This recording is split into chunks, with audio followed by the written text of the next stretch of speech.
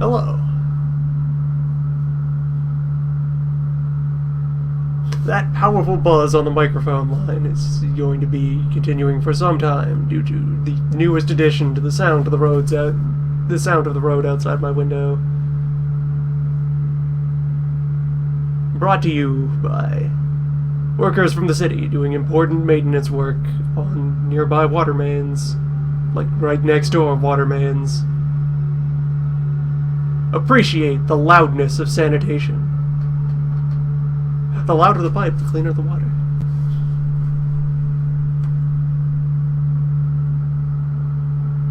And it will be accompanying me, despite what you might think from the usual properties thereof, into the depths of space. So, this, in what is finally going to be the one of these sessions that I push to the YouTube after a couple of weeks. So this is Stellaris. It is a space grand strategy 4X released as of this recording 2 days ago by Paradox, makers of other complex map games of which I am fond. However, whereas those other ones are set in various bits of history on Earth, these are set in fiction of the science beyond the Earth.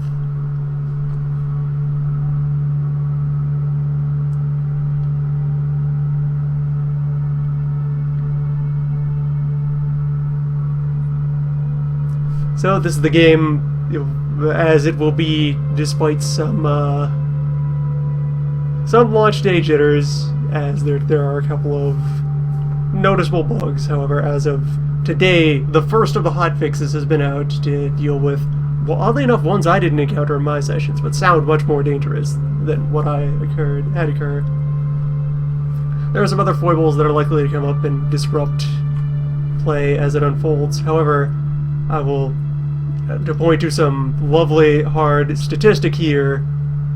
This game has been out for 3 days, and I have already accumulated 24 hours of playtime. It is extremely good at its core, but has a couple of jitters. Just bits, just gremlins that have to be hammered out of it. By the time you, hypothetical recording audience that I'm definitely going to push this to, are watching this video, those bugs will likely have been corrected, and whole new, interesting bugs will have been created to explore in space. So anyway, let's get to space. This copy, in my hands, care of a lovely gift from my backer on Patreon. Thanks to John Patachik for handing me a Stellaris pre-order. Much appreciated. There is much room for generosity in space. So to get things started here, like a good chef, I have gone and pre-baked several examples of one of your first standout, good, excellent features here in this game. The customization available for creating species to play as is amazing. It's ultimately relatively simple in terms of how many bits you're interacting with, but all the combinations you can create out of them give you a lot of versatility and replay value. So you have a relatively simple framework from which you can generate your libertarian space hydras, your Fremen but their skin is transparent, your friendly productive fungal hive, the rudest bird in all of space, friendly bugs that just want to kind of crawl around in your basement eating dangerous parasites, or the Pope of Gators, if you so feel like it. There's, of course, naturally shipping with the game, there are a couple of pre-made folk if you don't want to dive right into customization right away. If you're terribly boring, you could play as a human, or a more different human, or these rude lizards, these peaceful spirit birds. These are actually, ethically, they're very similar to the to the fungorbs that I created up there. But yeah, some productive bug hive, libertarian spacefish, squid, bureaucratic fungus, or this guy. You could be him if you really want. Plenty of fine example species in there, but the capacity to create more. And I will go through the process of creating a new one here and now for purposes of this stream. You also have a randomize button to just fuck me up. Just roll the dice and see what happens. Send me to space. Chaos reigns. But yeah, we're gonna architect one just for demonstratory purposes, and then probably proceed to use it. So to start things off, the appearance portion of your species, this is primarily cosmetic for most gameplay purposes. There's a mechanic that interacts with your appearance, but it only cares about what appearance class you've chosen relative to the other species you're encountering. For internal purposes, whatever your build is, it doesn't matter whether you put that build under a human or a sonic or this fox or this kind of droopy anteater man or this rather alarmed space cat. You could go ahead and be a space gator or whatever this is.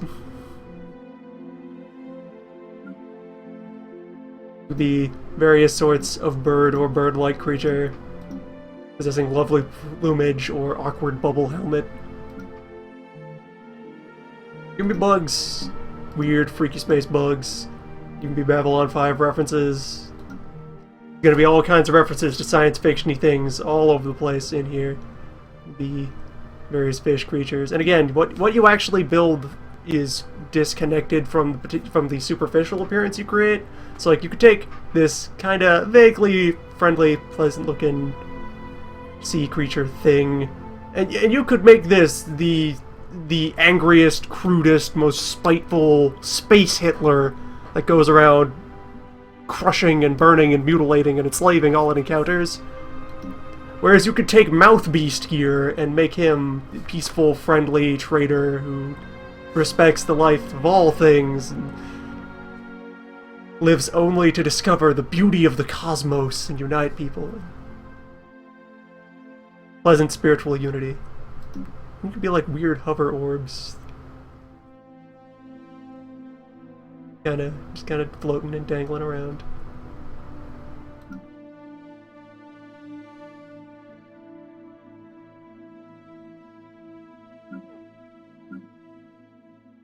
They're all pretty fine classes of beast that one can be.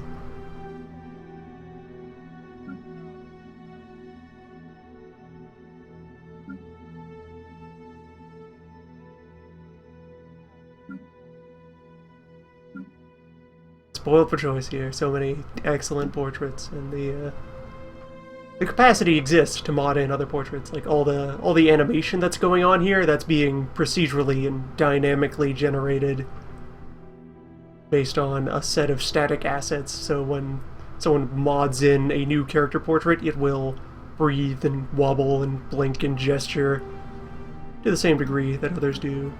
So yeah, having looked at it long enough, yeah, let's go with this floating goo mass. That's gonna be our creature for this run. If you're not feeling particularly up to the task of creating arbitrary names, there's a very large bank of random names that you can roll on that are all pretty good. Weird science fiction-y names. You could say this thing as a Tabron, you could say it's a Norilga, you could say it's a Dis, or a Saigon, or a Moij Hushian, Huxgan, Hushan, Husgyan, who knows? Paradox is dipped into an exceptionally wide base of linguistic inspiration for what you're going to call your mysterious space beast.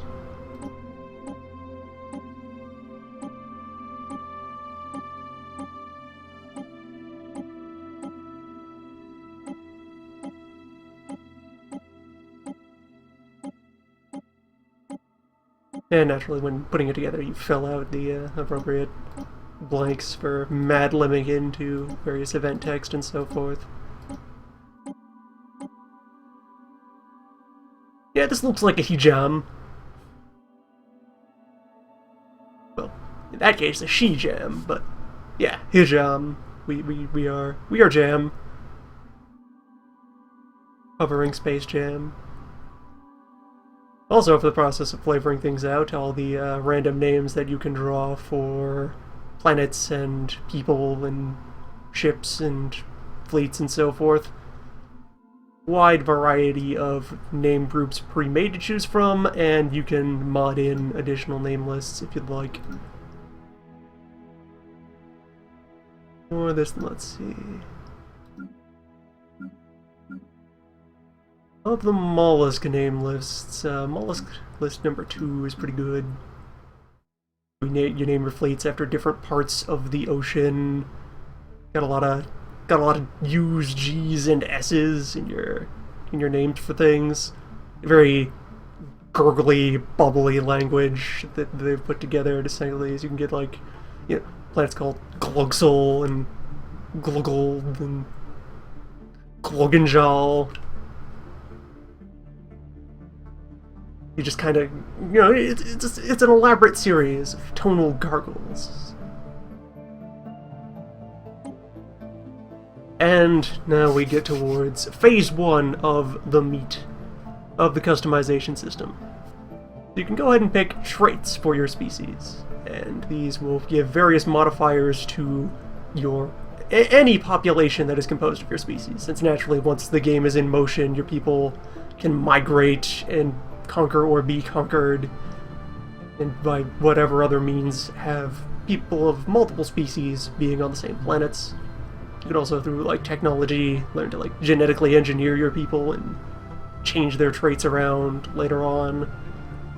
But for now, you get to start yourself off with a decent set of options to choose from and a nice, appropriately tight budget to work with. You can take up to 4 traits with a net value of up to +2. So for example, all these positive ones here cost points. We could, if we wanted to be very boring, just be like, okay, we're agrarian, that's it, budget spent.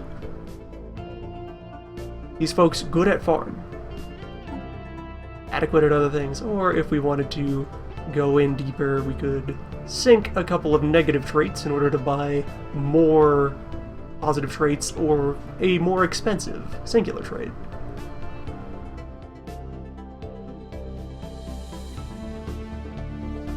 So, for example, if we were to be kind of frail, since, you know, that's a very boneless-looking creature there, just very soft and spongy.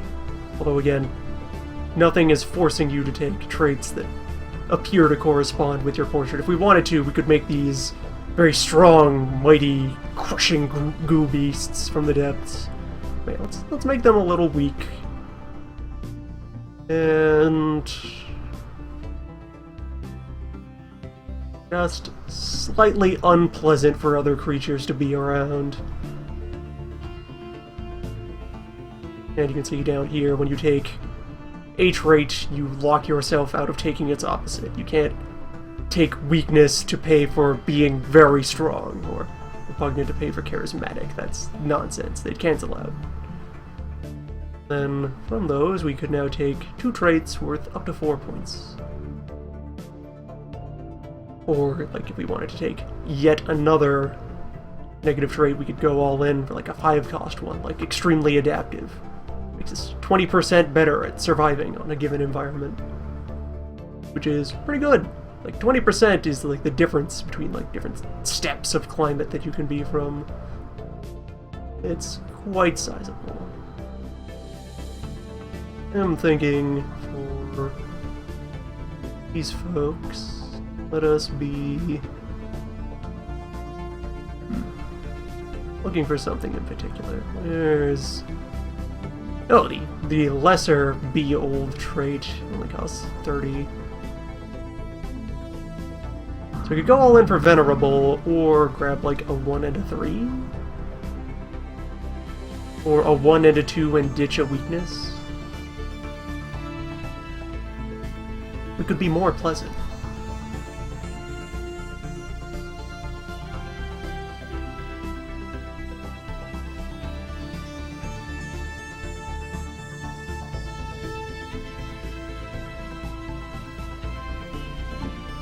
Let's remove the repugnance, become quick breeding, and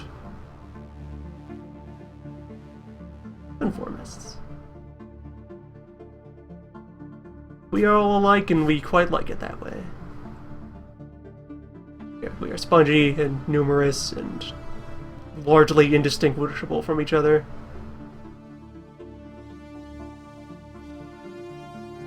It is a fine crop of traits. And also you can decide what initial appearance your leader will have. Depending on which portrait type you took, there will be more or less of these sliders available. Well, checkboxes to settle in. So for example, these don't wear clothing, so there's no clothes. They don't have hair, so there's no hairstyle options available. We can just pick which color strange space ooze is going to be. That seems fun.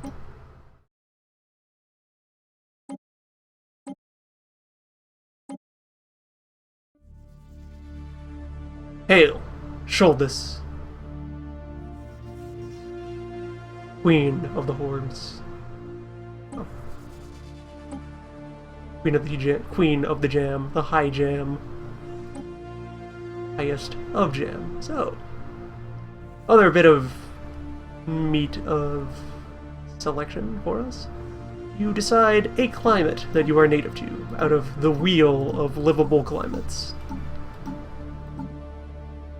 And all of these are planet types that you will find and could hypothetically settle on, and how well your species does at living on them depends on how many steps away from their home world these are on the wheel. Again, there's nothing forcing us to, say, reasonably put our hovering space jellyfish on the ocean. We could if we felt like it. Say they're from the desert somehow, or from the tundra. But whatever we decide, that sets up what our initial tolerable environment is going to be, and how hard it will be to get at various other environments. So if we're from the ocean, desert and arid worlds are absolute terrible wastelands that are just completely impossible for our jellyfish to survive on. But you know, continents, that's reasonably wet. Arctic, cold but still wet, we can deal with that. Tropical, you're starting to push it a little bit. Tundra, nah, that's unpleasant. But so you'll have a series of steps you can move in either direction. It's a mechanic that becomes more relevant, again, if you get the chance to diversify your empire, because then you can have other species in your country that are native to different climates, and like selectively spread them around to make the best use of all of your available planets. We are from Hathguma. And if you wanted to, there's a couple of preset star systems that you could just solve the neb, or randomized for your initial home area you're going to be around. Another cosmetic choice, what sort of city do you want? From our, you know, pretty generic towers of varying shapes. They're more like smooth out curvy lines with large bits at the top for birds, or you know, like weird spirally coral shapes and fungal bulbs, weird pointy bug nests. They're all pretty decent and not too drastically different from each other. I usually just pick whichever one accords with the creature in question.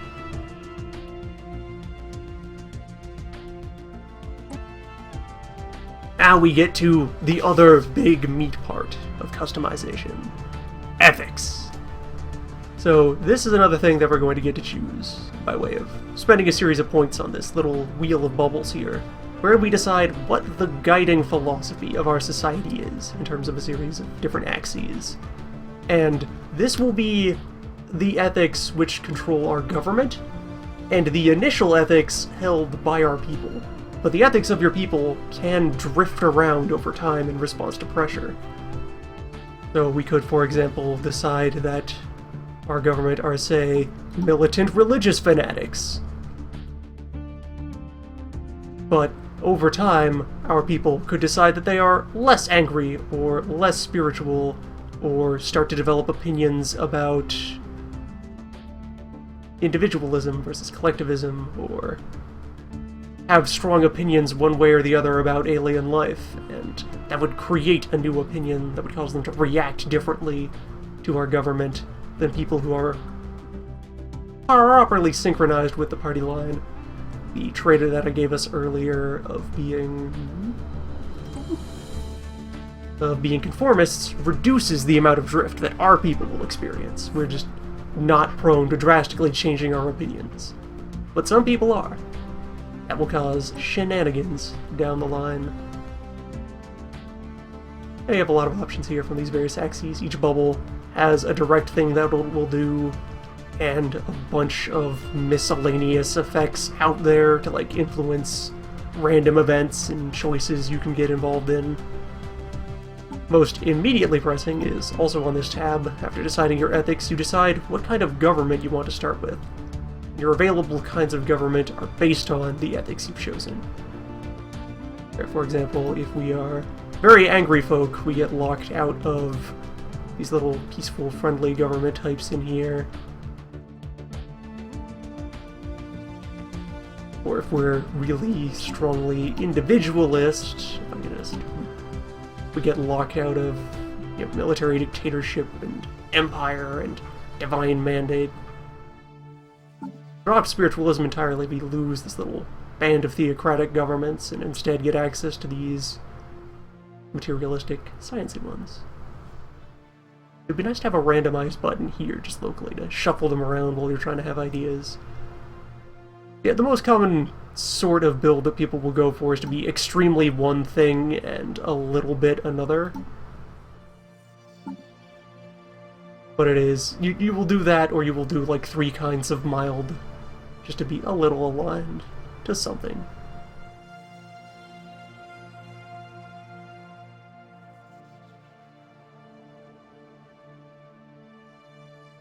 For these fellows, I am thinking intuitively, maybe collectivist xenophiles.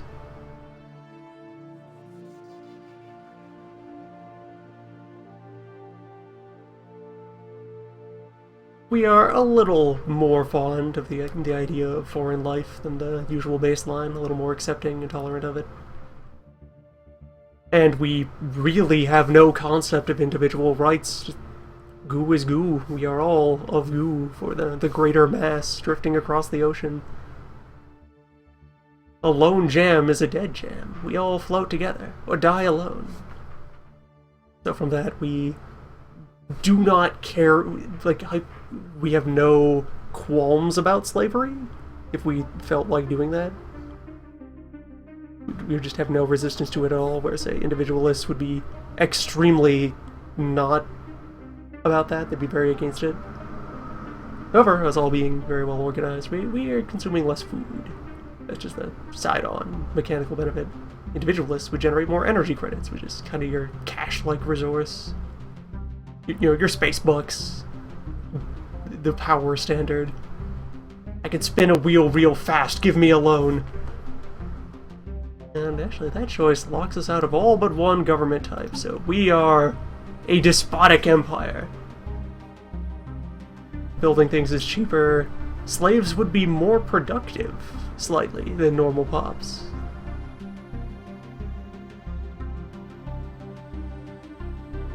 And we can build an oversized military station. I guess, yeah, once we're ruler, we can build a big ol' space fortress as a testament to our strength. Strong and well-fed slaves. Anyway, let's mosey on over here and decide what to call ourselves. Again, there will be an assortment of random government names you could come up with.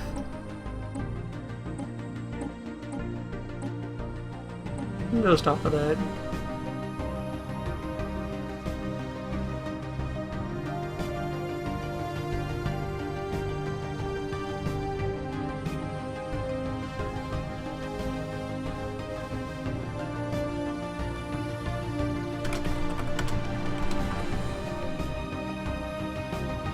We are the High Jam, rightful sovereigns over all Jamoids.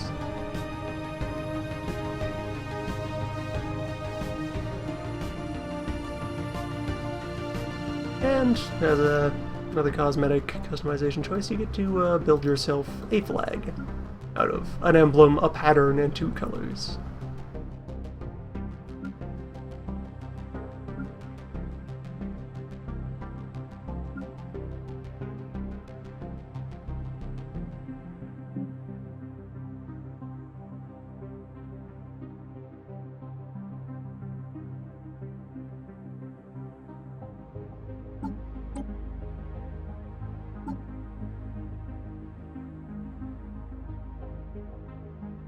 See if I can flip that over.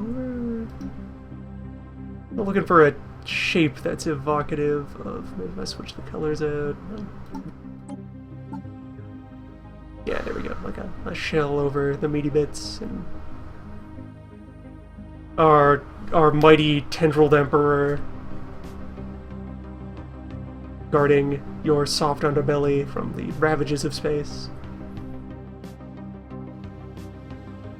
A lot of fine emblems here to work with, and another aspect of the game. It's easily expanded by modding.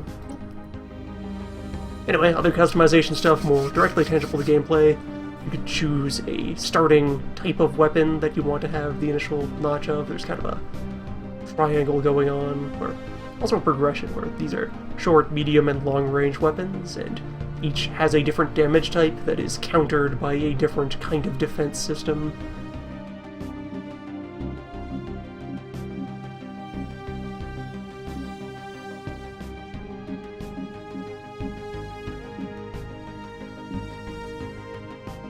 The sting of our mighty laser tendrils.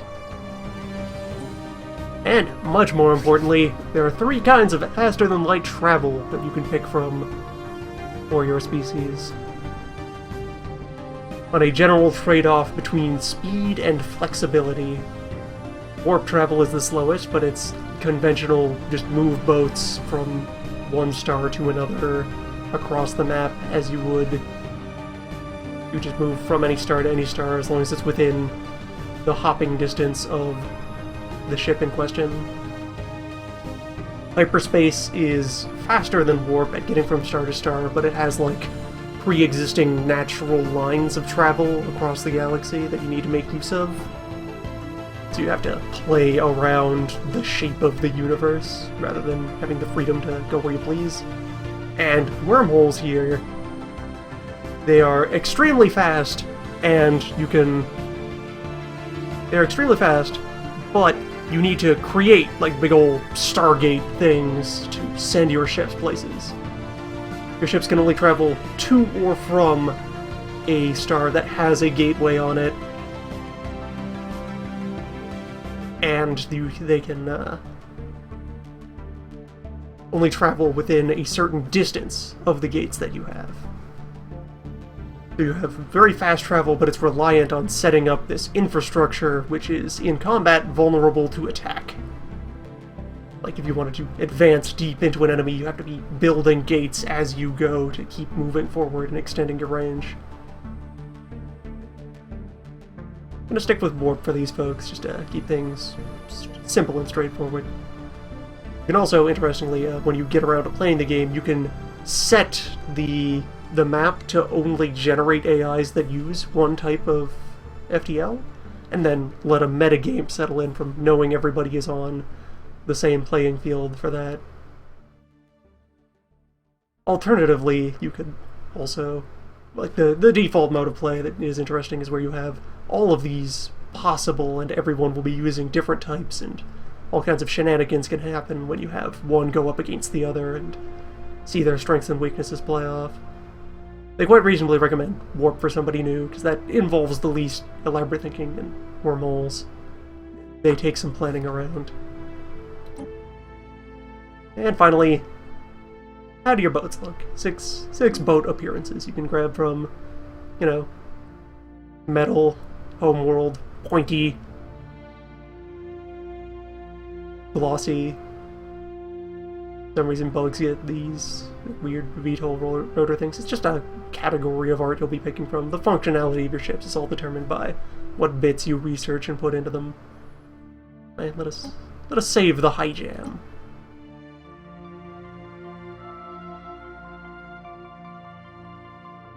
And put it into my end. Like, yes, you can. Once you've customized a group, you can save it. It shows up on your list right away. Any species that you have on your list, you can always go back in there and fine-tune it if you'd like for future playthroughs. And there's an option sitting somewhere to make all of these available for the randomizer to grab when it's populating a new map. So you can end up fighting against your creatures that you've created. We could have the High Jam encounter the Brothians, or the Ymors, or friendly Zaxoids. Become infested with Zaxoids.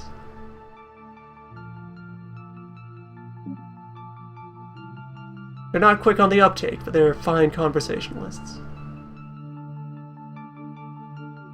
Anyway, we're here for jam. So let's jam. Pretty straightforward options for getting started. Size of map.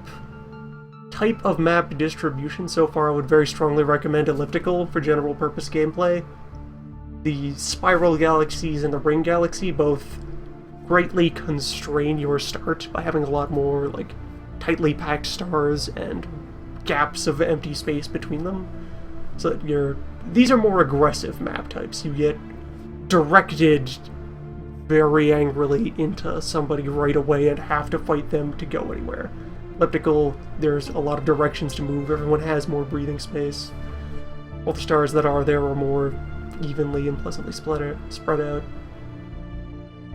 Yeah, any difficulty, any FPL, normal difficulty, you have as an option the ability to grant any number of the AIs a bit of a head start, just to add a little more chaos than just have a couple techs already set up or a planet.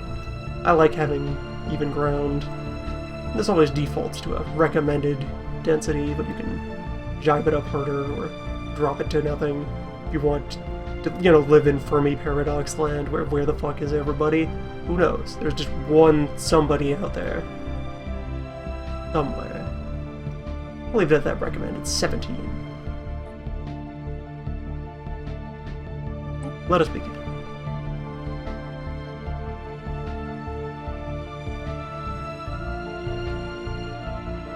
This little blurb here will vary based on what you've built, mostly by government type. There's different flavors of backstory, of whether you had to forcibly unify your people, or find enlightenment, or cast away superstition and embrace the science.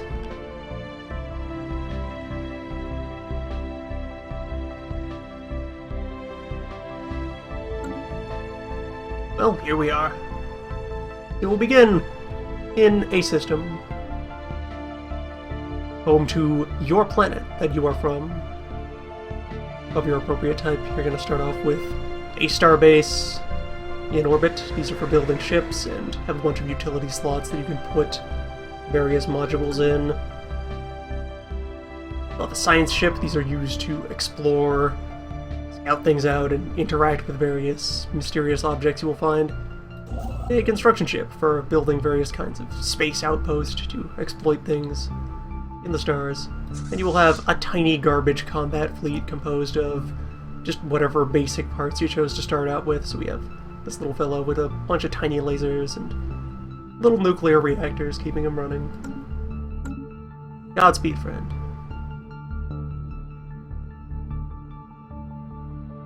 So here we are on our planet, which is actually a moon of this gas giant. And while we live here and have probably been looking at the sky for some span of time, we never really reached out and touched any of these bodies. As you can see by their kind of grayed out names, we haven't properly explored and documented the gas giant, or this asteroid, or the other moon, or the planet Glogach over there. All of these are mysteries to us, all the various glugs in the sky. They're unknown to us. One of the first things you're going to want to do is take your science ship and have it start surveying things. So you can Set it out, and it will navigate its way around the system and poke each of these for a while, and then tell you if it has any resources you could try to exploit. Your construction ship is probably going to sit idle for a while, since you have to find things for it to build at, or you'd be able to have it go take advantage of them. Likewise, your combat fleet is going to take a nap for a fair bit. Just gonna rest. There's nothing to fight right now. You'll still want to build it up. Little explosion icon here. That's an overall measure of fighting power. They're a good benchmark for comparing things. This 394 is our space station. It's cool. 69 is our 3 little boats. It's a good general measure of power, but like the particulars of how efficiently they fight each other will depend on the particulars of your equipment. Yeah, we're gonna start scanning on the planet itself. You can see an overall summary here. It started with a little governor. This is a fellow who gives a handful of bonuses to the planet to help it out. Over time, it will learn and level up and give stronger bonuses. You can see here we're 100% habitable because this is our home world. It's just defined. Of course, this is ideal for us. We live here. This is where we evolved. We're generating various resources from people on the surface,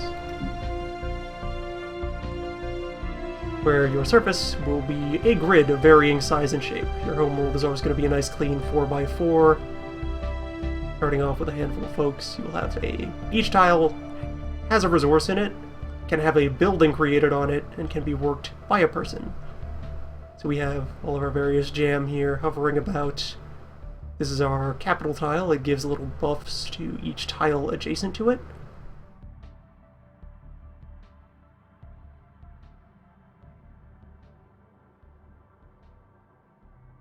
And all of our folks are variably at work on things. Tiles can generate food, which sustains and grows new population. Minerals, which are one of our resources for producing things that head out to the Empire. This whole energy, which is another of our global resources. It's used more for maintaining and paying upkeep on various things you can have, but also has stuff that it gets spent acutely on. And these other icons here are types of science that we can conduct. A basic income of physics, society, and engineering research. Those tiles would have some of that to contribute.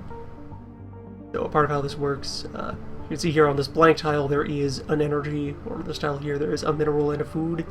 Those are natural resources that are available on those tiles. If you just throw a person on there, they'll get them right away.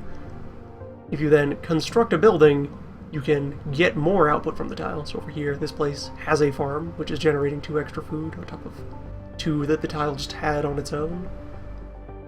But when you make a building, any resource other than the types that that building interacts with get suppressed. It's like if I built a farm here, this mineral would vanish because we took all of that space that could have been mined and we're growing space apples on it now. Or likewise the other way around. Also visible here, these ones that have these like caution borders around them, they are currently obstructed by some manner of obstacle. In this case, we have, on your capital, you'll have a bunch of slums and a bunch of burnt out industrial hellholes that need to be cleaned up before they can become usable.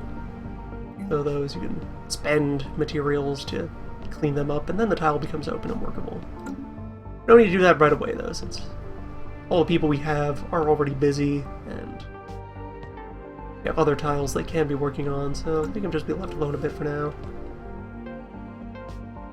You cannot both strip mine and orchard at the same time. Armies, this is its own little subsystem that we can get to later when there are people to fight. Planets can have armies to defend them, or create armies to go out into space and invade other planets. And our spaceport is accessible again here for making various classes of boat. Another thing to do before we unpause here, science!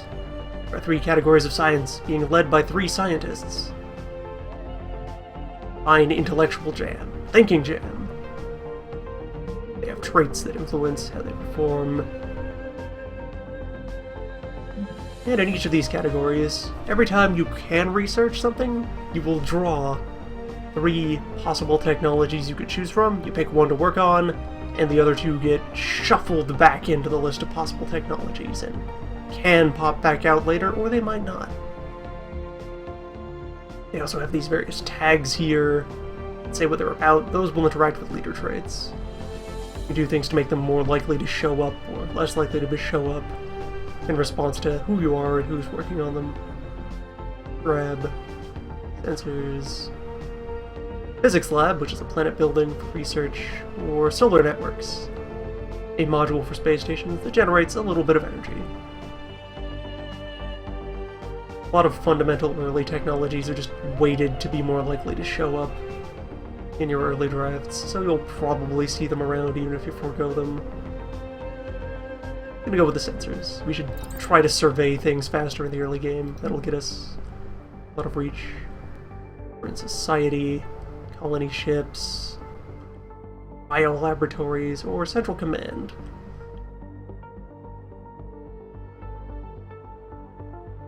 Definitely getting our starter colony ships. The map generator is quite friendly in that it will generally put you vaguely near another system with a habitable planet for you. So going for colonization early, generally relatively wise. And over here, cluster, upgrade, engineering facility, another kind of science lab, or basic nuclear missiles. I will go with the thruster. That will, once we have it incorporated into ship designs, it will improve their sublight speed for meandering around inside of our systems. It's almost time to allow time to move. Yeah, let's just do it. Time has unfrozen. The flow of space begins. So yeah, this is just a system view. You can see these arrows here indicating the presence of vague nearby stars that we're sort of aware of. And to consider those, we can hit this button here to go out to Space View, on which we can see everything. The galaxy, and our place within it. We're kind of comfortably nestled in the middle of a side, so lots of things could happen. So this blue area here is our borders. Every planet that you have settled and every little outpost that you construct will push your borders outward, deeper into space. Anything inside of this haze is considered ours, and we can make use of it. We have a new heir. Crown Princess Sungam. Praise to the High Jam. Yeah, since we're a monarchical government, that sort of things happen. We have a ruler who is ruling for life, and an heir who will step in afterwards. Our leaders will have little helpful traits that do things. Each new leader who substitutes in will have a different set. If you're in a democratic government, elections will allow you to more regularly cycle out different policies, but also deny you the chance to, hold one that you like for too long unless you're willing to spend a lot of your influence. But yeah, so, resources. Energy, mostly for paying upkeep on things. Minerals, mostly for building physical things. Influence. Political capital that you use to, pass laws and fuck around with your government. Of which we have many laws. Policies up here that influence, whether or not we're allowed to do various things, like bombard planets heavily, or have slaves, or allow our slaves to breed. So forth. Who, if anyone, can vote. What our default reaction to aliens is, stuff like that. And we have various edicts we can pass, where we can spend influence to impose a benefit for a while. For now we just have a couple of generic ones relating to research versus ethic drift, and specializing in one field of science over another. We can also keep track of our demographics, which is currently 100% jam. That can change over time.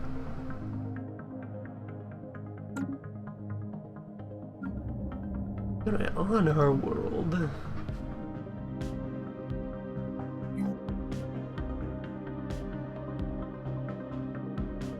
Why not enslave you if you're going to be working the mines? Slaves are better at that. Also, you can see here that since there is a food surplus and open space, a new point of population is trying to form. That will grow at varying speed depending on how many folks are already here and how much extra food there is, and once that bar is full, it'll be a full person and versatile to do things.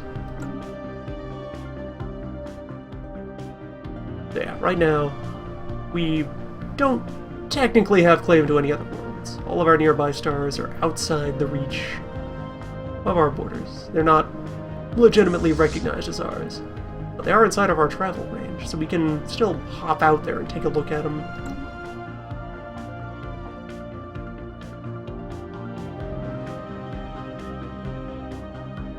Science vessel's already gotten to work looking around. They haven't found much yet, but given time, they'll figure something out.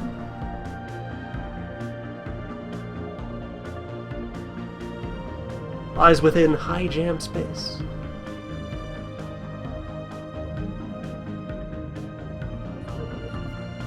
So in the early game, tactically speaking, you want to push in pretty hard on trying to convert minerals into more minerals. Getting your mineral income going is very important early on. Minerals do a lot. They make you buildings, they make you boats, they make you boat-making facilities. Boats give you more planets with which to make more minerals to make more boats. Hostile fleet detected. A mysterious object heading towards us. Probably just a space monster. We'll get a chance to look at it when it arrives. Situation updated. Yes, we have encountered our first alien creature.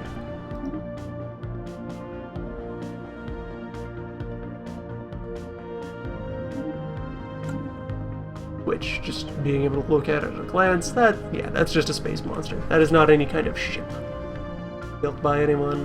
It has about 150 fighting power if you do get in a fight with it. And it is a fairly rude creature. One of the ones with a hostile disposition if you poke it. And having discovered it, we now, over here, have a little special project we can do, where we can, for a while, spend our society research to try and figure out what that is. So our green science project will be put on hold while we investigate the Alpha alien. Hostile fleet.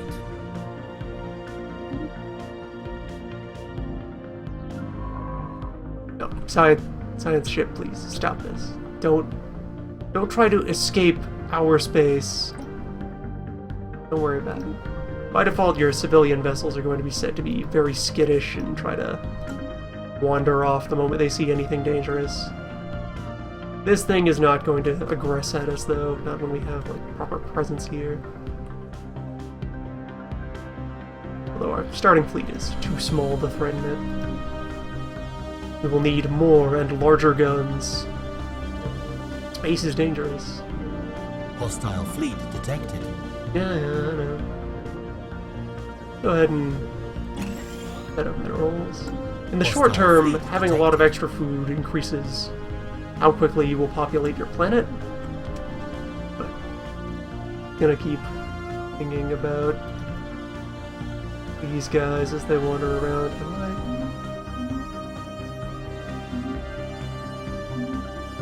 Well, for convenience sake, let me just reduce the noise that the advisor makes. There we go. Now it'll be less intrusive.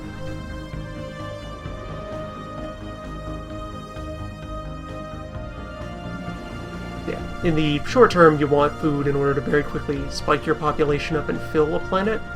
But unless you're then proceeding to move those people to other new vacant worlds, once a planet is full, it has no use for surplus food. It's just kind of there being a luxury. So in the long run, you want to gradually trim down food production on a planet to as little as possible, and taking up as little land as possible, so that you can devote more land to doing other things with your world.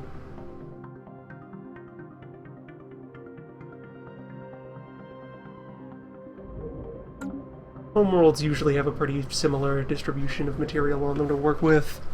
Just very simply different. Like, there will be a bunch of research tiles hiding under these blockers. There will be plenty of energy to work with.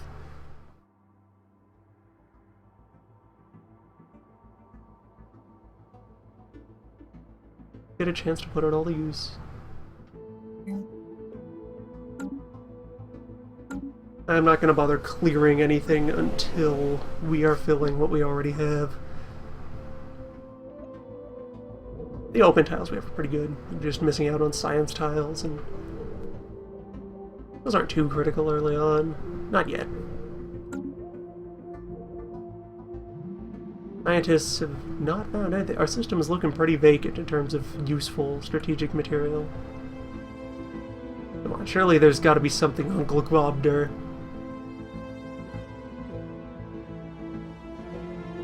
All those gases, at least one of them's got to be relevant.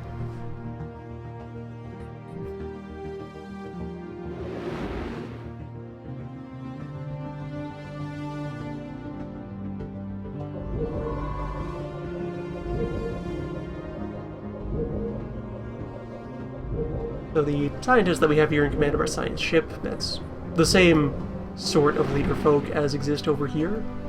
Being on a research ship and going out and exploring will cause them to gain experience much faster than they would just sitting at home in a laboratory. So it's a reasonable strategy to take a scientist, put them on a boat, have them go learn things, and then eventually bring them home to run the labs. Get some powerful bursts of research in, depending on how long they live. There are also reasons to want skilled scientists in the field, so it's not always the pattern that you'll follow. Yes, we have learned about the space amoeba. We have options.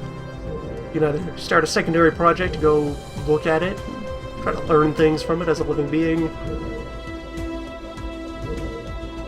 or go try to, like, murder one and retrieve its guts so we can examine those instead. We don't have enough ships to murder an amoeba right now, and we can always murder one later. Let's just peacefully observe. Our scientists also gained a level in earned trade. They're now good at examining anomalies. Something we haven't seen occur yet. Ah, yes, there's energy here. Good. I knew Glugobder was good for something. Now, send our building boat out here to build a station to exploit that energy.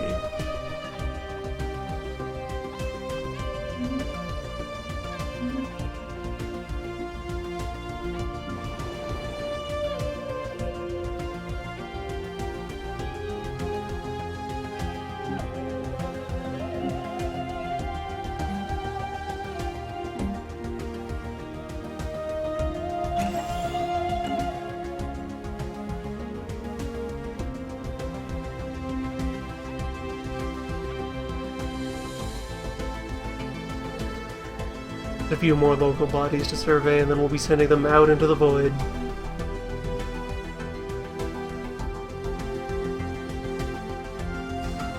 Hopefully they will find anything of use at all.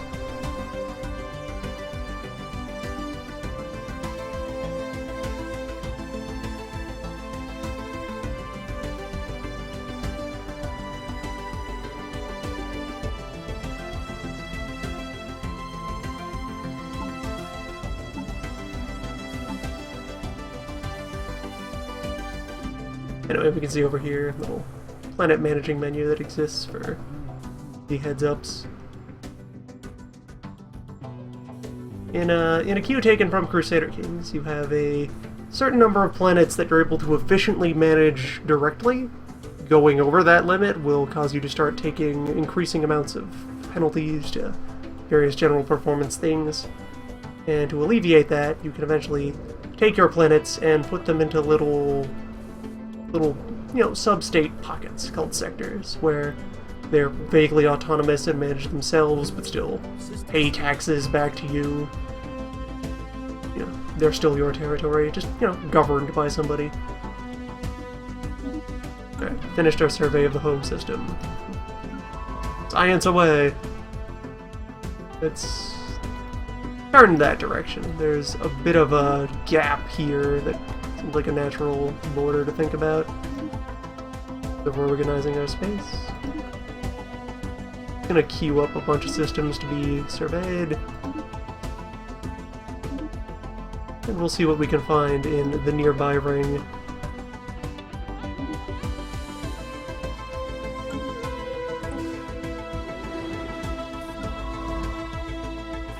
Godspeed, Buffkin.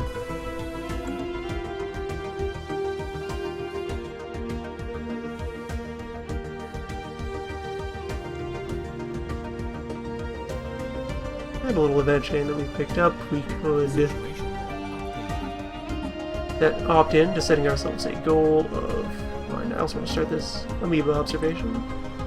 Finding 5 habitable worlds. That's habitable in general, not necessarily habitable to us. If we can scan 8 worlds, this will pop and we'll get some rewards.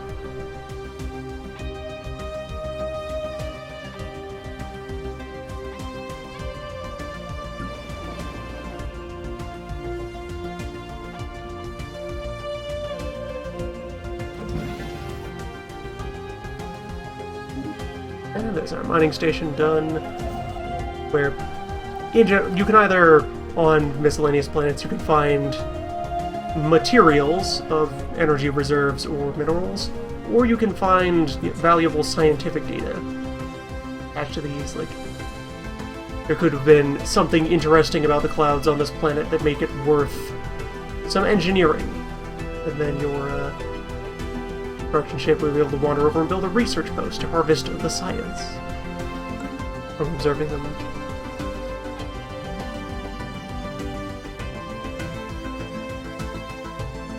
Okay, we're off to a good start. These fellows have already, though we haven't finished scanning the place yet, we already know at a glance that is...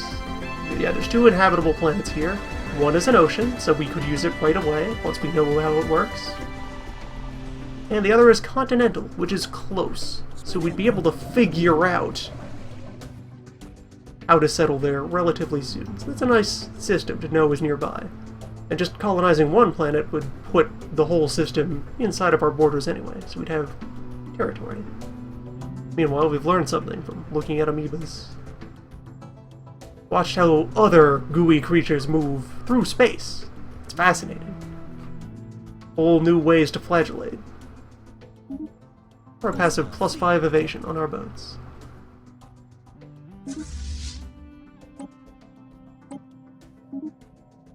And yeah, there is that amoeba wandering around who's gonna irritate us quite a bit. I will aim to murder it at some point. Ah, here's another event chain. So, our people have developed a concern about the possibility of a mass extinction event on our planet, and we would like to go find other planets that have been victims of mass extinctions in order to learn more about how that works and what we could do to prevent it. So there are now a series of planets that are flagged somewhere on the map, and scanning them would advance our little quest there, and they are quite a ways off. Well, one is nearby. One is right here, in fact. Yeah, Evol 1 here. We are about to scan, so yes. There is now a project that on this planet that we could have a science ship nudge in order to learn things. Speaking of, since we have a lot of directions to move in, and learning is very important, there's a lot of returns on investment we get from learning, I'm going to build a second science ship. We can escalate things. This one will this one will continue generally wandering around and mapping our space. I'll have the other one make a beeline for these systems and try to grab their knowledge.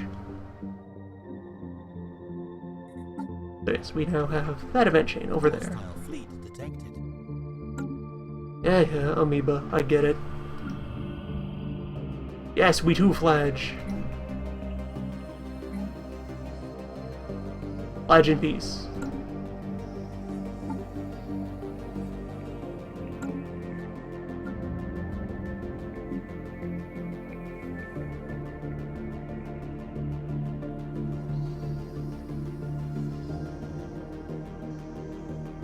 As that population gets close to done, I will set them up another mine. The choice between energy and minerals is a bit more of a hard call, but we have other dedicated energy squares on here, and we're not energy poor right now, so that's not a big deal. Not in the context of our planet here. We can work with that. And there's our new science ship. Starts off empty, but you need to recruit a scientist to put in charge of it in order to gain most of its functionality. And the ones we have available for draft all have traits that would be better for a research manager. Let's see. Bit of researching. You're good at learning in general. So, I grab me a physics expert. Make them in charge of our physics department. And then send our former physics leader out to explore the deep, where they will learn even faster from their grand space adventures.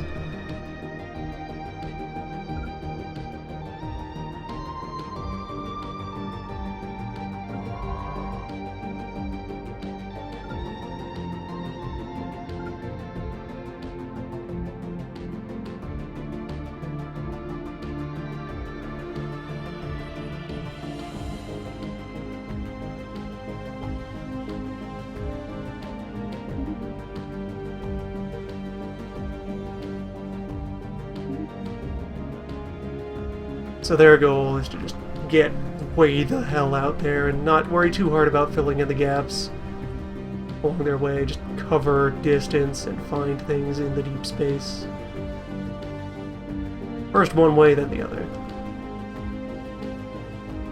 I entirely expect some sort of peril to show up in their path and demand all sorts of detours, but we'll cross those bridges as they arrive. In space.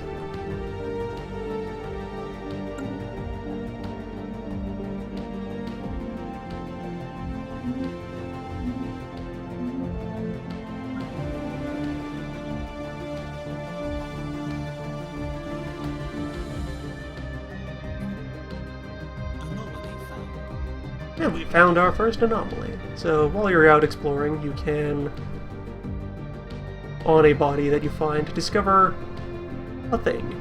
It's a something. It's weird and mysterious. And do you want to poke it? You could tell your scientists to poke it. They might succeed. They might not. Maybe they'll find information. Maybe they'll ruin it, and you won't learn anything. You don't want to pop it yet. You can just leave it idle. Actually, which planet is this on? Because if it's on the habitable one, I definitely want to poke it regardless. To get it out of the way. Alright, that's the continent planet. I can leave that alone for now. Wait until our scientists are better at figuring things out.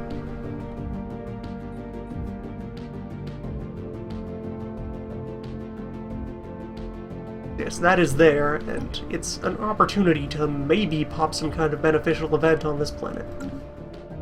Maybe. We'll see when we get there.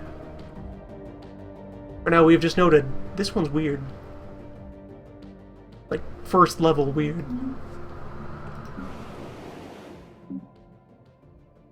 Hostile fleet detected. And there's the amoeba. Roving space creatures like this usually have some kind of patrol route they're routinely following. Your fleet leader can die of old age while they're in the middle of a voyage. You can replace them immediately. You don't have to worry about, like, logisticking the new captain out there. They'll just presumably have been promoted from the crew of the ship or something.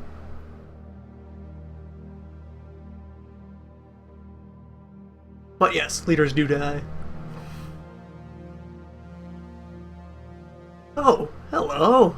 You're a special orb. What are you doing here? We found Saul. It's just right over here. Hello. You're really familiar. There's like a little hot molten one, like a moderately sized toxic one, and then this little continent place with the one moon.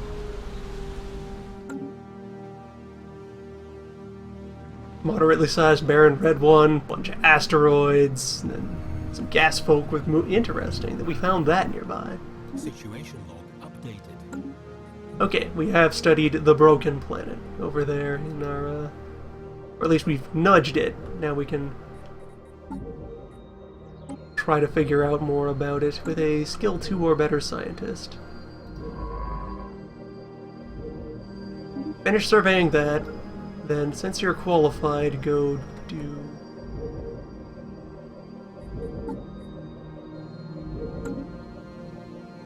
Still not letting me throw away scientist at what it says is the place. Okay, so yeah, we surveyed that, we know it's habitable. Finish the system, I guess. Oh yeah, now we know of this. It's a size 20. That's pretty good. A little bit of a fixer-upper. There's a strong volcano belt down here and some... what would be great farmland if it weren't covered in wolves. This is definitely a very workable planet. Excellent find.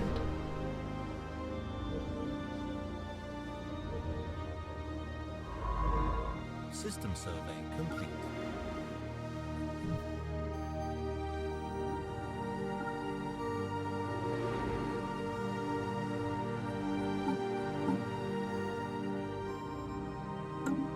Oh, the scientist just needs to be there and then we can run the project. Okay, just orbit that for a moment.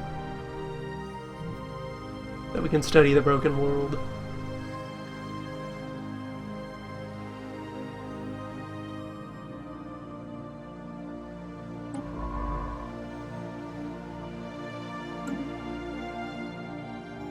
And our other ship has peacefully and successfully reached this other planet here. That's the broken one. We have it. How have we not figured out? It's right there. I guess that's the burnt one. Why aren't we... You surveyed the burnt orb, right?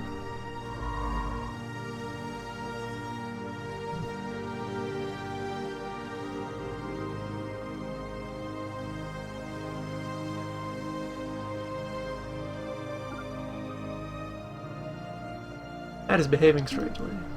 Maybe we have to do them in order?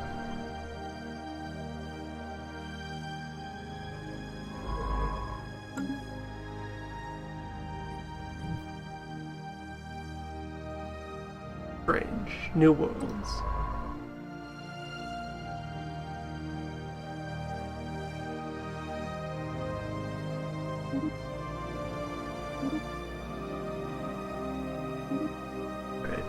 Regular science ship will then just snake its way towards Sol then.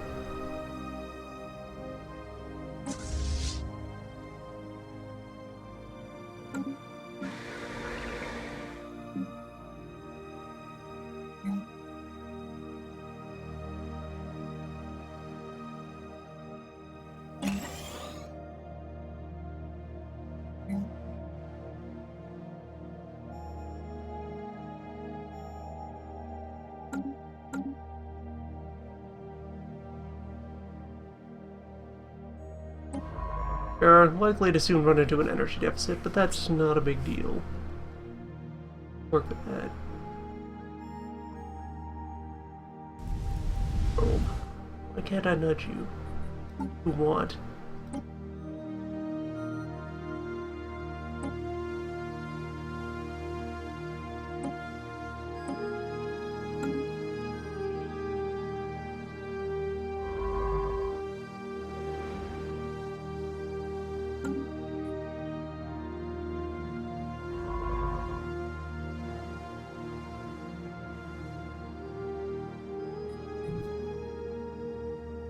Strange eons.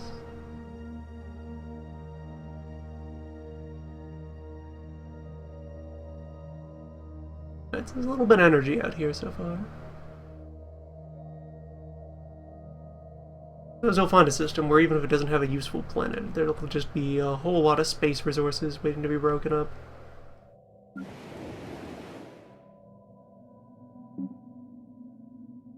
Growing nicely.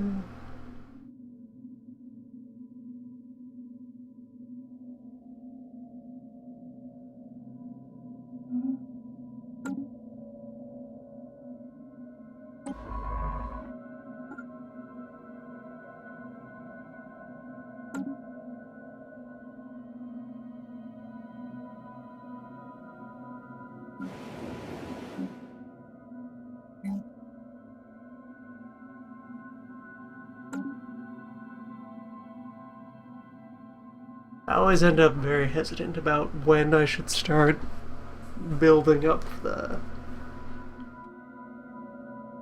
fighty portion of my space nation in any 4X. Yeah, I could start putting some of these resources into having a couple of preemptive fight boats, just in case, but I have no idea how long it'll be before I find another spacefaring race. And I could just as well turn those resources into something that'll pay off more resources later. And then those other resources I can turn into more resources and keep on putting off building a navy until someday I do make contact and I have 200 planets and 3 boats to my name.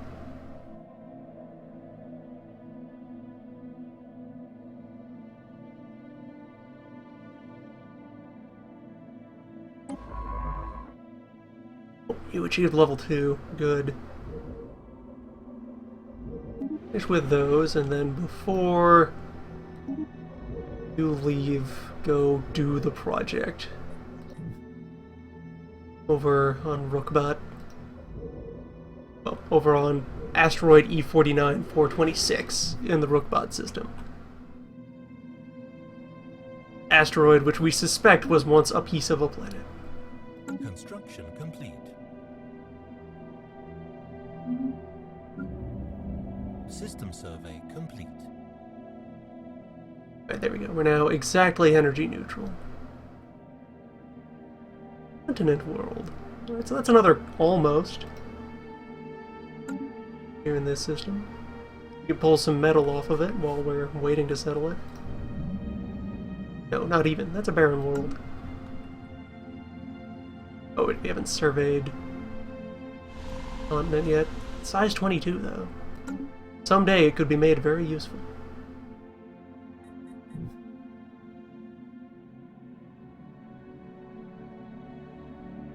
Mostly what I'm thinking is I'm gonna bank up the 350 or so minerals that it will cost to build a colony ship. We figured that out. Well, that's being delayed by the broken planet, so you might want to hurry up. Your scienceman. Figure out Rookbot. Yes. Is it work? Scan the hell out of that. Just another month.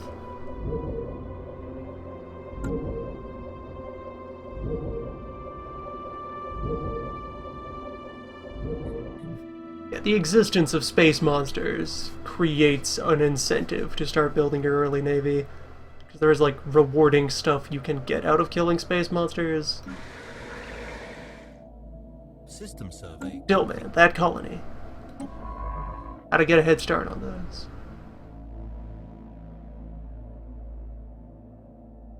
Special project complete. Alright, mass extinction by asteroid.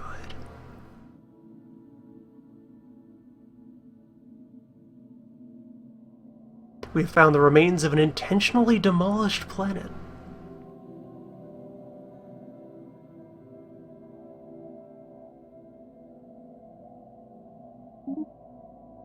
Intentionally demolished by its own owners. Mysterious.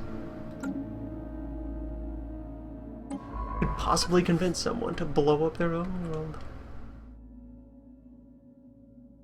Either way, what's left behind is quite usable.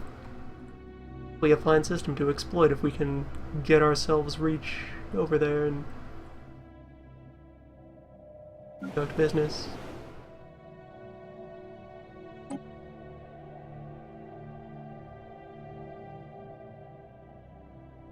Hostile fleet detected. We also have access to planet-scale edicts, which have a one-time cost and then give an effect for a number of years.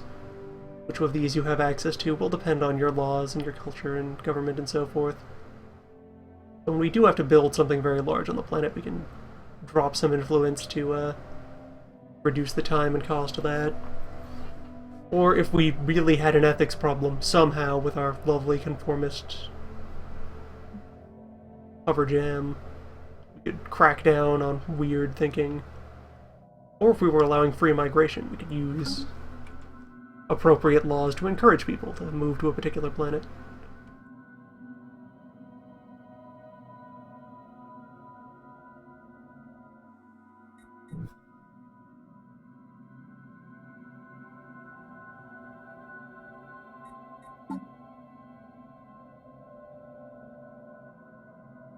Okay, it'll take like 30 months to finish this. During which time I would generate the necessary minerals to build the ship, so go ahead and spend that on a nice little quartet of basic fight boats.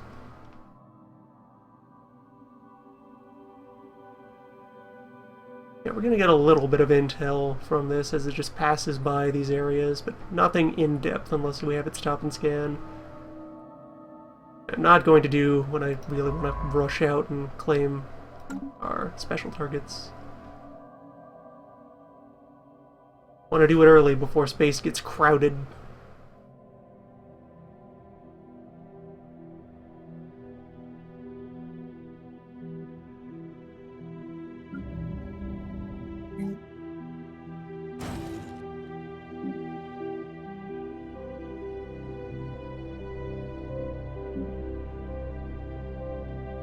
Research complete. Right, we learned about the ion thruster, armor modules, mining network, or strength. Let us make up for our sponginess with advanced science. Alright, we are now aware of the beta aliens. We've encountered something else here in Pexel. And yeah, that's another NPC thing. Abandoned mining robots. Well, be skittish, I guess, but just be skittish forward. Close on your objective.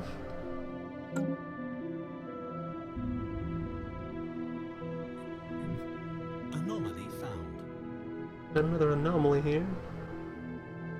Dr. Buffkin. Small object in rapid orbit around a star. On the desolate planet. Situation log updated. Located here. Let's see. Moon. Moon interests us. Beta aliens also interest us, but not enough to be worth delaying. Unless we find a way to generate more society research.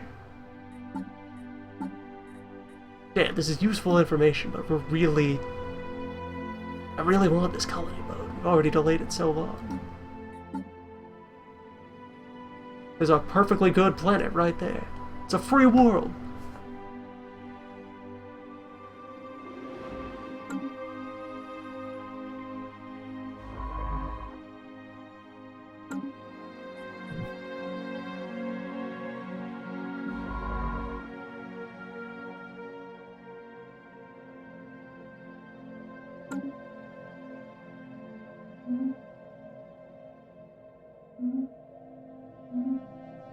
We have a very slightly negative energy balance, but that's not a big deal. We can sustain such a deficit for a while. Especially since we're on the verge of developing new energy resources there.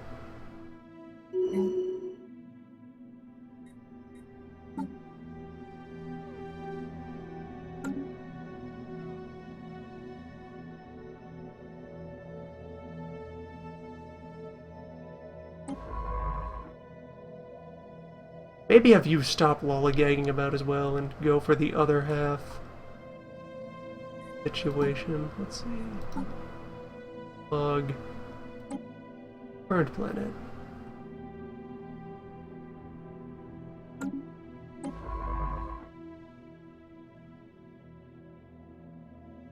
We found it, right? That's where it is. We looked at it. It's right there. Burnt world.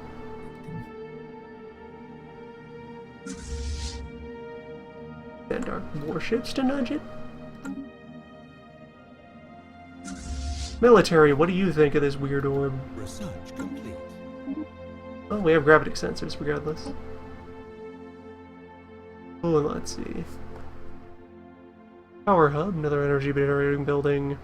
Better reactors for our ships, or basic shields. shields are the defense module best at protecting against beams.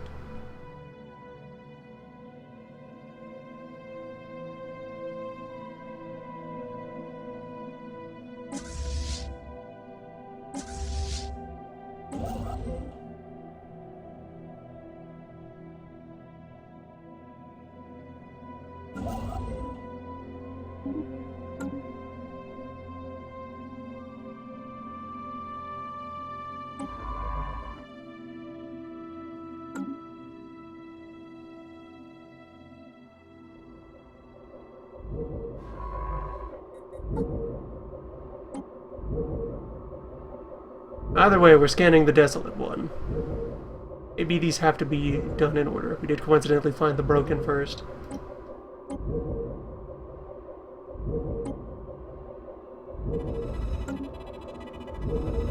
Alright. And... oh, no, okay, now we have finally properly... Alright, it was just a bug of, like, because we were already in there when the chain procced, I suppose. That caused the burnt world to not register properly. Go scan the hell out of that.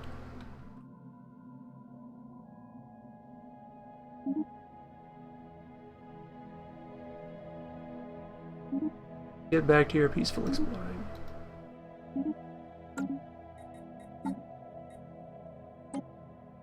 Burnt another relatively quick one.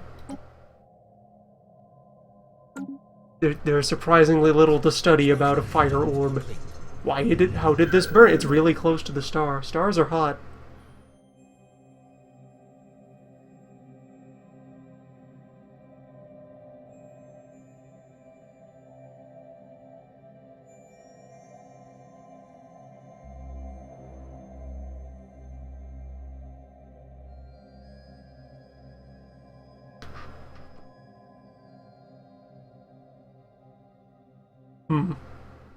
Tragic.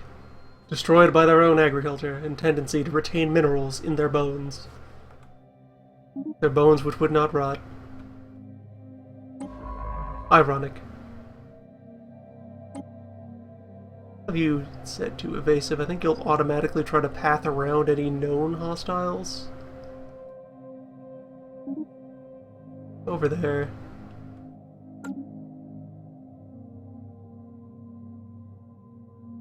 Three out of 5 is pretty good.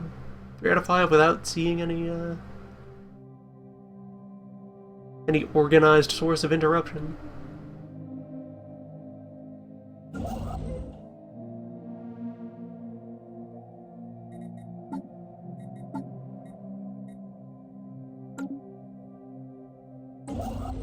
Colony ship still largely on schedule. Construction complete. Those will pay off their cost of production before the research is done. Probably turning 90 into 3, close to it. Once you account for delays. Hostile fleet. Alright, yeah. Okay, you didn't automatically path around these because you are foolish. Evading hostile fleet. Let's set you to be brave. Why the hell not? Just temporarily while we get you out of this situation. They're just robots. It's okay to look at robots.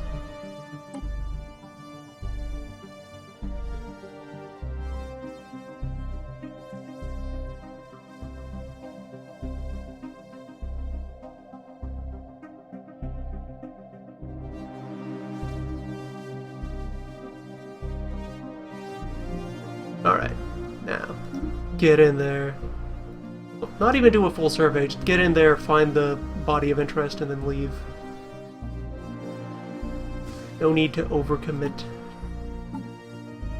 Hostile fleet detected.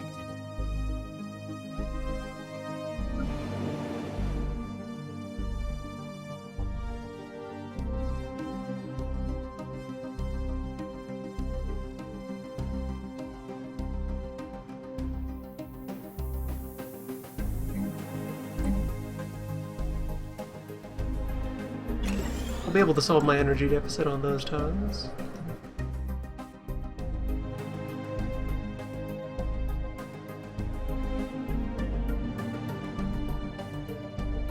Then I will probably try to crack open a source of science. Special project complete. Alright, we have observed the molten world.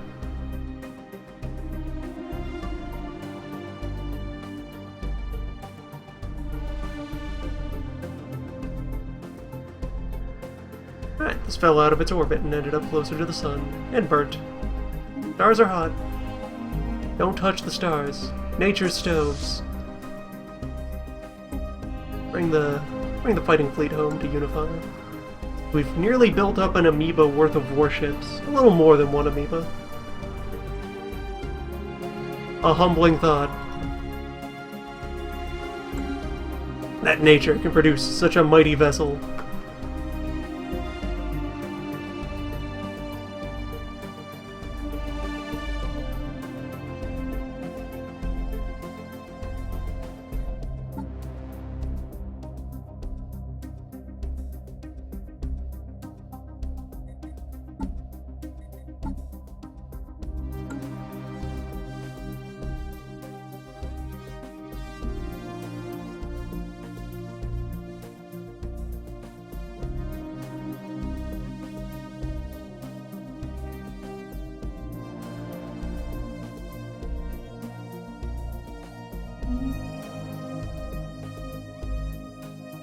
Our jam explorers, just a few jumps away from their next target.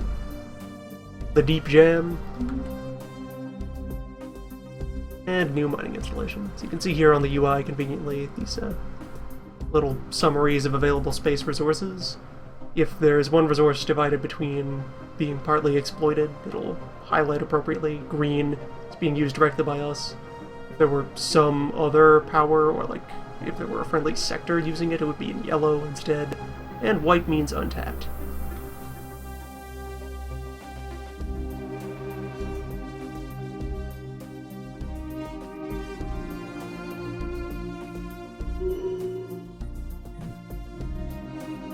Alright, let me hop into the ship designer for a moment. Those sensors that we learned about... yeah, those are something that need to actually be incorporated into the ship. Likewise, the new thrusters, which will require a little more power to run. I'm just gonna save this design, and when I get the chance, I'll have the science ships check in at home and get upgraded with new parts. Likewise, should upgrade our warboats to take advantage of our new tech. Gamma aliens. I wonder what those could be. Evading hostile fleet. Well, whatever they are, they're rude.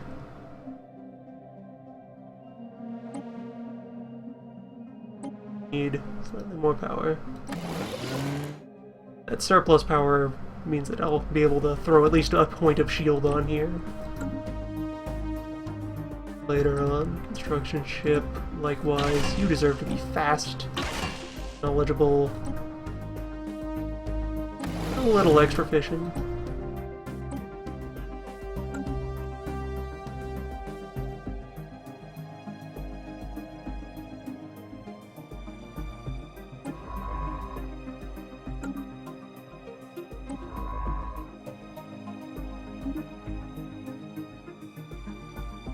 An IQ going for upgrade.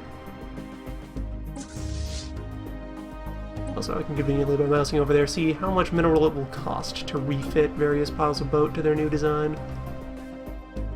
Okay, so there's U size 100. Ah, yes, these are space crystals. More not quite harmless monsters, but not the most aggressive of monsters. Alright, let's try the black hole. Could possibly go wrong. If crystals, like, sense easy prey, they will try to pounce on it and tear them apart. Delta aliens. What else are we seeing signs of?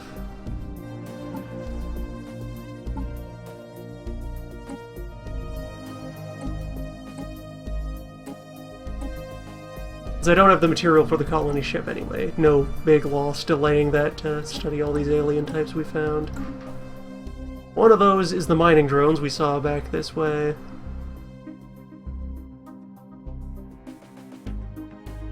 One of them is the crystals.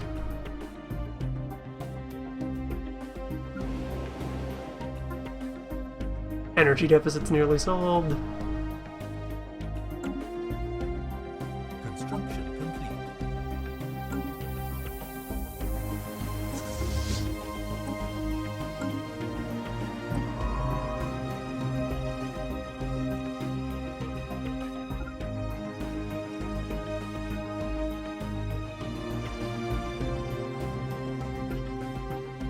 Alright, you have one more world to survey here.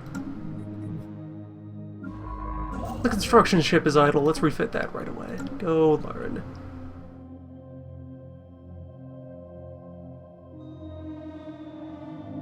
Gain stronger engines. Oh, maybe that little 78 there is the other encounter we have.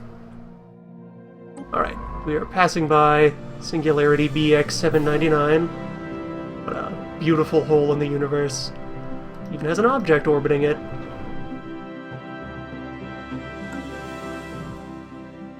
Get all kinds of science out of that.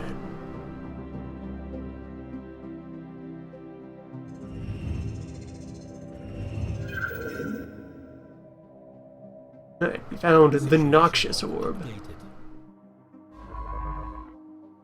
Get in there and survey, well, yeah. Survey, and then afterwards, research. Stench orb.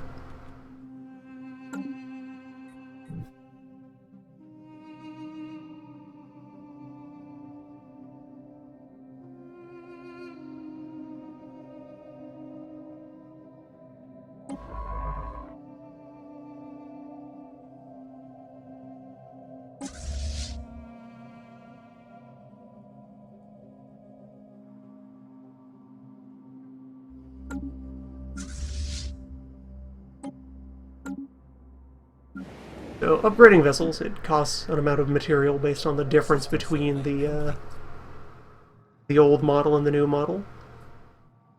Potentially gives minerals back if you're downgrading for some reason, maybe. I haven't tried that ever, just occurred to me. But it also then takes an amount of work time at one of your star bases. They need to find an appropriate port of call to settle in and get refit.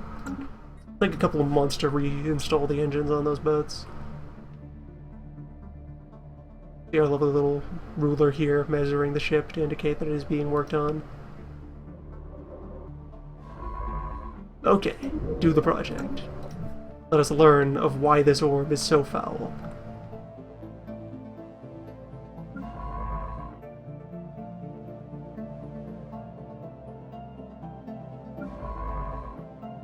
You also upgraded for a quick 16 bucks.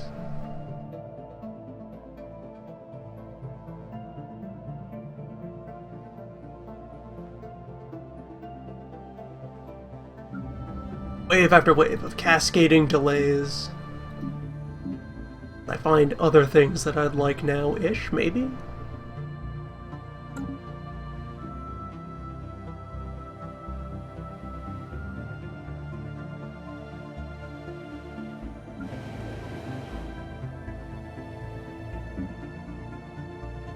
Special project complete.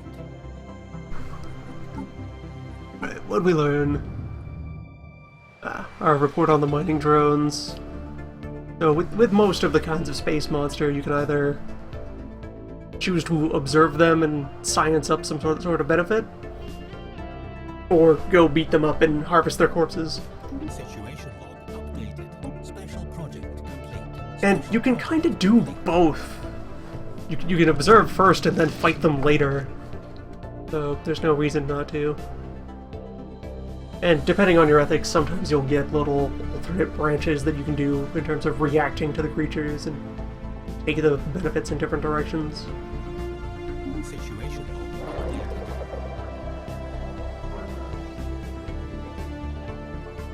And the Tyanakis and other of the space things that we saw.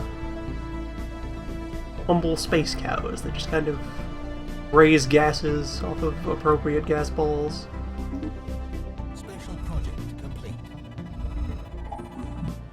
And toxic mass extinction. Great mutation, causing some sort of plant's deadly spores to overwhelm the rest of the environment and choke out all other living matter. Now let's research these entities. Sense of how they work. And you now get to do your last mad dash for science. Over there, quickly. Godspeed.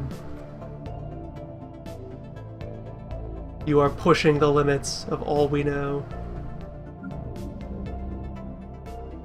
Ships upgraded. The other upgrades won't take long, so now we have slightly faster warships.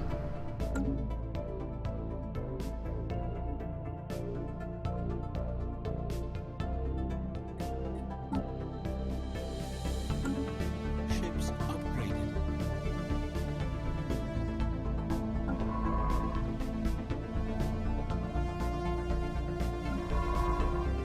Right, good. Our construction boat's now idling. Ships And in a couple of... yeah, science vessel, ready to go. Finally, let us resume the charting. Chart the hell out of these worlds.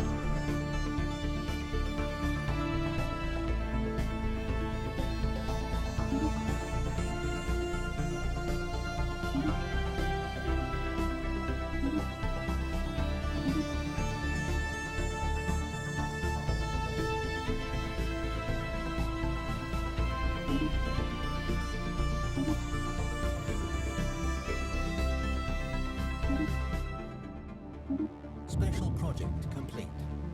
Alright, observing the mining drones. Fascinated by their work ethic. We can either pop this right away and get a couple of known systems that are mineral rich somewhere in space. Or we can try to, get a right away payout of deciding to mimic their procedures and have a law we can pass to boost mineral output. Give me the data. Updated. If it were for just a passive benefit, I'd be all over it, but since it is an edict that you have to spend influence on, crystalline entities are unbreakable.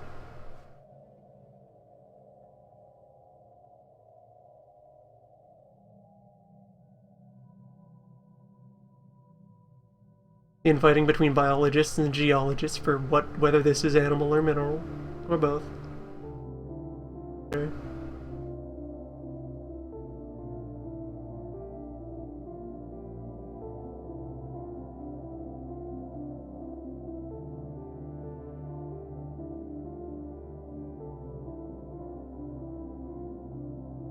Alright, so I barely have enough window to observe. Since we are freed by space things, we could pick up the prismatic lenses benefit for 10% extra physics research, just indefinitely.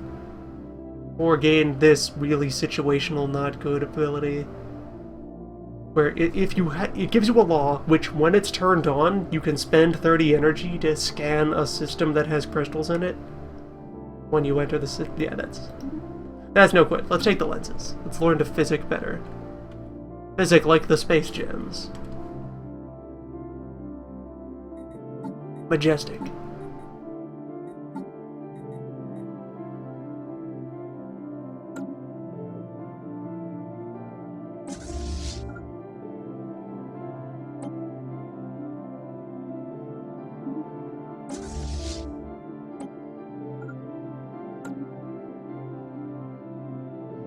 Oh, there's another ocean world here. Nice. Have to see how good it is. Seems to be a size 13. Ocean and several non-ocean, but maybe... whoa, hello. A Gaia. This is inhabitable to anybody. It's just wonderful, amazing, abundant with life. A size 20 Gaia. Hello. Yes, we found our core systems. Yes, a Gaia. Ocean, continental, and tropic aren't too far off there, so we could potentially terraform bits of that as well. But yeah, here we go. That's shaping up to be a fine core. We potentially either of those could be infested with a lot of hazards that we need to clean up. This one's pretty moderate. Just a bunch of poisonous kelp. Updated. Counter and comb. The Epsilon aliens.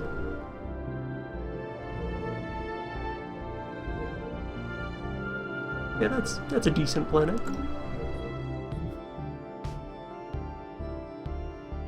And you have run afoul of something. 10 vessels, 174 power. Let's take a closer look. Ah, another sort of monster. Just energy. It's pure energy. What mysteries it holds. Fortunately, we still have them set to be kinda brave, so they're gonna continue on their way. It will probably ignore them.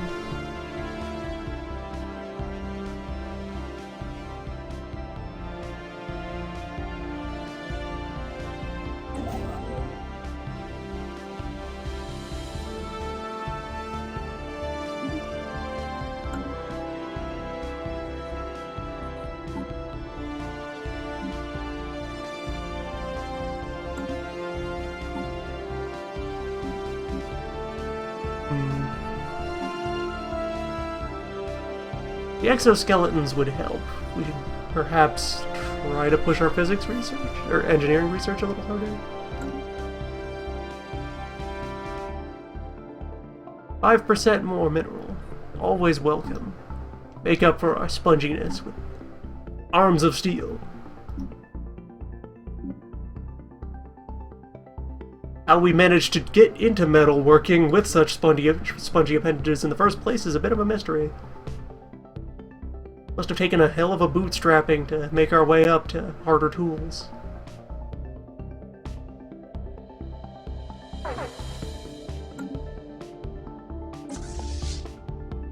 Right, found more drones out there. Passing by. There's an ocean world here, so hypothetically we could try to, like, Hail Mary a colony ship out there and establish an exclave. It'd be very reckless, though. We'd have no idea if we'd be able to take care of it.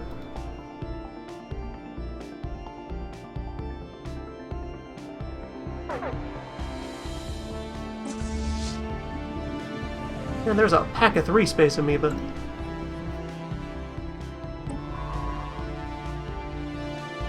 Hopefully, they're not reacting.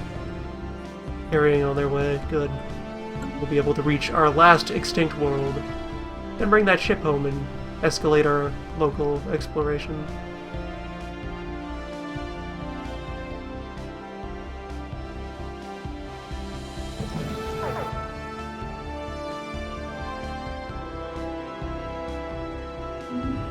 Alright, we found the cold planet.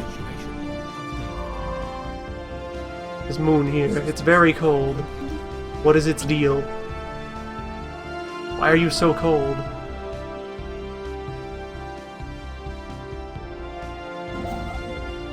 How'd you get that cold?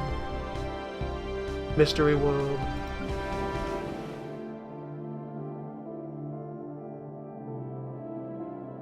Yeah, we have another power square, another food square, also another power square, and then one each of a society, engineering, and physics square.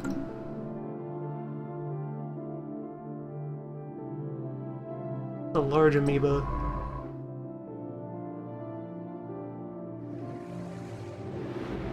Not reacting yet, but if we approached that planet, it would. We're gonna have to fight that. But there's another ocean. Excellent. Research complete. That counts up 5 inhabitable worlds in our immediate vicinity. Good. And now we have New World Protocol. Quarter pressure's good.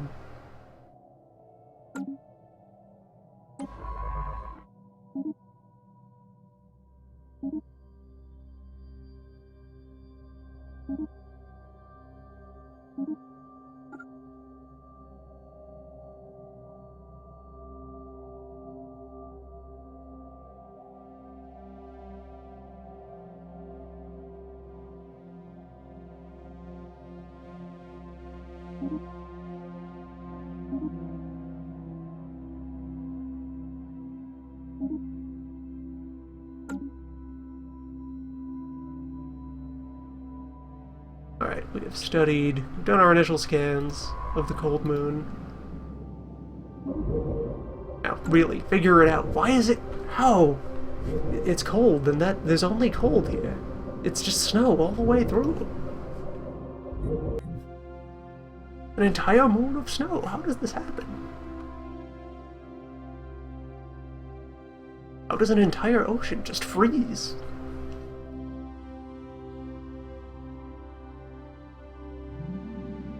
How do we prevent freezing? How do we defrost an ocean?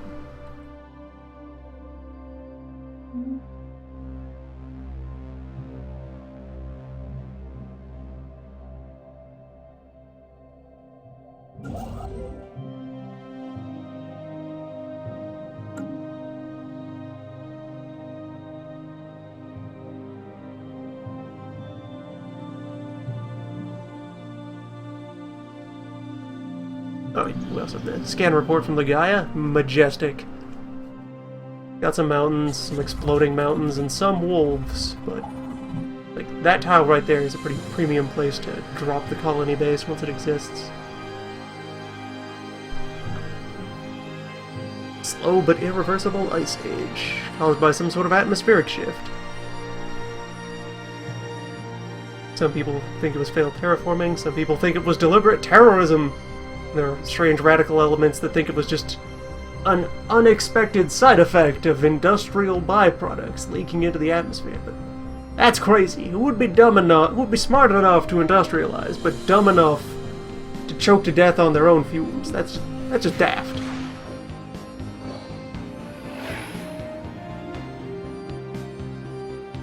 Right, so now we have all this data. What are we gonna do with it?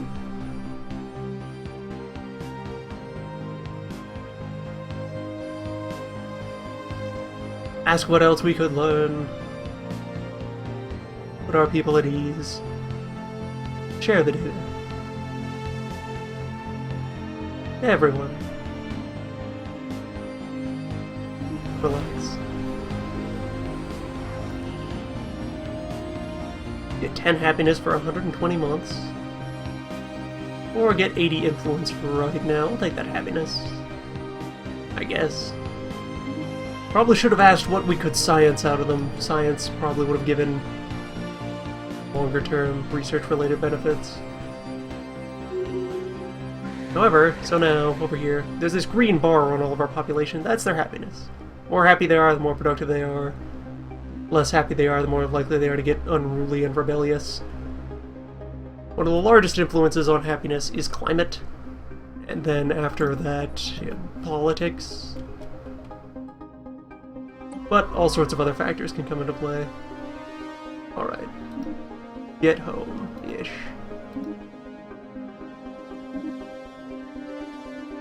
It's time for learning.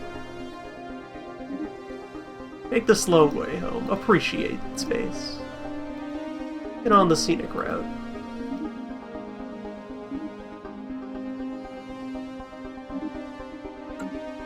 Might finally pop some of my anomalies. No, we seem kind of bad at it. Unless... you'd be better. Well, you're the better of the two we have. It's just a difficult one.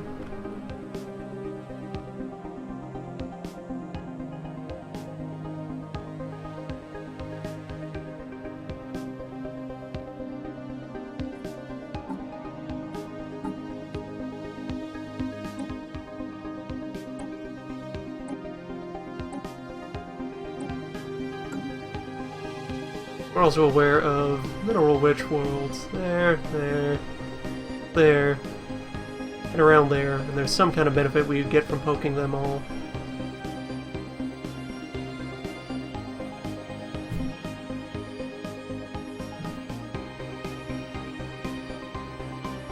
I'd rather drag my attention back close to home. Encounter with Zeta aliens. In Lasaria. Okay, we finally found possibly another civilization over there. There is a world inhabited by somebody.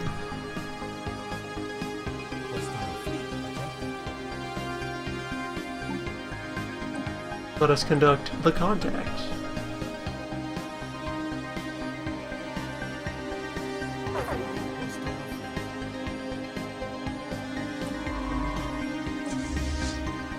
Alright, I've had it up to here with this amoeba. Navy. Go ruin him. Carve him up.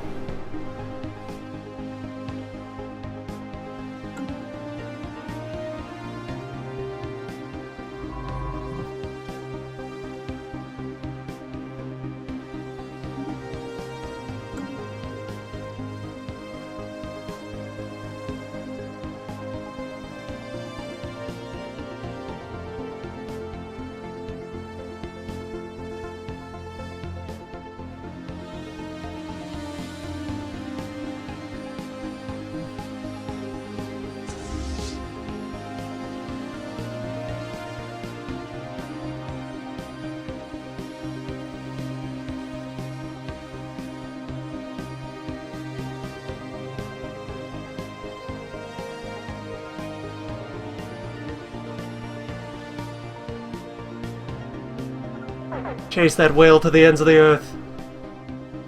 No, there's a system infested with mining drones over. Yes.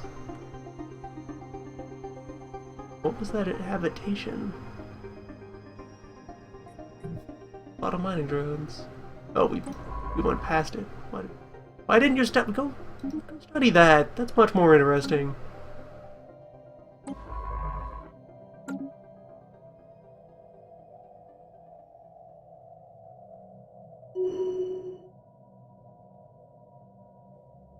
Why did you sail over here to look at all these garbage robots? Go learn. Mysteries afoot here. A people on a world. Pray the hell out of that.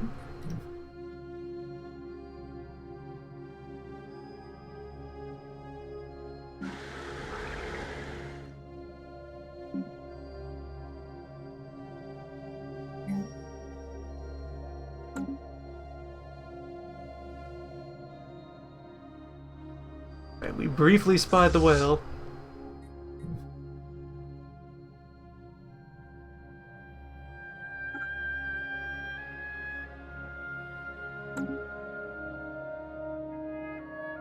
Hostile fleet detected.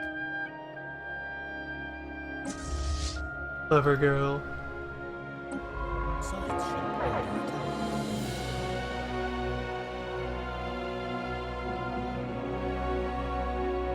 How rude. Alright, so here's a fight. When boats get within an appropriate distance of each other, boats are boat-like wild entities, they'll enter combat state, and actually he's backing off. Okay. Still enough to convince our science ship to duck out of there. Oh, we aren't not robots. Hello, robots. Robots occur often as an early possible tech draft. I tend to succumb to the temptation to try to invest in robots and make something out of robots. Let's learn about robots. I mean, we've already learned how to build a metal skeleton. What if we built a metal rest of the body?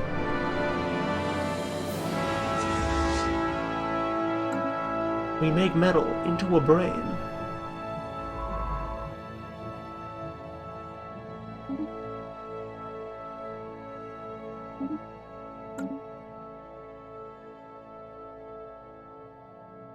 And we make a metal heart. Special project complete.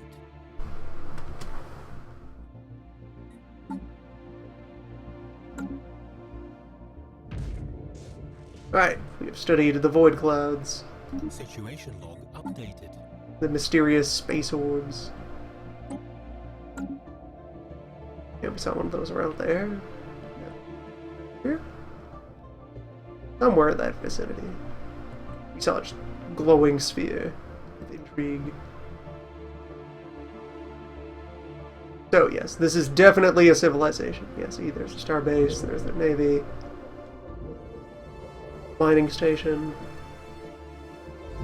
Someone lives here. Someone who likes arid worlds. Special project complete. And now we know. Ikazuri Syndicate. Although, now that we can communicate with them, we now have to engage with them as a legitimate diplomatic entity. A peaceful government led by a coordinator.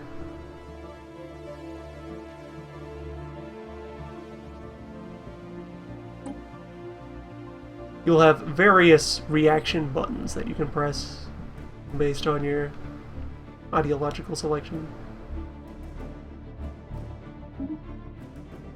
Yes, now we know of these, and our science ship is going to briefly drop into the void as it gets ejected from foreign territory that we don't have the right to enter.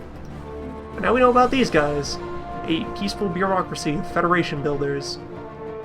Xenophile pacifists. They're similarly powerful.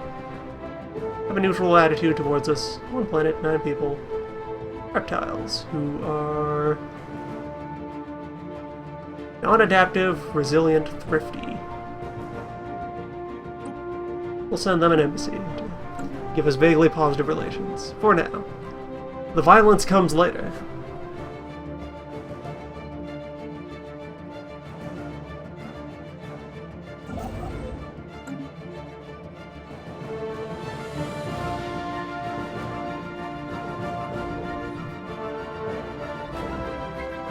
They are dry. This fascinates us. It does not yet repulse us. Dry could yet be made as wet.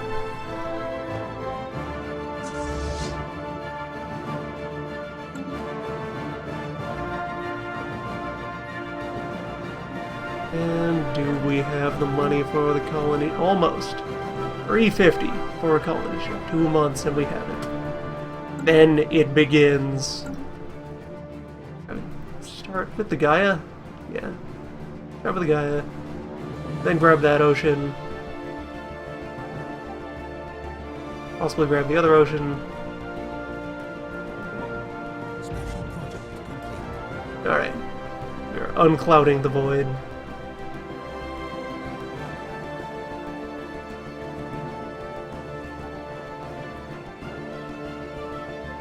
Strange, ancient proto-beings from the early universe when it was just kind of white weirdness.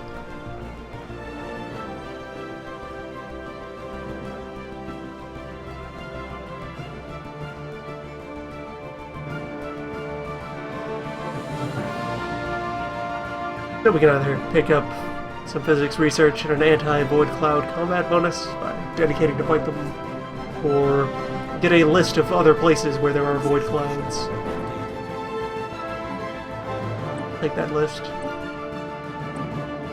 We now know of 5 places where there are void clouds, which I should turn off the mineral thing just to focus on that. So we know there are void clouds there, there, and over there.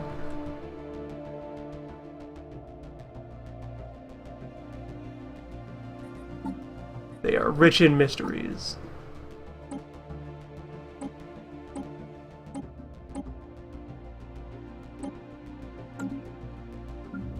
And colony boat, colony boat, colony boat, colony boat.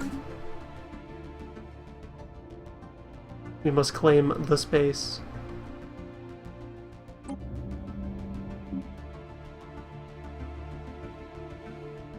So, of note, when you're deciding where to colonize, you have to drop an initial building on one tile. The tiles adjacent to it will receive benefits when they start being worked. However, a resource that exists already on the tile will get overwritten by the colony building, because there's just a major city there instead. Yeah, science ship is still confused. Someday it will return.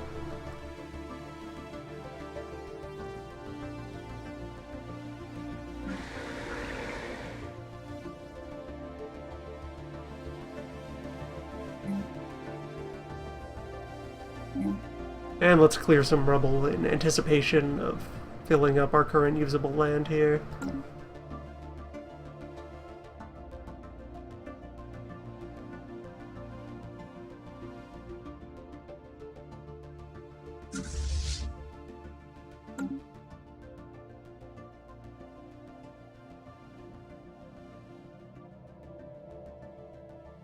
Alright, our ship is back. Welcome home, Giggles.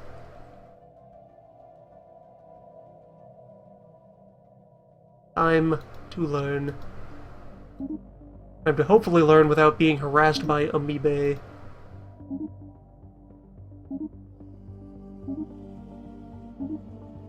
Go chart some things. The edge of the universe.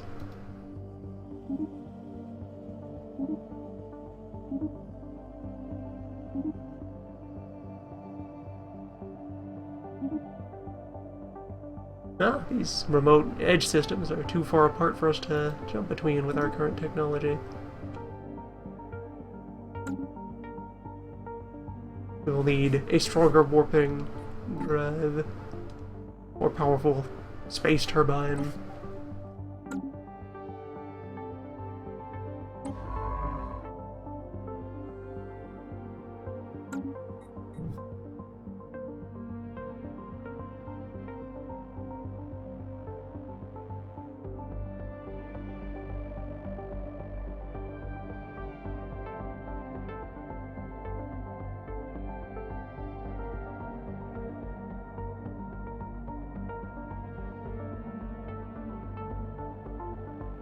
We have established awareness of a sensible core of planets. It's good. We'll have plenty to work with early on. Construction complete. The jam will flow free.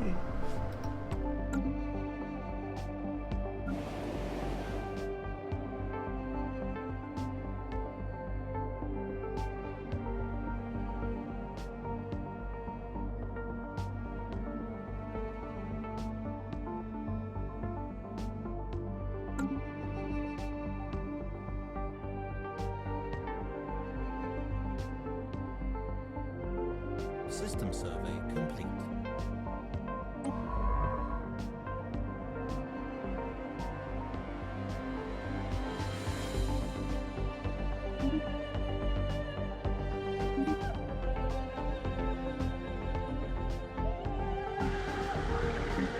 Add one more presence to the Navy.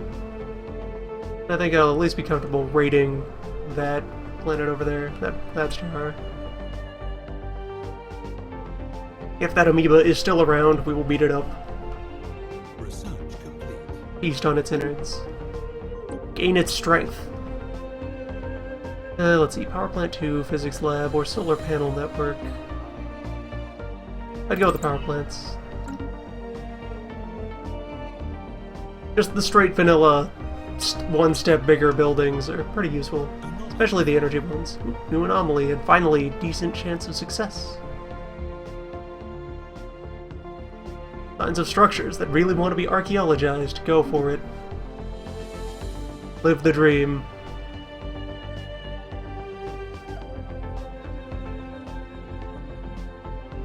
Secrets await on this little sand ball.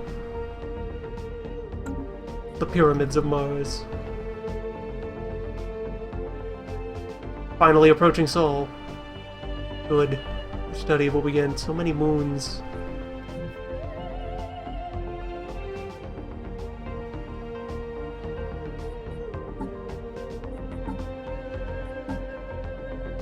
That was a habitable world survey. We're almost done with that. We'll probably qualify for it once we're done with Sol.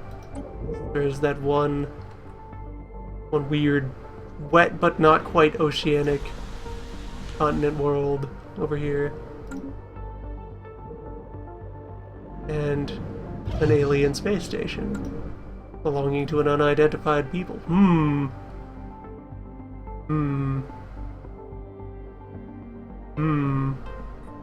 Mysterious.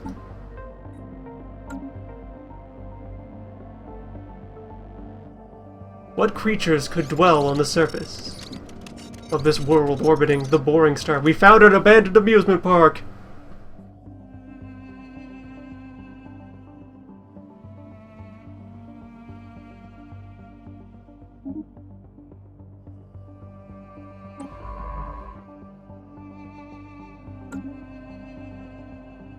The great funhouse of Mars.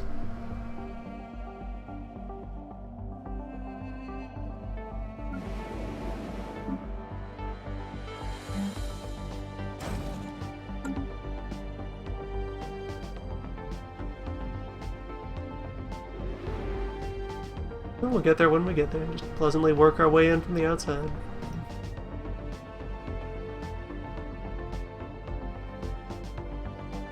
Colony ship nearly complete.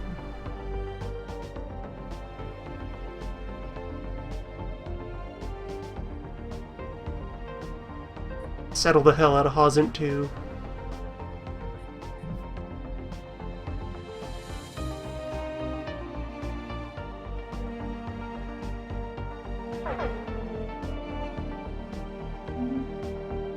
New energy deficit. That's because the colony ship exists and costs quite a bit of energy upkeep while it's active.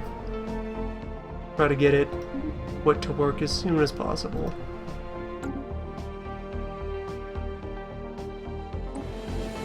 Our other candidates,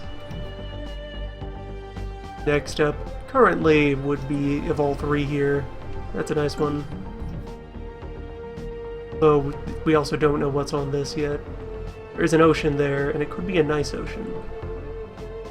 But the details are vague. Merits further investigation.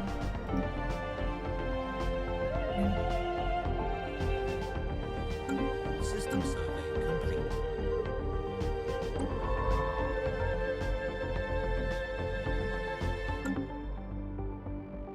At least there's some decent material here.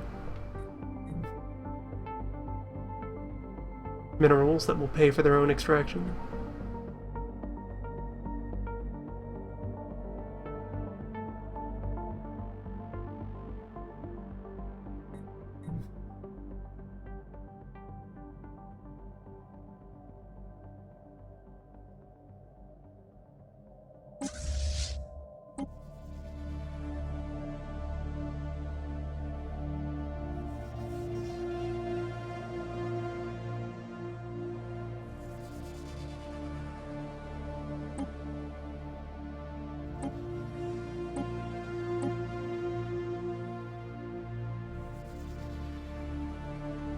You know, if I'm gonna be starting to throw this navy around, I may as well.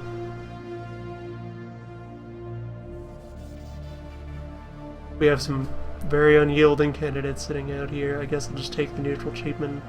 So on the one hand, be tougher. On the other, cannot retreat. That's a bit overcommittal for my taste. We'll just get this fellow who really wants their foot in the door. Construction complete. Anomaly found. An anomaly on Sol 8. A moon that's going to maybe collide with the planet? Yeah, sure. That's intriguing.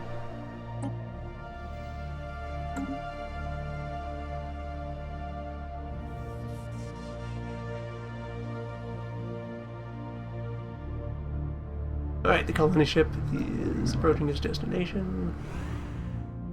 Process will soon begin.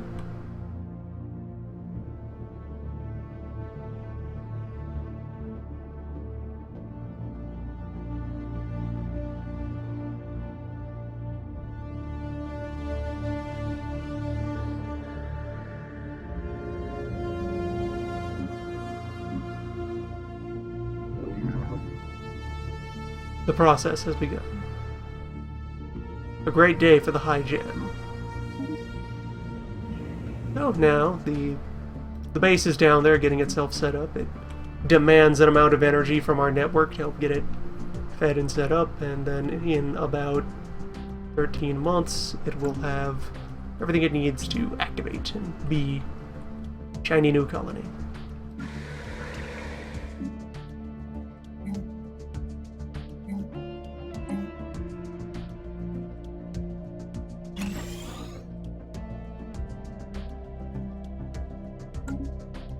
Get some more power infrastructure up to help make sure that happens. Collect more surplus food. Can afford to abandon this farm for a while. Help with the deficit.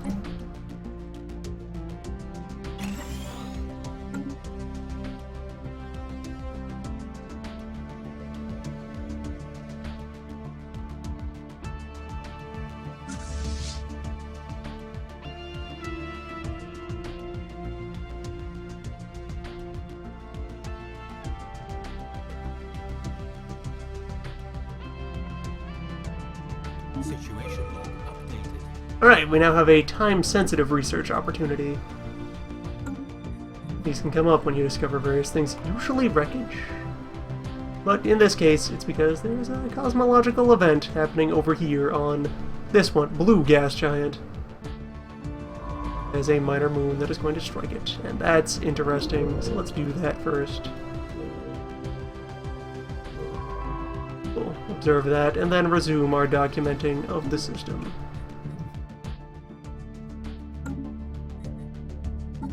Wow, we could do all kinds of science. With time-sensitive research like that, the moment you start observing the event, the timer freezes, and you're good to go. Your countdown is your deadline to begin taking advantage of the science. Yeah, our new colony exists over here. Trying to sort itself out. And already it gives us sovereignty over this area. As it matures, it'll slowly start to push out its full cultural pressure.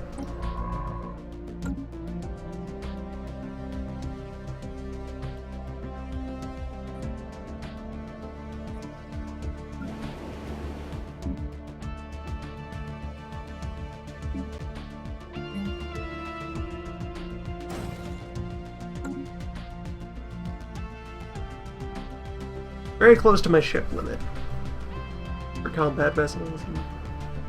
Seems like a healthy place to be. Building all we can. Ships do cost a little bit of mineral to maintain out of your income. That's not too bad a deal. You guys seem to be doing alright. They are unfond of the fact that we have no qualms with max executions or forced labor. Why would we, if it serves the greater good? If it keeps us all afloat together? Hostile fleet detected.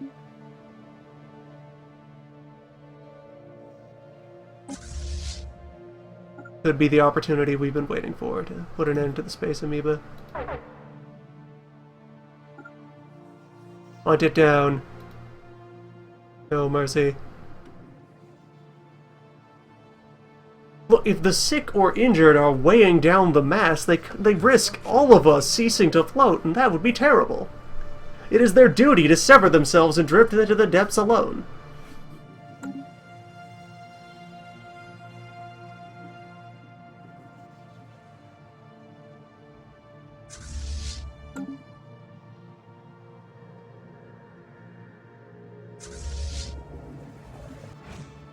Yeah, he's warped out because he's not actually mad at any of what I'm up to. He just wanders space. Not sure if we're fast enough to catch him. He seems to have a pretty sizable jump range. Hostile fleet detected. Yeah, there's no sense chasing him. Just wait somewhere that we know he likes to hang out.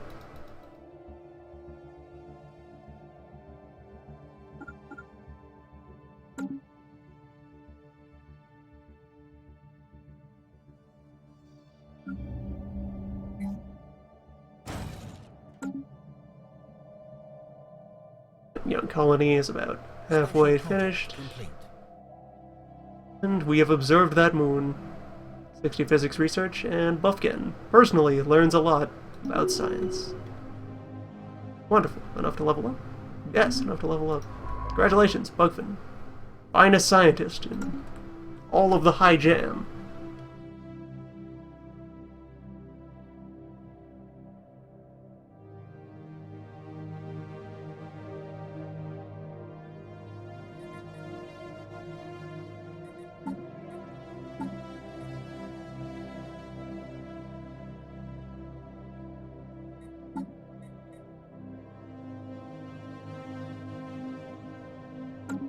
Let those who float highest guide the mass to prosperity. System survey complete.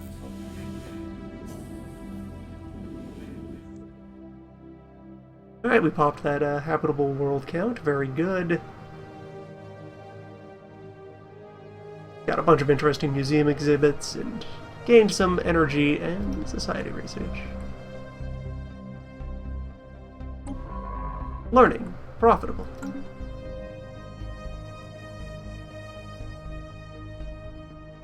Study of Soul continues. Planet 7, another gas giant with rings and many moons. What a world.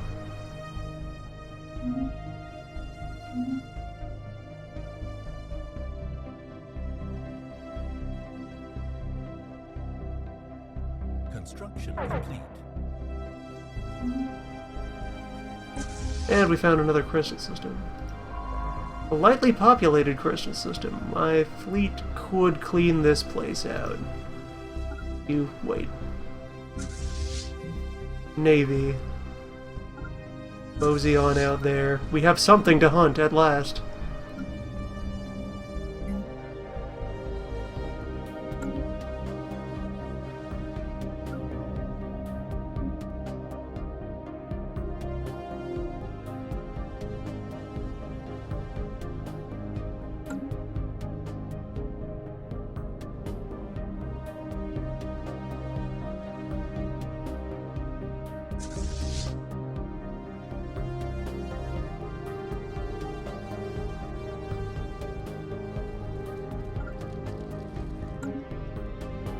This will be pretty easy to mop up. We might lose a boat just from accumulated damage. That's relatively simple to replace. And the science boat will be right here to study the remains of the creatures. An alien proto-civilization. Mammals in an early space age.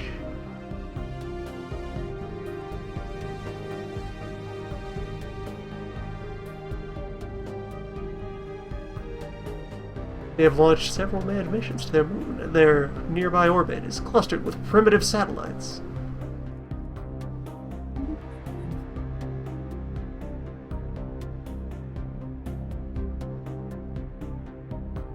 Alright, we have encountered primitives. Well, not quite primitives. On the forward edge of primitives, we have encountered the humans. Several dwell on their strange, crude world. Dry, but not so dry as our neighbors. Perhaps they can learn. Yes, what we have here, they are. Since they are in the early space age, if you leave them alone long enough, they could discover FTL and become a regular civilization. But until then, they're just kind of a passive population on their local orb. And if I get them inside my territory, I can build an observation post to study them and learn from these strange creatures. Until then, we'll just pass them by.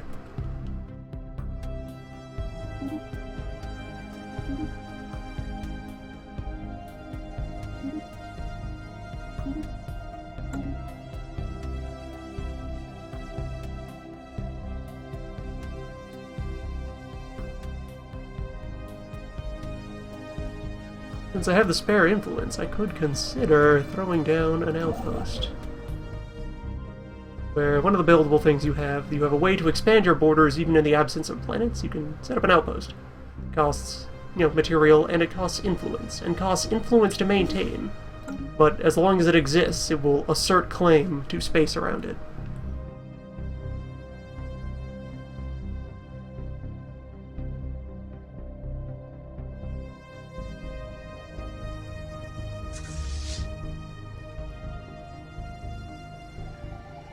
Alright, ships have successfully cooled off from warping and are now ready to go fight crystals. Complete.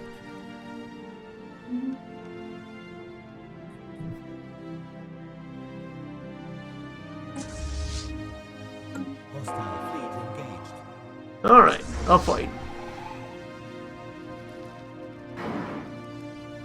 In which our ships are apparently quite nimble. Yes, our improved speed is letting us avoid a lot of damage. Good. As you can see here on your combat layout what damage types are being exchanged and what damage types are being received. So our opponents here do beam damage, and they have no shield-like capabilities, so our own beams are cutting directly into their hull. They apparently have some degree of armor, but we mostly ignore that when you use beam. We come out of that largely unscathed. One ship got like about halfway beat up.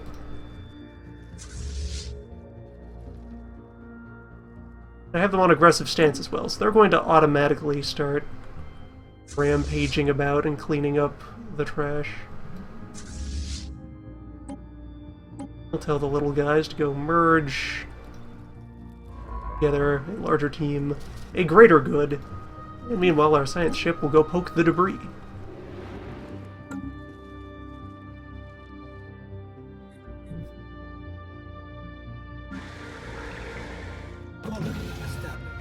And our new colony has matured. Well, it has existed. It's here now. So initially, your little reassembled colony shelter thing, it just produces 2 food on its own. And for as long as that is the capital of the colony, you are limited to weird little, like, Tier 0 primitive buildings. They're still just kind of an improvised shanty town, scraping out a living on this planet. Relying mostly on natural materials, but once the population reaches at least size 5, you can take the reassembled shelter and upgrade it to an administration and get access to regular buildings. Another void cloud. I evade that.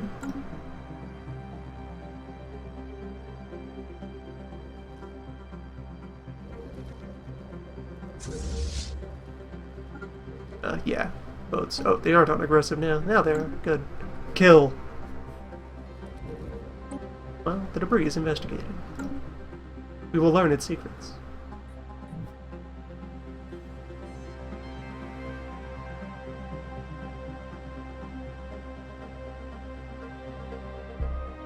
Yeah, strategy during prolonged wars is engaging in a bit of, space combat rock, paper, scissors, where you'll fight your enemy, get a feel for what weapons and defenses they're using, and then try to refit your navy into an appropriate counter pick for what they wield.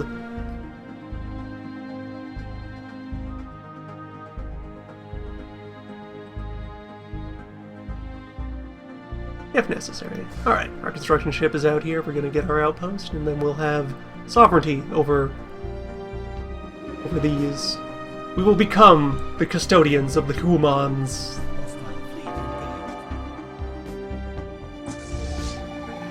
Yeah, more crystal fight.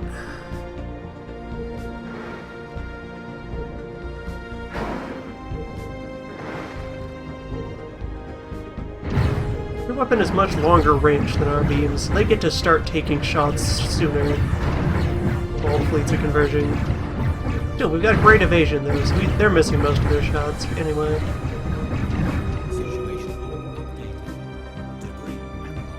And our first pack of debris. So what debris can get you is general purpose research points and progress towards specific technologies. In the case of space monsters, it's also often technology that you could not get at any other way. You can only learn about regenerative hull tissue and crystal throwers and some other things by ripping apart space beasts and reverse engineering their organs.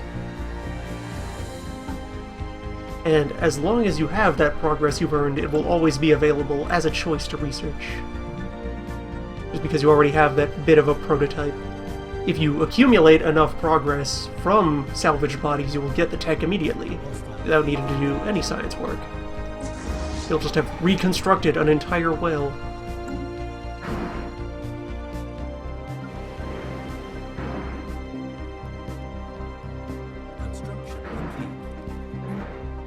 And we have a nice energy surplus now. Most of the energy problem was just the direct result of needing to sustain the colony base.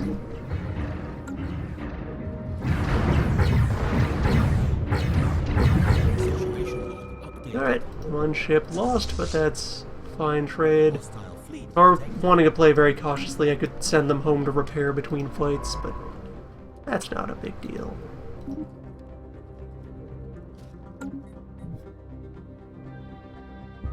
We're making an expedition of this. It's a party. A grand adventure. Yeah, there's 7 energy resources in Sol. That's nice. And once we have the outpost, we'll probably squeeze the borders together here and give us Kanam.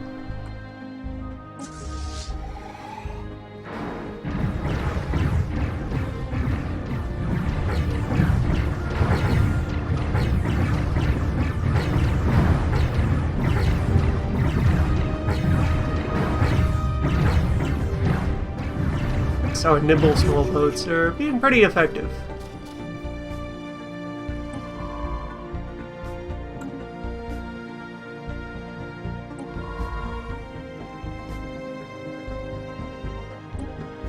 Going where? Are you... Oh, you're planning to go bodyguard the science ship. Nice! It won't be necessary, but that's a nice gesture. Good of you to mention it. Alright, do that. Do the survey. We'll finally move on to Paragar and Zorf and so forth. The secrets of Zorf will be revealed.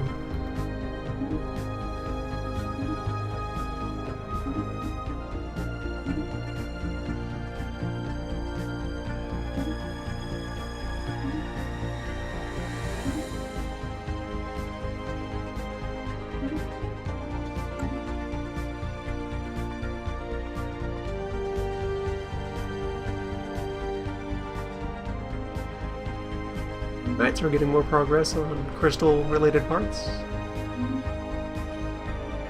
That'll all be very useful.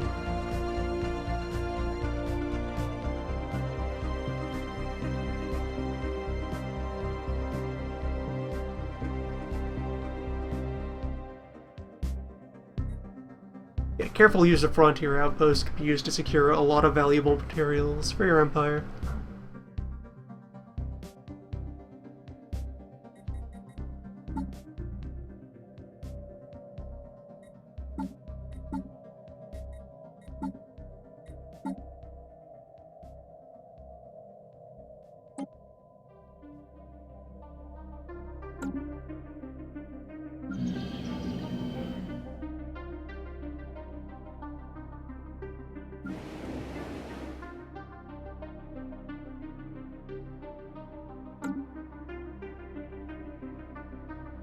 Should start considering that, because we are still, while we're getting started now, we are a little mineral poor.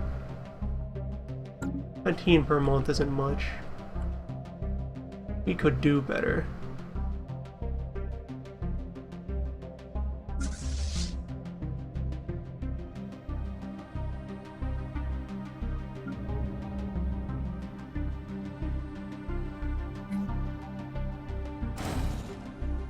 Get the fleet back up to strength, and then we'll go to guard Balawar.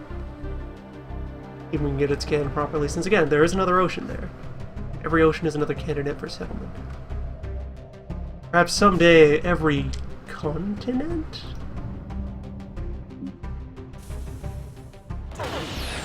We could one day train these strange mud beasts to live as one. Pirates. This is an early event chain that'll usually happen as you're getting started.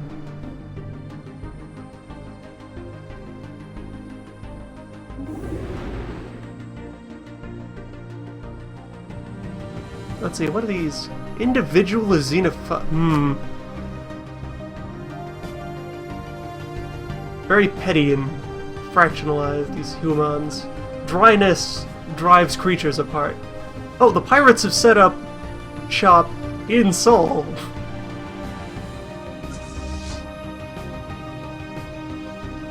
Huh.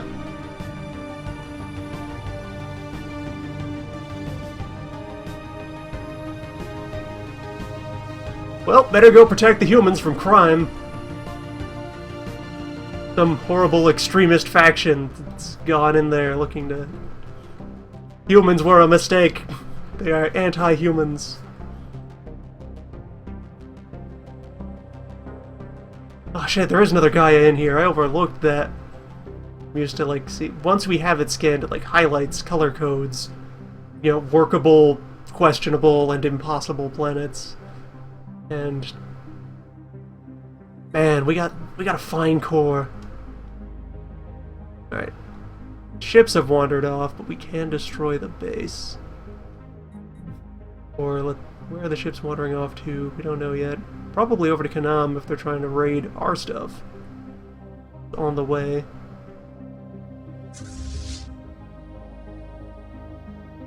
No sign of them. Hostile fleet. Oh wait, there they are. They're just late. Okay. Oh no, they're going past directly to Guma.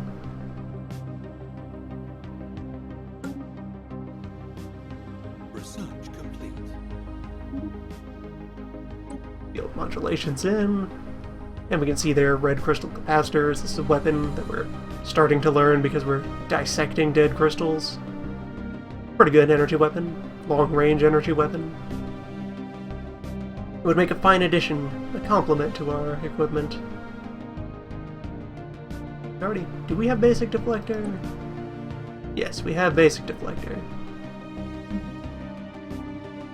How about fusion power? It's like one of the lines you need to upgrade your ships along is better power systems let you run more parts using fewer slots. And if we're working with shields, we're gonna be pretty energy hungry with our ships. So for example, like if I head back over to our good boat here, could now strap some shields onto it, but only the one as it stands. 2 would be too much. But it could handle 1 shield and gain some shield health. Do otherwise with it, I would have to strip down some other part.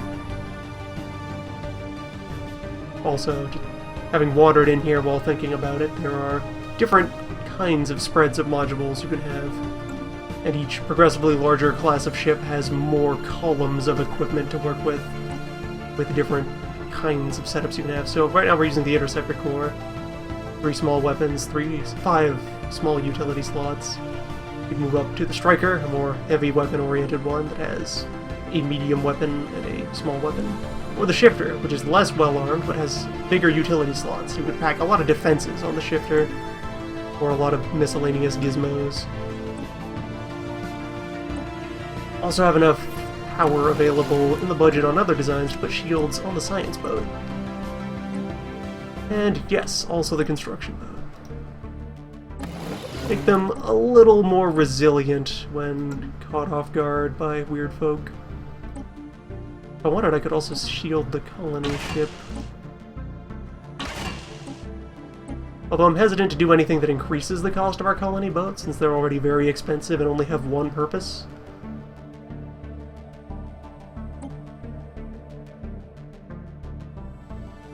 Better engines worthwhile for the colony boat. Scanners don't actually cost anything, so sure.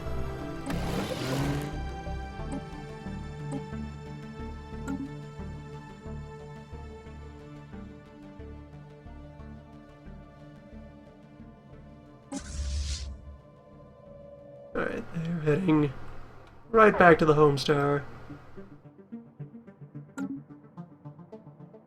They threaten the integrity of the hull. They must be cut loose.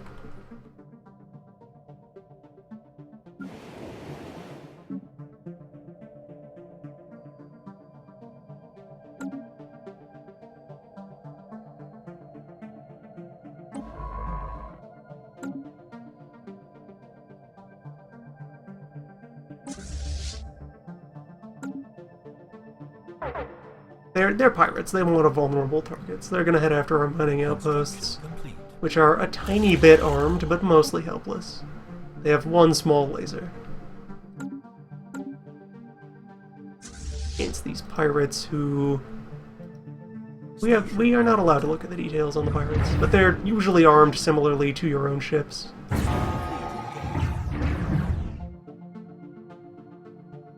Which makes a good default stance to have when you're designing a boat in a white room to be good at fighting itself. In case you have to deal with space rebels. More debris analysis. Yeah, good progress on things.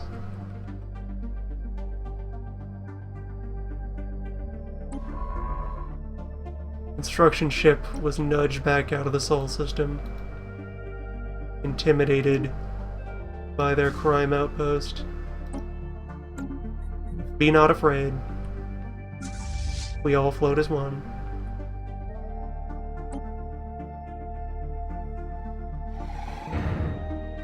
And there we go. Outpost successfully rescued.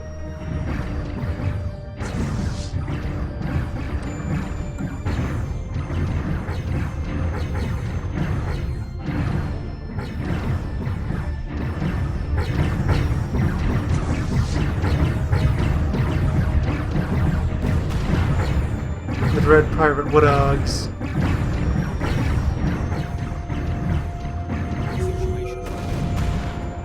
Well, this pirate wreckage exists.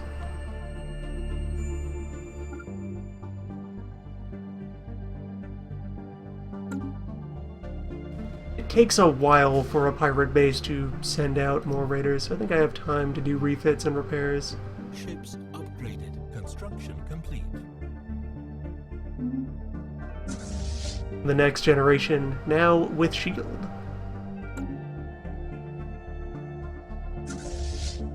What upgrading cost for you? 87. We have budget for that. Go get fit. Perfect. What do I know about this outpost? No details. I can guess it's going to be armed with lasers.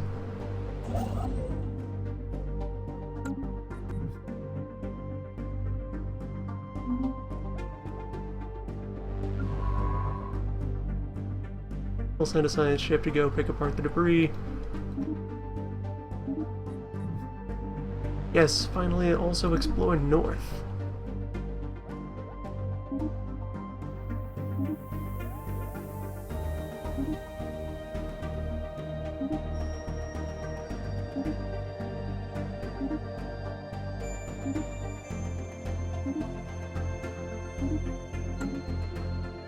It would be greatly appreciated if there were a more convenient way to quickly, paint an area that you want explored. Auto-explore options were greatly appreciated in Europa.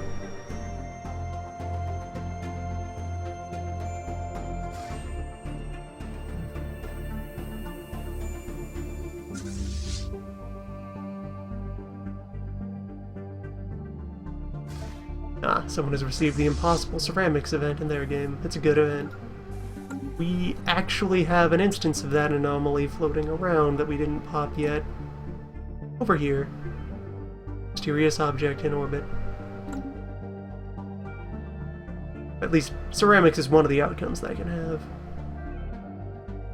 Possible there could be many strange objects waiting. Right, main fleet repaired. Main fleet receiving upgrade.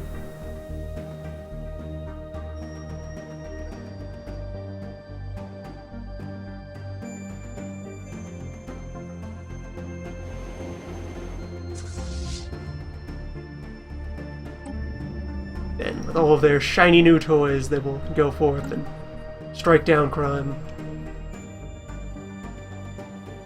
I was almost done that outpost too. Frontier outposts are also a little bit armed, so yeah, it would have been able to protect itself. Would have slowed down the pirates, distracted them while the Navy poured in.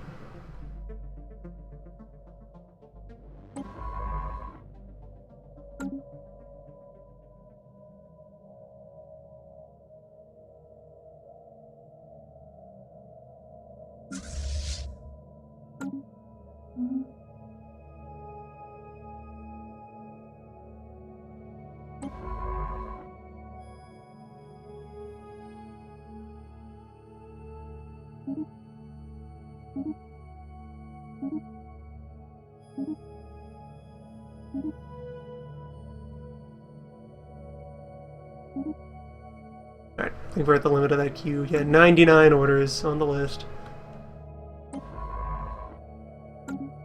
The limits of science. The limits of the short-term, long-term, moderate-term. The limits of the size of the scheduling notepad that exists in the science boat. The limits of regulations regarding work hours.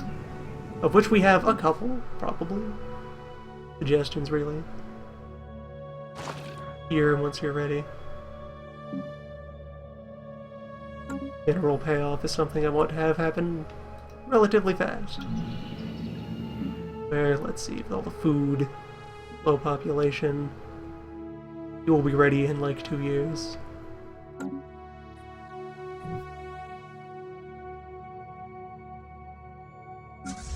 Alright, fleet upgrade's finished, so let's go kill pirates. Our debris. Progress towards nanocomposite armor. Armor is the anti-gun defense module. It has extra health for the boat, and it reduces the amount of damage being done for so long as the armor's there. I think vaguely that's how it works. Point is, it is best suited to countering projectile weapons of the categories of murdering tool.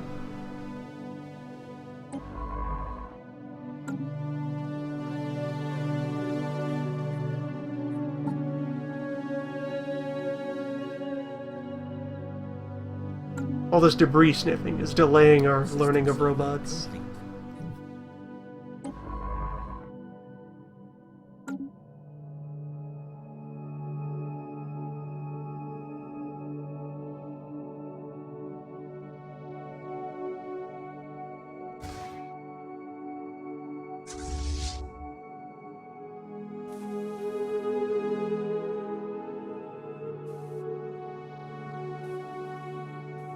Situation log updated. The Iota aliens encountered at Paragur. Let's take a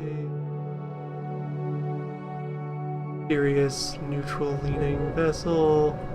And it is indeed a vessel. That's someone else's science ship. That's some kind of bird boat.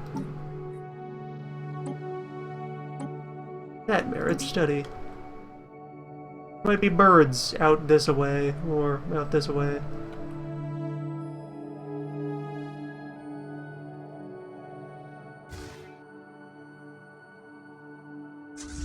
Is the sky wet? Water can fall from the sky, but does that make it moist? Or nanocomposite research.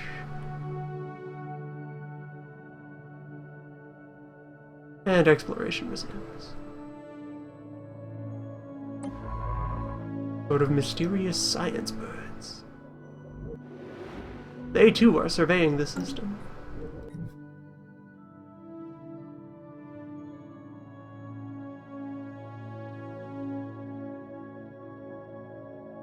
Gas is a fluid, but many gases are dry fluids. Fluid does not make something wet.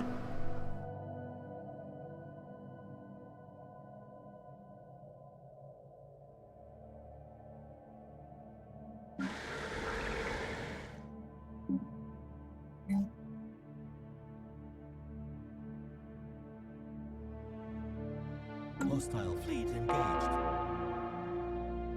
Right, that's intended. That's the pirate fight going down. Let's see what you've got.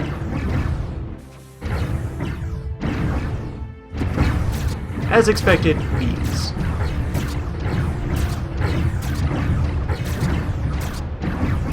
Beams that are having a very hard time getting through our shields.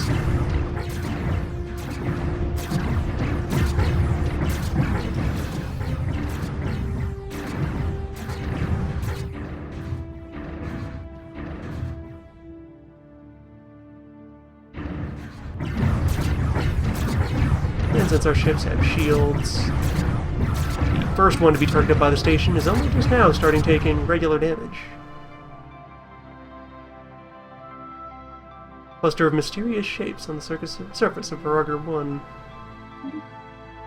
Sure, let's learn.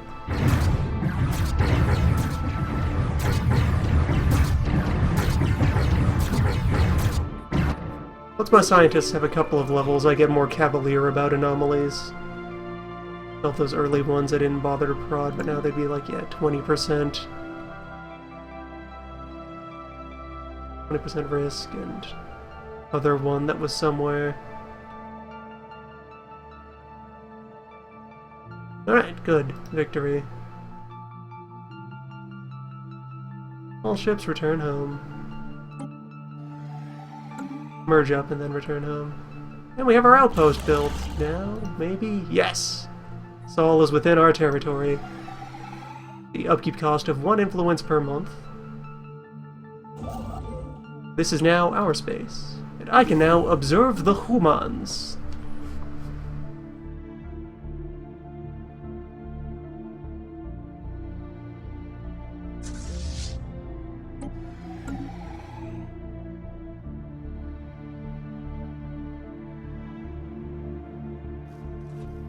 And since they're advanced enough, I can actually do the interaction that I will want out of the humans.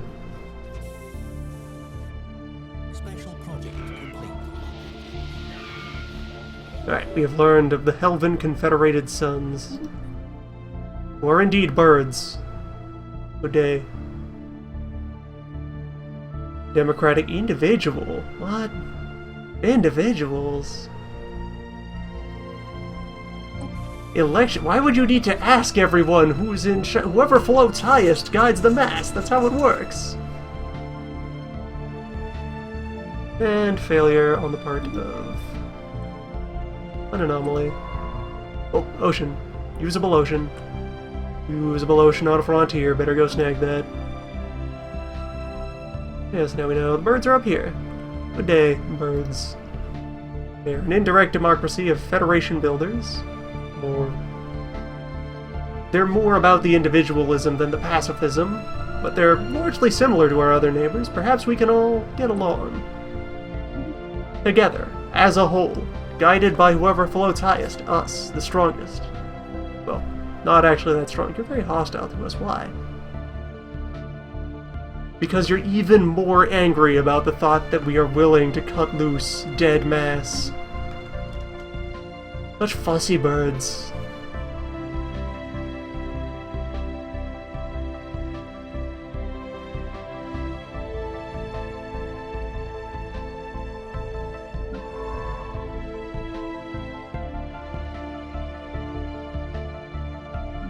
Alright, gotta save up for colony ships.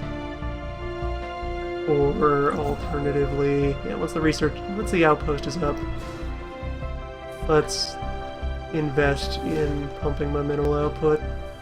System survey complete.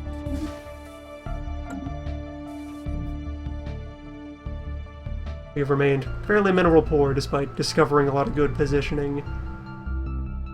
Take advantage of what we have. We aren't really capitalizing.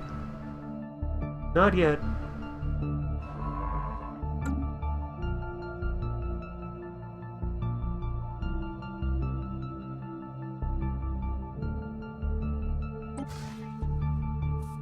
Evading hostile fleet.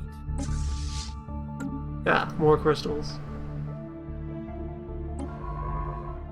If I collect enough crystal pelts, I could be able to, like, get a whole set of regenerative hull plating just off the top, just academically. Research complete. We have learned how to make robots. Creatures of steel. Mining network 2, yes, hello. I must bootstrap mineral production. How about you? In fact, how much? Exactly 3 surplus food, damn. You need this to grow it all. Alright, we have our observation post at Sol 3.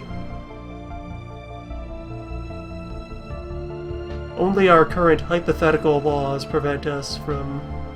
So yeah, when you have a planet of primitives, you can set up an observation post, and it has a series of functions it can do. You can engage in passive or active observation, wherein you extract society science from just watching them do what they do, or abducting and probing them and mutilating their livestock, as you do. Or, if you have the appropriate laws and technologies, you can start trying to actively improve their technology, at which point, after an amount of investment of time and resources, they will become spacefaring and your vassal. Or, you can try to bring them more directly into your fold by infiltrating their population and seizing control of their society from within.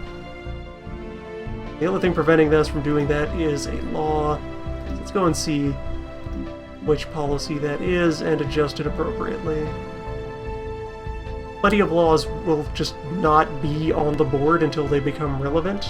So it's a case of we never ask the question of how are we going to approach primitive life on another world. Or like, for example, now that we know about robots, the artificial intelligence law exists. Where right now robots are banned, but we could make robots legal and build robots if we wanted. Anyway, let's go find resettlement. Native Enlightenment. We can't go unrestricted because we respect them too much. We are not rude.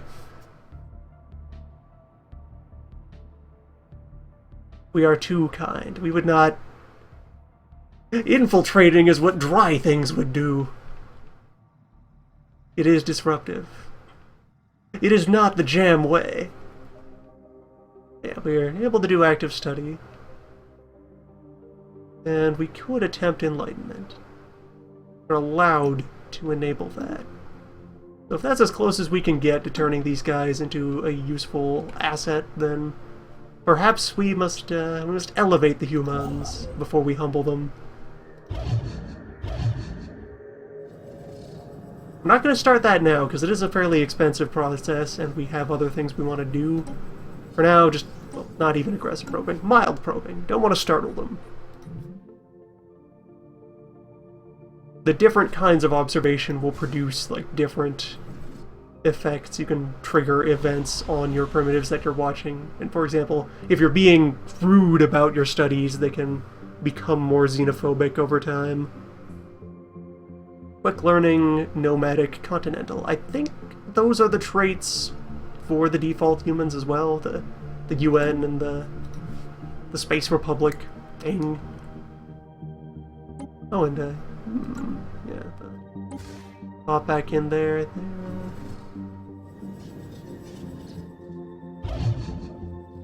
Yeah, their space station. International Space Station 2.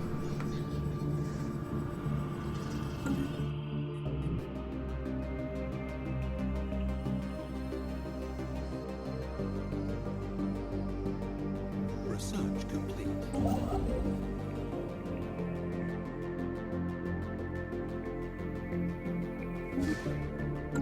And we have research in border range and survey data. Good. Alright, so showing up here now, we have, again, down here, one of our special techs that we've partially learned by way of debris. That'll stick around indefinitely. But we also have over here another purple technology. These are rare techs. If they show up and you turn them down, they will never appear again for your people for that campaign. And which of these show up will vary based on your ethics and just dice and so forth, so we have the ability to possibly take frontier collectives, making it easier to resettle our people, and making new colonies develop 25% faster. Given that these other two options are pretty simple common ones that aren't too pressing right now, I mean, 10 food and 10 life expectancy is good, and knowing how to demolish mountains is good, but we have to think of the whole.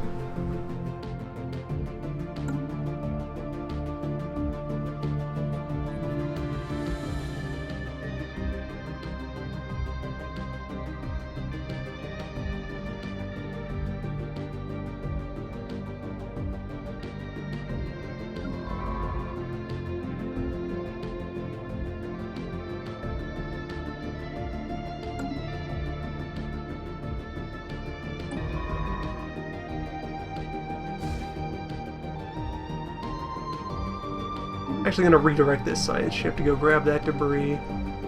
Since, well, mapping for mapping's sake is nice.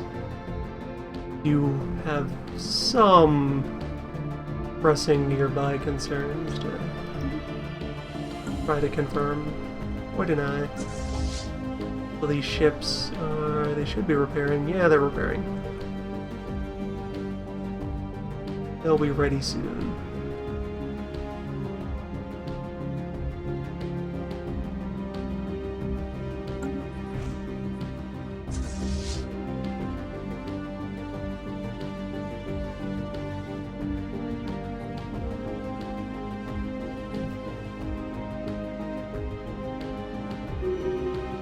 There we go. Fully repaired. Send them off there to guard the place, and then we'll scan it. See what its deal is.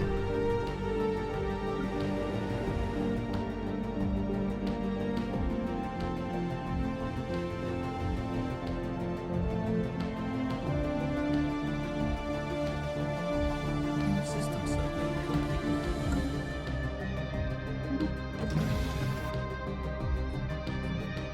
That's a nice system over there. And again, Ocean World, that's a strong priority to claim. It will probably give us control of these other ones as well, outside of having another body contest us. Those are inside bird space, so I won't be able to scan those. Unless I, like, diplome with them and convince them to let me into their borders, but they despise us for weird bird reasons.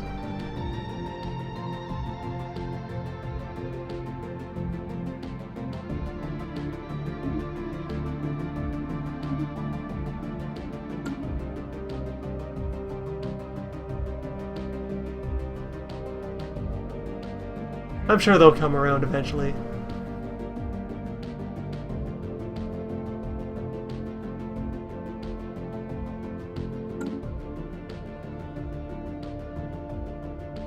If not, they will be cut loose. Alright, so there's 400 strength of amoebas here. I believe amoebas also do beam damage. So our fleet might be able to rough them up disproportionately. We'll do a little bit of a pilot skirmish and see how it goes.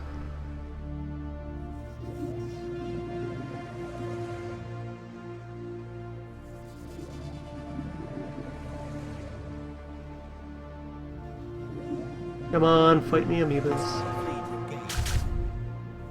Alright, they're attacking. What do they got? Well, they got it missed at this range. Yeah, energy weapon, shield damage. A lot of shield damage, but still shield damage. And no shields of their own, so we can beam them up pretty good. We can just slay one of the amoebas. That will swing things in our favor. Our strength is distributed between many small targets. We will lose power more gracefully, whereas once one amoeba folds, that's a third of them gone.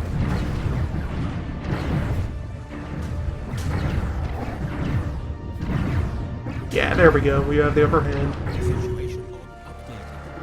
There you go. Demonstration of how strength numbers aren't the sole determinator of performance in combat. Got to consider all factors. So, working on that debris. So your new orders after finishing that are to go cleanse this amoeba. And scan all these fellows. Some of them are quite nice. Not that one. That is cold. That is dry. However, damp. And like super damp.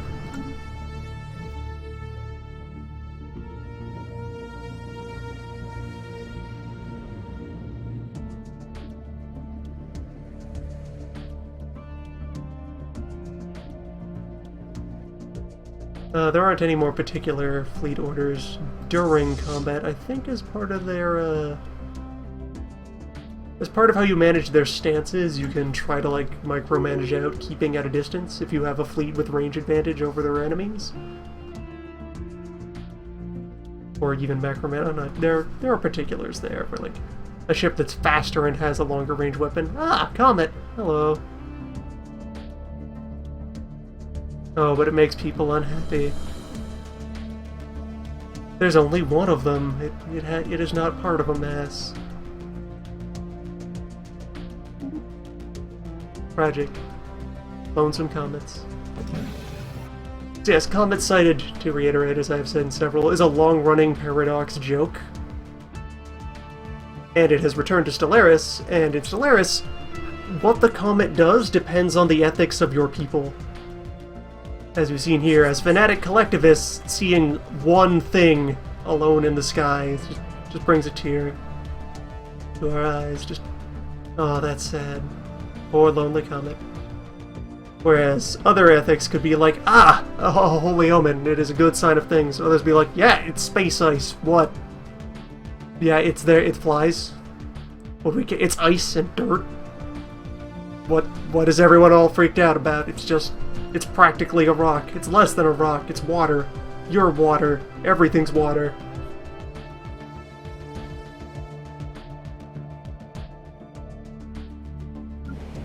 The comet and people's reactions to the comet have appeared in many Paradox games and brought much bounty and misfortune.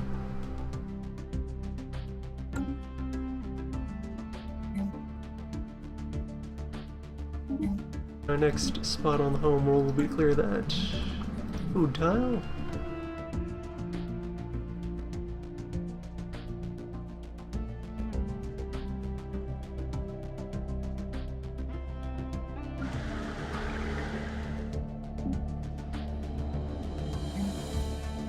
$24 is a much nicer mineral income. It's still not great, but we've started to dig our way out of the hole. Oh, and with the border pressure. Yes, Evol is now in jam space. Evol and Covol.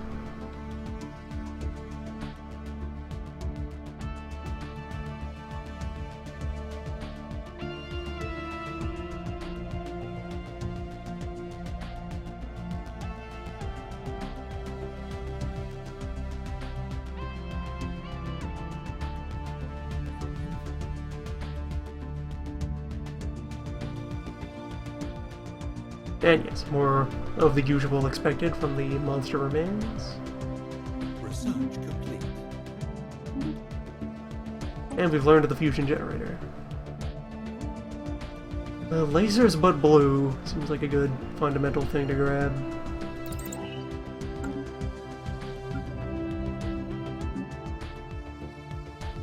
I'd be hunting for upgraded science labs, but I've barely even started building the regular ones.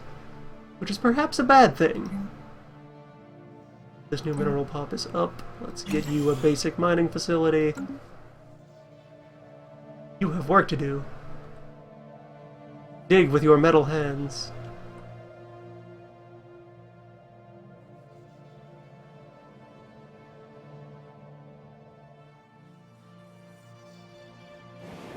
Construction complete.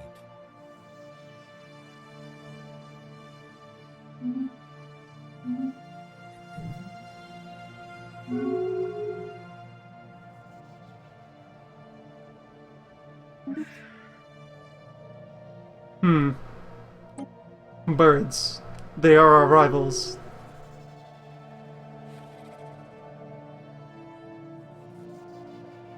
You would not consider any sort of active protective measure. Let's get your non-aggression. You are completely uninterested in non-aggression. You would never think it in 100 years.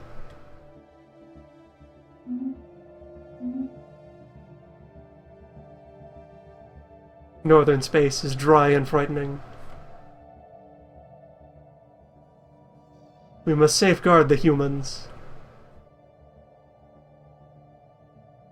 against the vile influence of these creatures.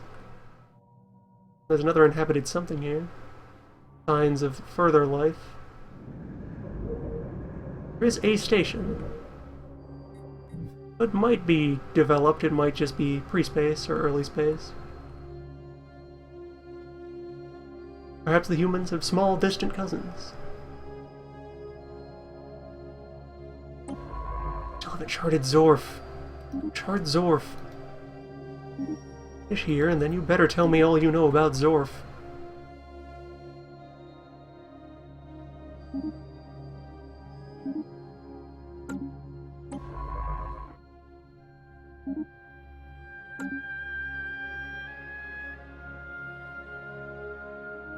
Debris analyzed.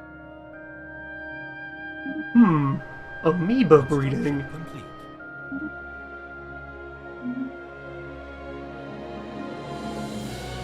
Is space itself wet? Can space creatures be part of the whole?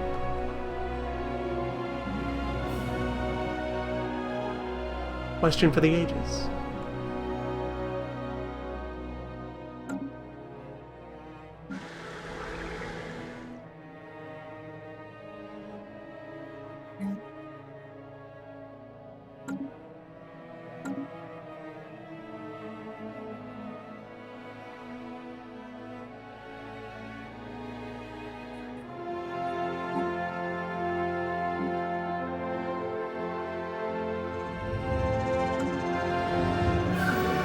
Yoruxo.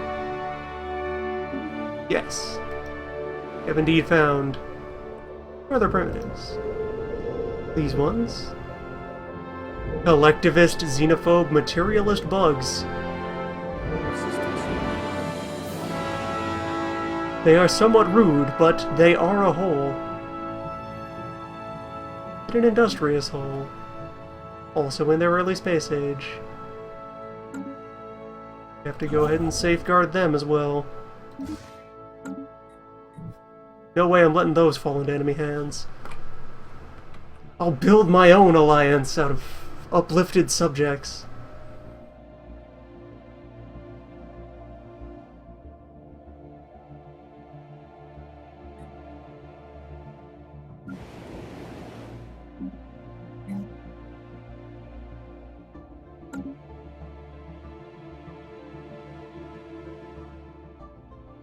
And also, what world type was that?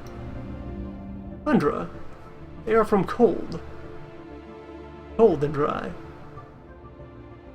We have found evidence that wholeness and unity can endure even in the dryness.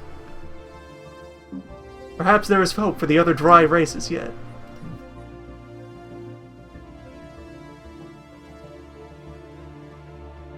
Let us hope that future generations may envelop them in brotherly love.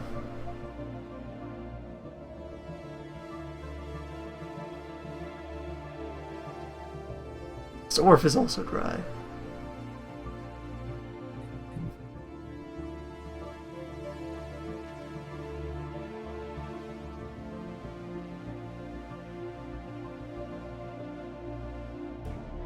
Got a good core of worlds, and we've got 2 candidates to broaden our list of usable worlds if we're able to uplift and then absorb them.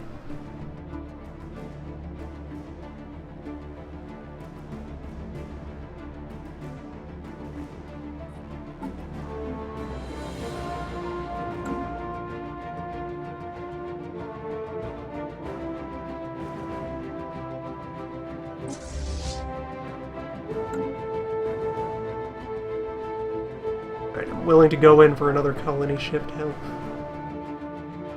try to speed up our growth curve. Of them, let's see, the Gaia is nice. I mean, it is a Gaia, but it's also kind of small. It's definitely preferable over that ocean. That's a low priority ocean. That's terrible and disjointed, full of poison and volcanoes.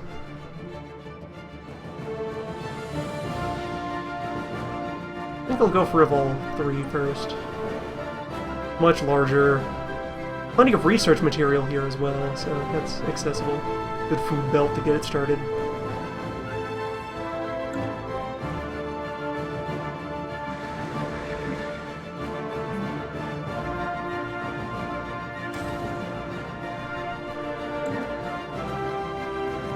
I'll perhaps start to bribe these other neighbors with my vast reserves of energy credits.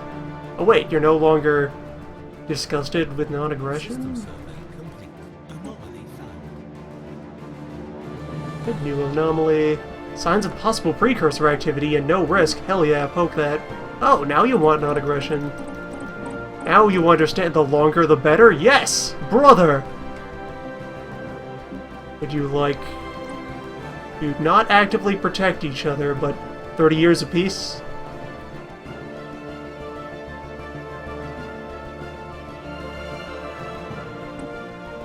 Wouldn't share technology.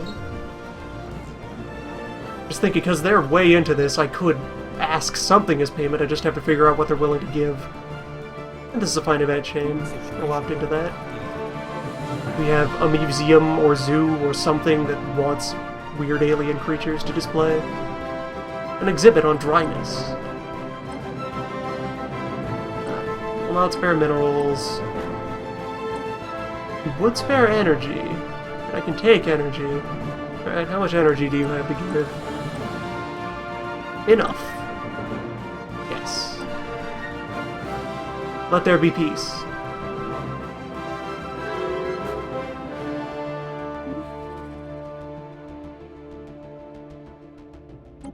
Or perhaps that was a UI bug where it was falsely displaying an agreement that they Well, we have pledged non-aggression against them in exchange for piles of cash.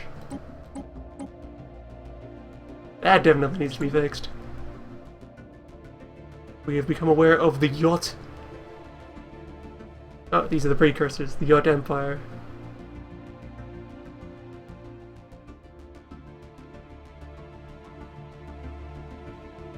Each could be nearly 100 meters long.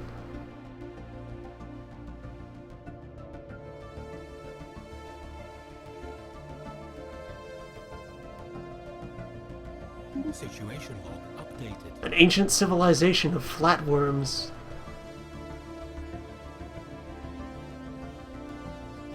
That only 3 of them would co-inhabit on a boat must have been cripplingly lonely. How sad, these creatures.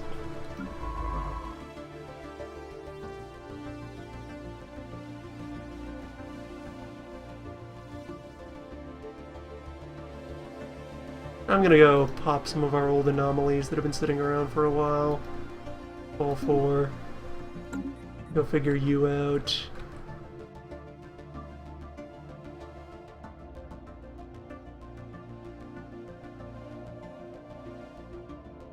I can also send my colony ship over here to secure the frontier. That's, how good is this moon?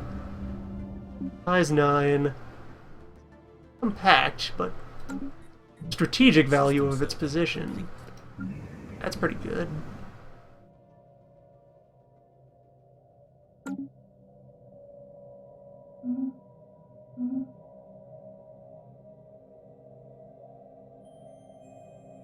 Secures our border against the bird menace.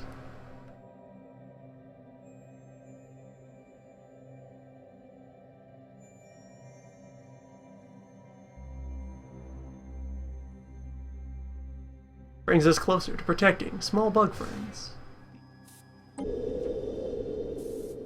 Yes, right, the Arusho.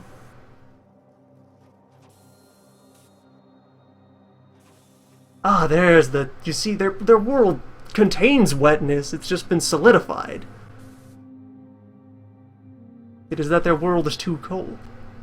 If we could warm their planet and release the moisture, they could be made closer to the hole.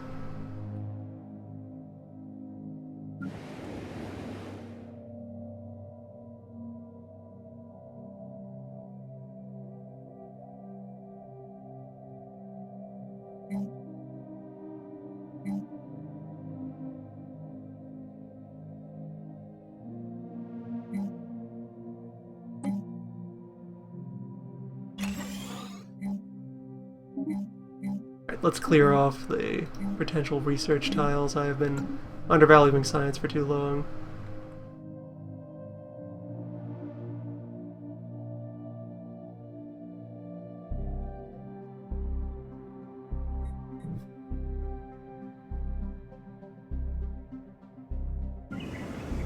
For the time being, I'm content with passive observation of our primitive friends. Mostly because getting them advanced is fairly expensive, and I do want the energy and research points for other things. Need to get myself firmly stapled down so I can shield them against dryness.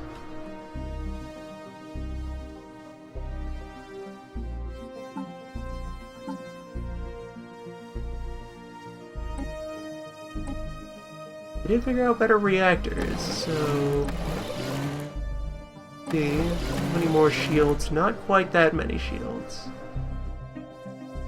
However, I guess I still need some tiny fission reactor there.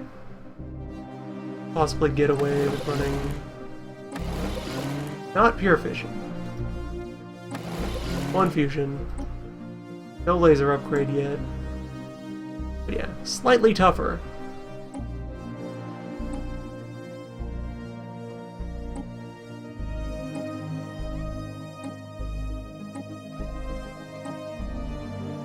And likewise with these, like one fusion plant.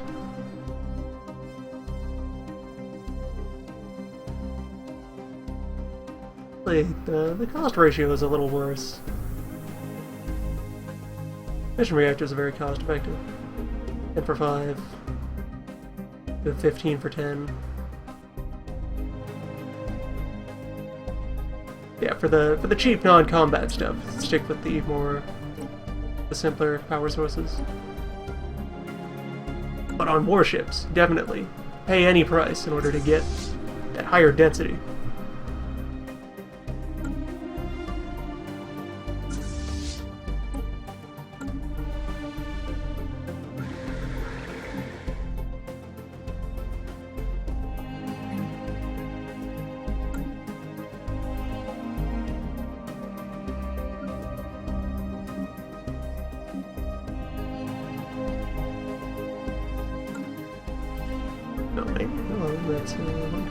We're at 4 now, over here. More mineral output rolling in as well. Very good.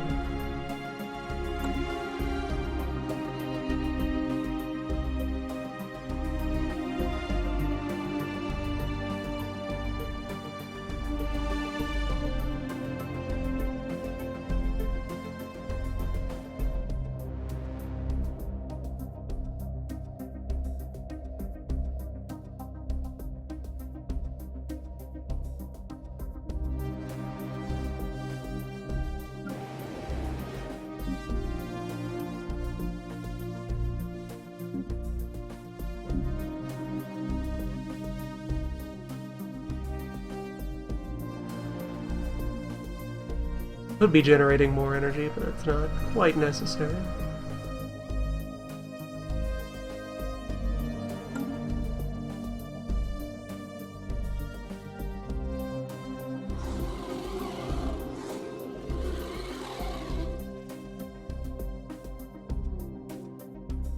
Strong quadruped mammalians on the water plains.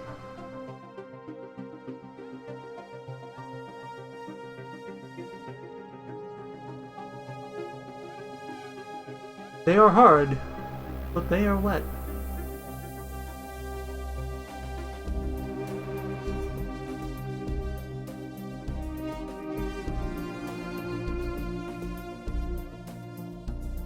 Let us learn of these creatures.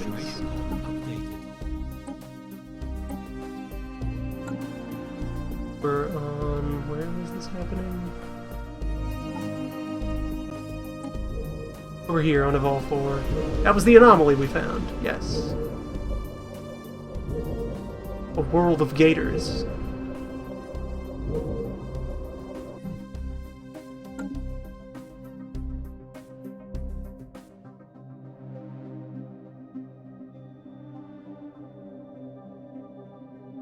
Special project complete.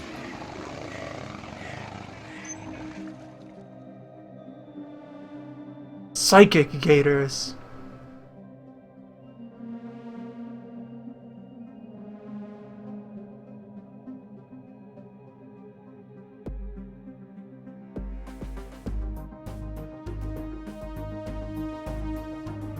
So we could cooperate with them as a whole and gain gator labor for cheaper buildings and cheaper construction cost.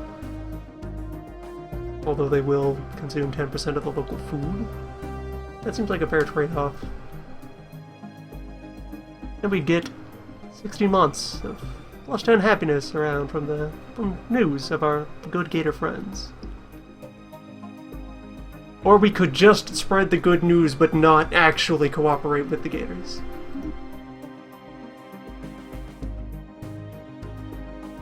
But that would be dry. We're better than that. All of us, together.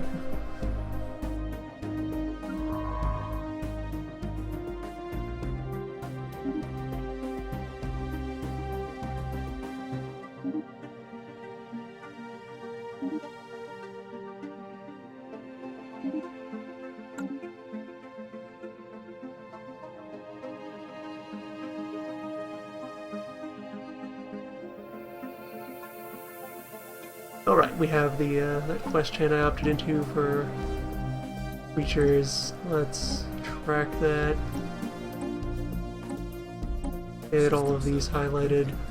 You're looking for the elusive Tarblack, the Mighty Tassergoid, Vile Orinthe, Insidious Sneerin, The malleable Gulantha, wily Udalorian, and the ravenous Zolkor. One of which, just the Zolkor, is inside someone else's borders. But the Zolkor dwells over here. These folks who we have been taking great efforts to be peaceful towards. Would you feel out civilian access? Negotiable. Just 10 years civilian access. I, in turn, guarantee their independence. The longer the better? Yeah, sure, alright. Now we're talking. This is a deal.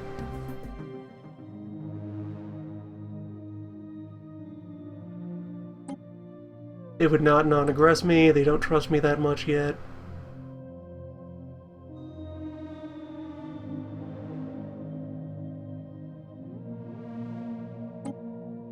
You got maps? I'll take maps. You would not guarantee me, that's too expensive. Well, you would in another deal, or if I offered up something of size. Research? Absolutely not. I can accept this.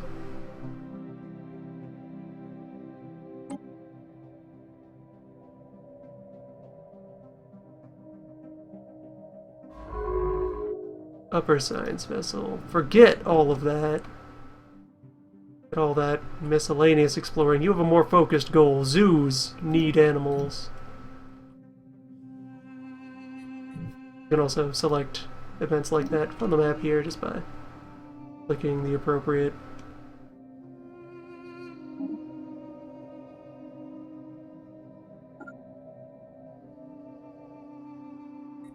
Yeah, that's one of the high mineral worlds. Let me turn those off.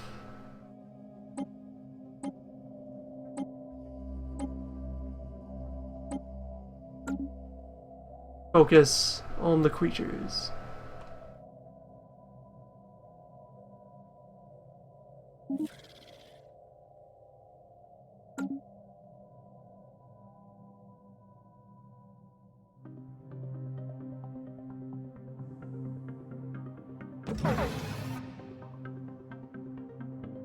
Alright, new colony ship is online, so I should get to that.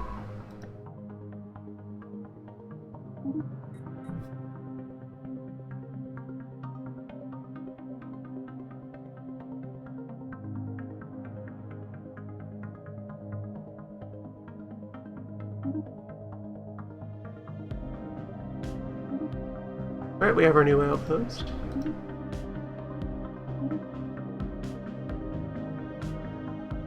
Where are the rest of these critters? Right, some of them might be like multiple things from a single system. Tagged all the pings though. We got that under control.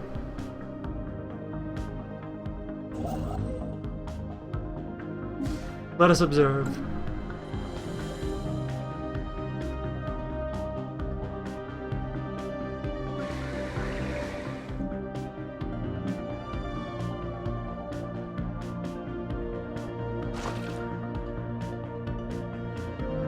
Temporary energy deficit because the colony ship is live.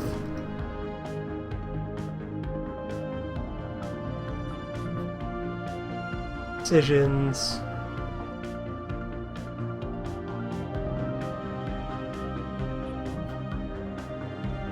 Strategic value.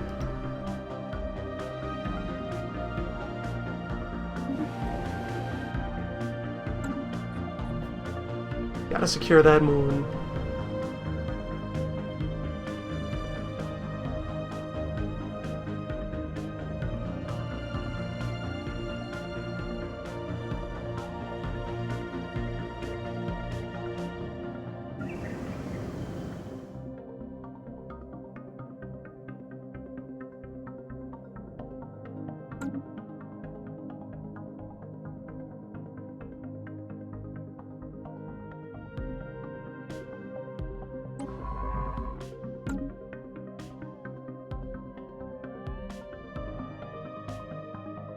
There's that other anomaly that I had left to note. Yeah, I just wasn't zoomed in enough to notice it.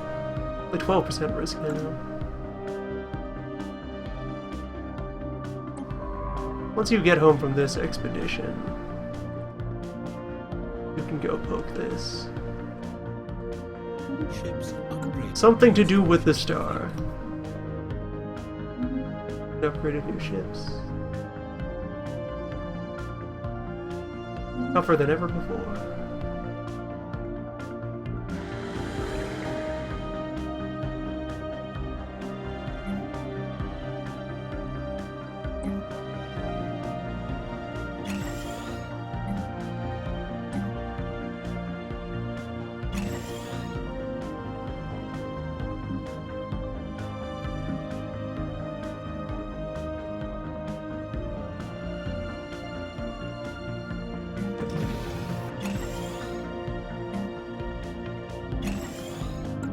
You usually get a whole lot of energy out of your homeworld.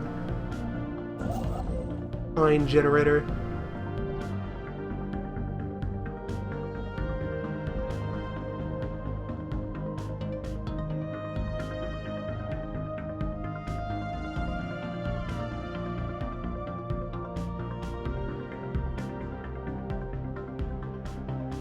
Also get a fair degree of minerals out of grabbing this cluster here.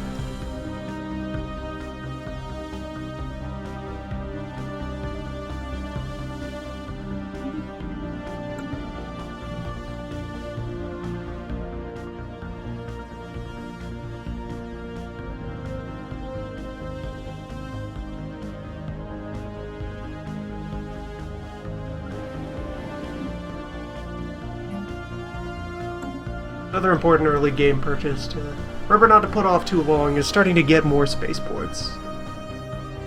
They're a sizable initial investment, but they add a lot to your Navy cap and give you more places to engage in boat production. Alright, Type 2 mining network.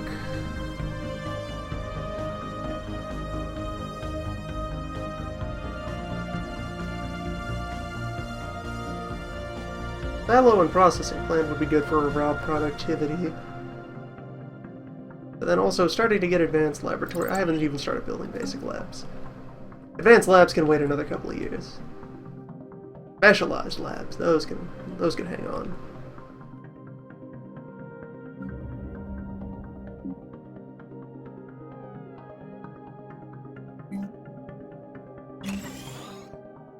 Whatever there is to learn, we will all learn it together as one.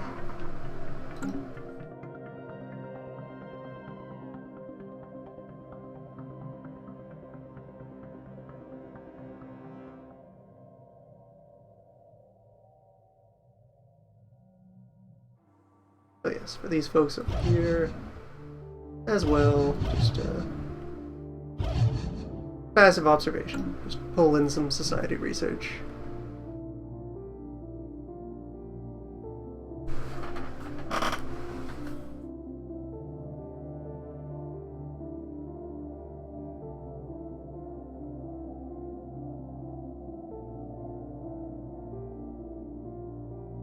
Special project complete. Alright, we have secured the tar black.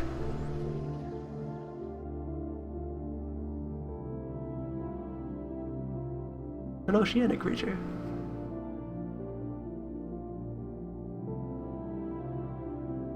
Emits a field of dread.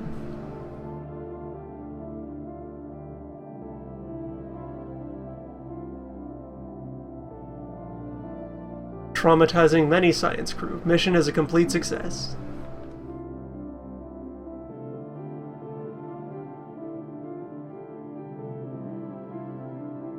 Excellent.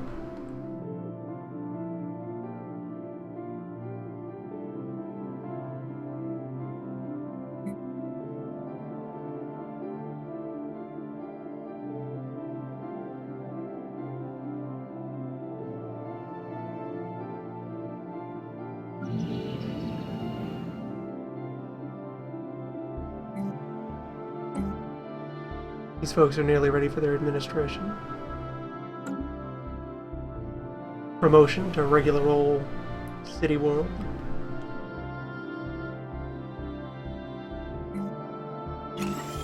And minerals into minerals. Very important investment. Work that feedback loop.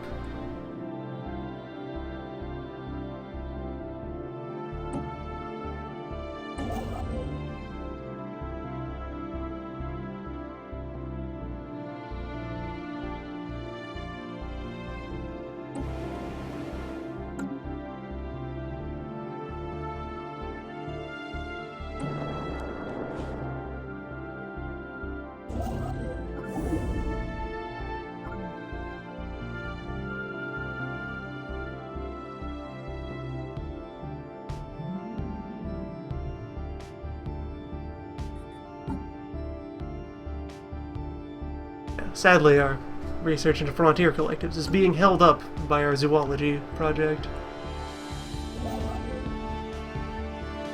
This is important. We need those creatures for zoos.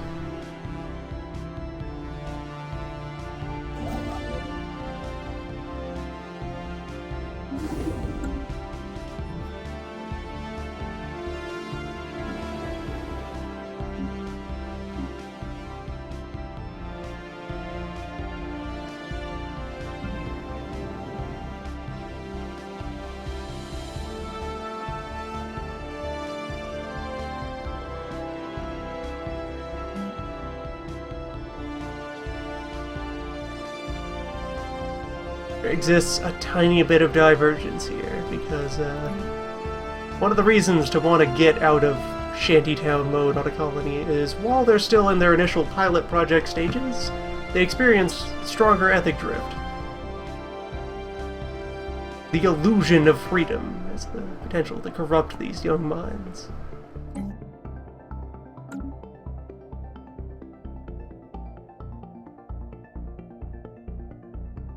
We must take the appropriate measures to remind them that they are part of the whole.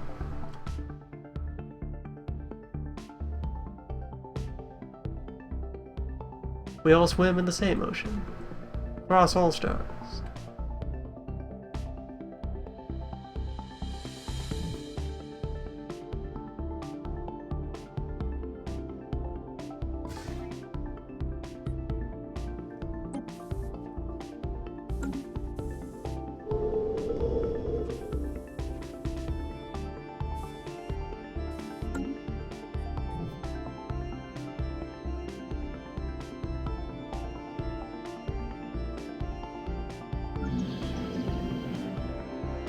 Just one more gel, one more gem.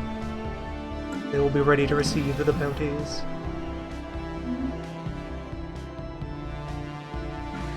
System survey complete.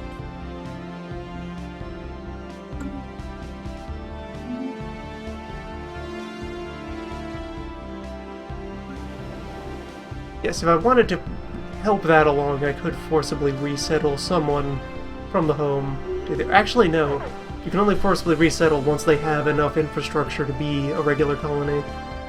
They need the first step, upgrade a colony building. Anyway, meanwhile, we have learned of the mesh bench shard.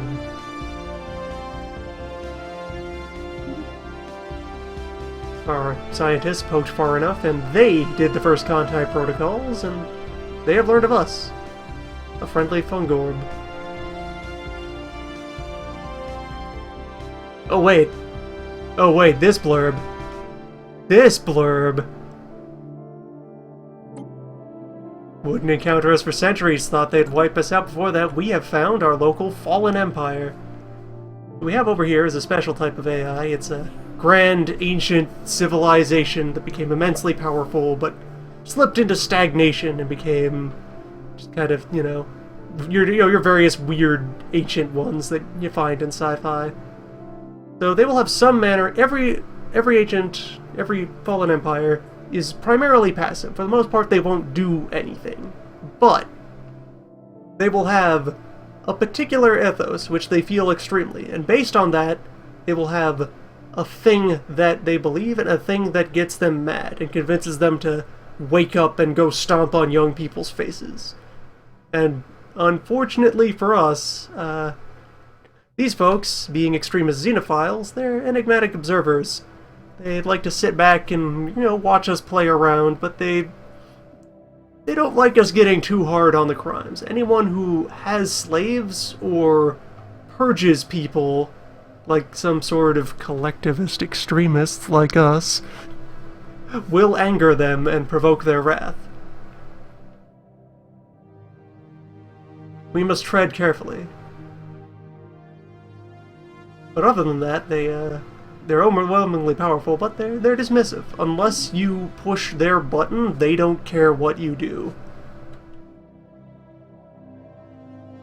And it means this entire tract of space is off limits to us, but also to anyone else. So that direction is secure.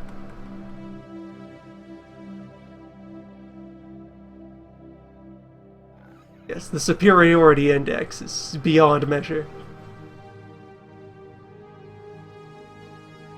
The Meshmen, let's see, as creatures themselves, they are conformist and like tundra.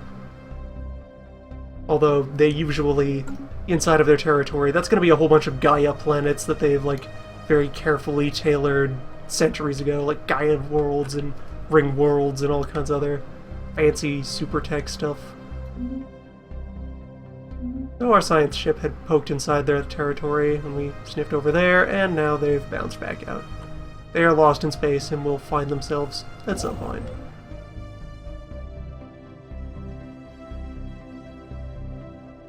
Let's continue to develop my space.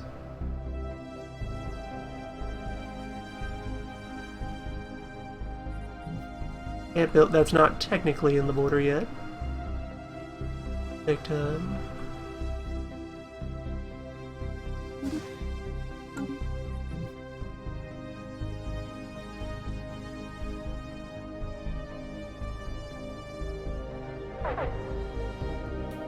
Now, someday, way deep into the endgame, we could become powerful enough to take them on, and if we try and do so and succeed, there's all kinds of amazing stuff waiting to be looted and incorporated into the whole. Special project complete. Secured the Tasgaroid. Another fine specimen. The jungles. It shocks things with its tube mouth. Many died, but the mission was accomplished. Together.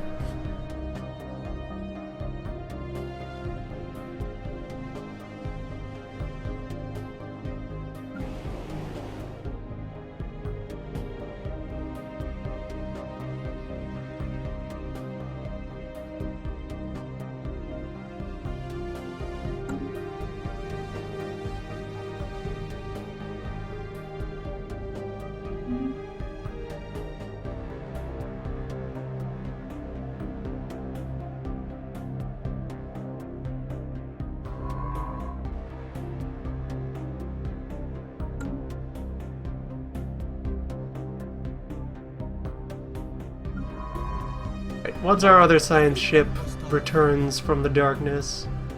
Oh yeah, there you are. Welcome back. I'll have them do this half of the specimen collecting.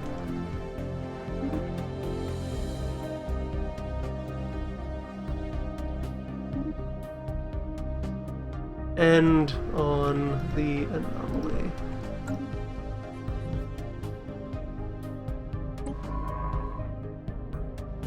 What? You're mining drones. Forget mining drones. You don't fear mining drones. You get out there and you find whatever this thing is. You go find that Zulkor. The people are counting on you.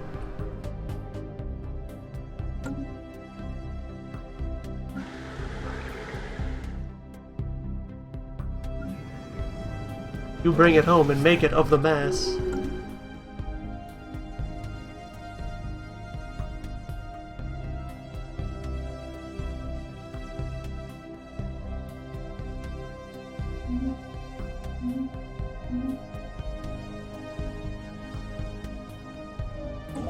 Besides, we gave you shields. You can evade mining drones.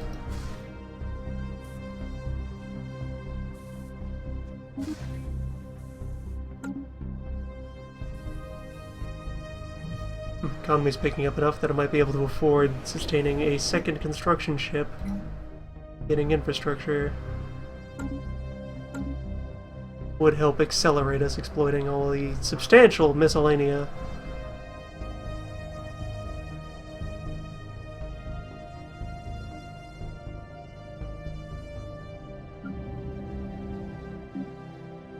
There, settlement is completed on this lovely moon of Gloggenjal. Well, it has very little native food.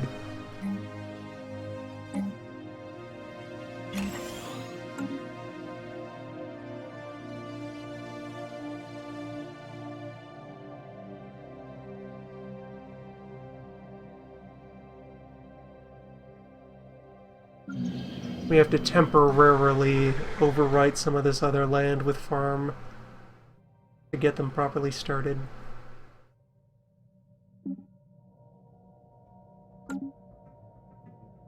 Otherwise, they'll never hit the critical point where they can upgrade their capital building.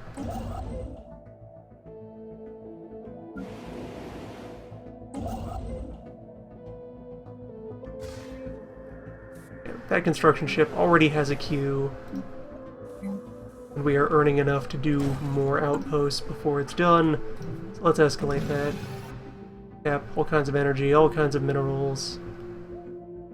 Start tapping more science out of the orbit science. Space knowledge.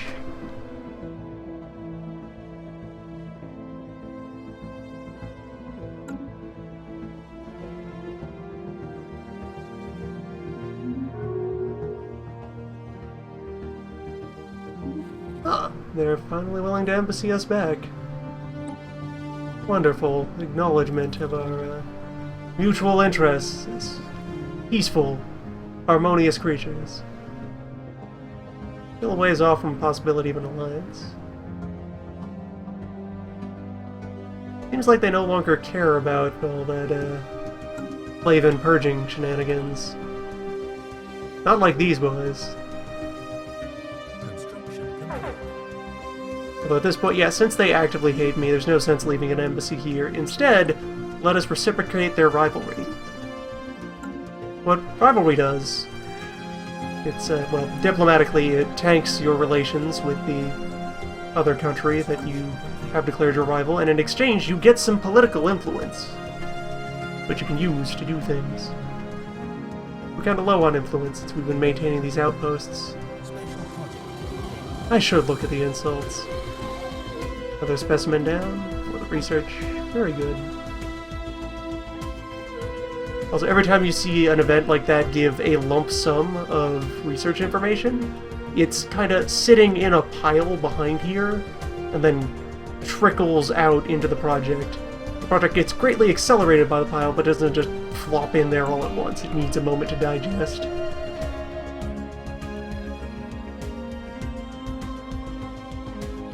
Also, us in our fairly underdeveloped state as far as naval power goes, still considered vaguely equivalent to them. So if we can get friendship with the what were you guys? Like, reptiles, with the reptilians. Then together we would outweigh the Helvins.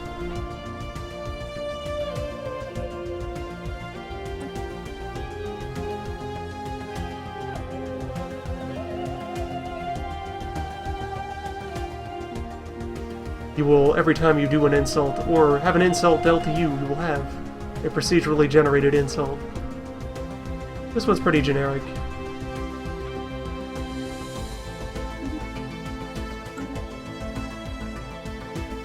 It's all they deserve.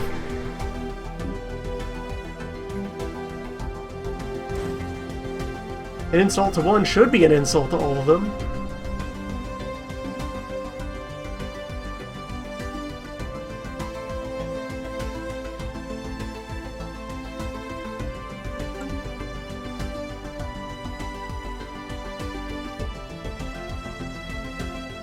The insult list contains context-sensitive insults based on differences in ideology.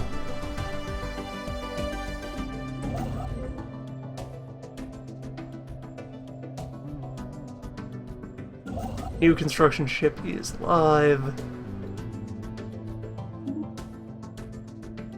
Due to Cobol.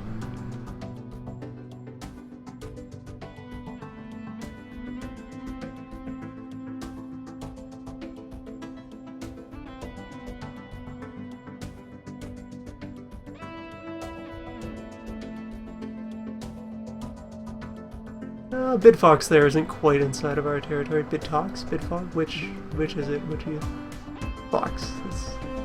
No, Tox. Bittox. Looks a little bent against like the haze of the dust clouds.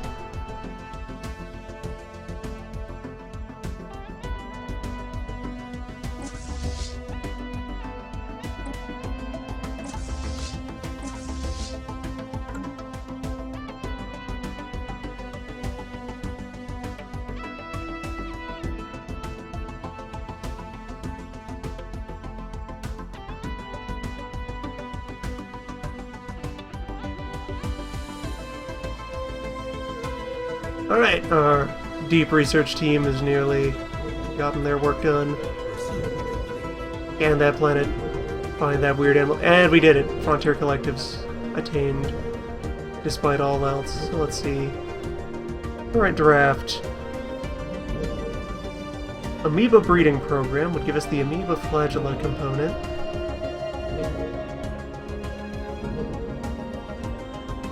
Which would be a fighter-type weapon. We could, if we had the appropriate hulls to have hangar hardpoints, we could fill them with space amoeba and launch them at our enemies. Well, the flagella, the little sub-organs of the amoeba. Regenerative hull tissue also here. Worked on heavily, and that's going to be around. It's a component that gives you health regen on a monthly basis. That's a very useful piece for, like, civilian ships and stations and so forth. Make them tough. Make them endure.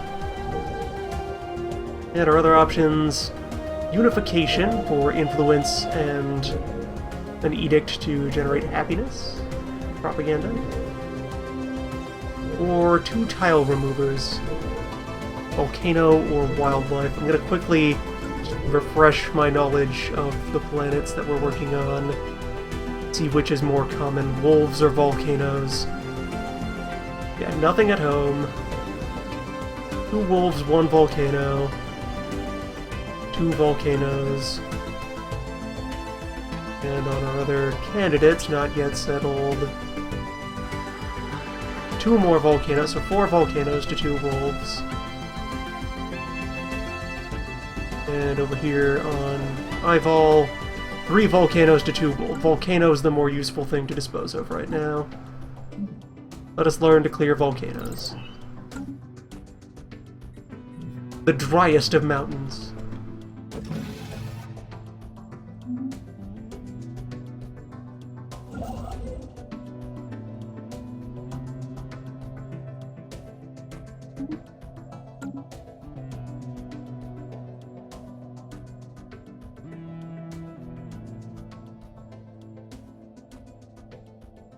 Yes, Shinnik there is inside the jam space. Good. Plenty of energy to take off of it.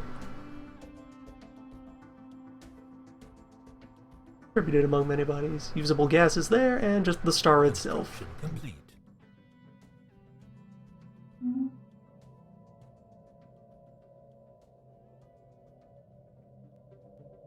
Special project complete. Claimed a swarm of Zulker.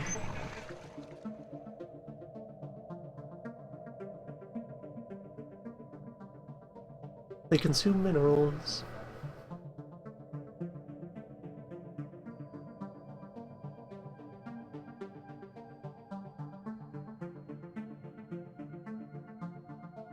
Yeah, be careful, Museum of Xenobiology, on handling these metal-eating creatures. Perhaps encase them in wood.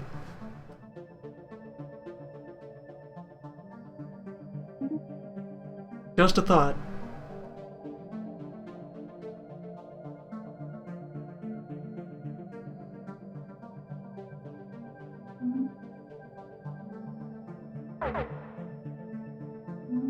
Concrete, not the best containment method. Or something that eats rocks.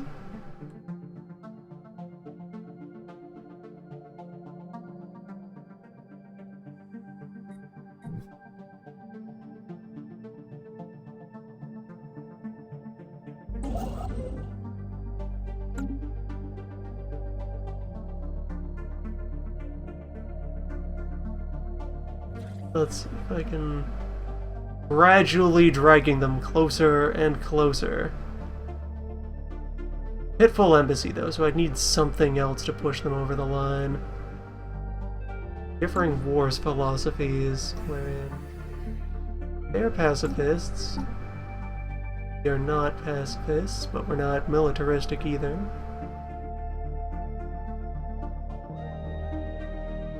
Our eventual heir, Princess Sungam, is sexual and just fertility for food boosts.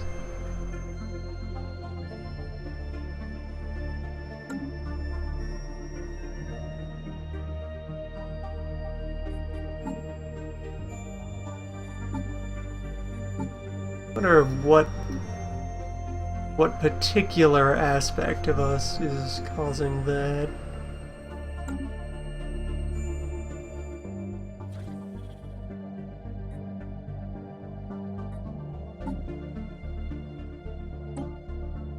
We have limited orbital bombardment permitted.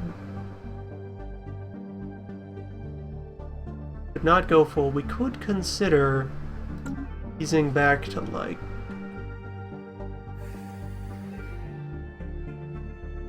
if it would convince them. Because if we can solve that 20 points of difference, or even half of it, we will have an alliance.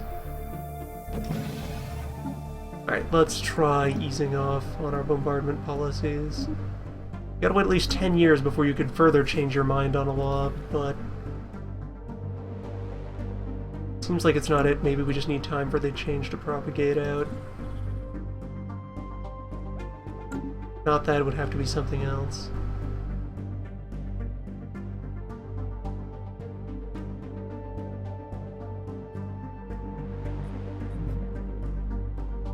I would hope it's not you're not as peaceful as we are. Some sort of rude folk engaging in such smug standoffishness.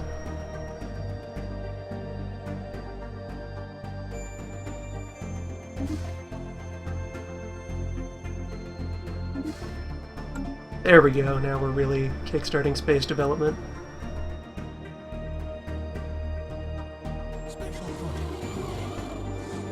Claimed the Sneerin. Large burrowing creature beneath the dunes of a vast desert. On giggles.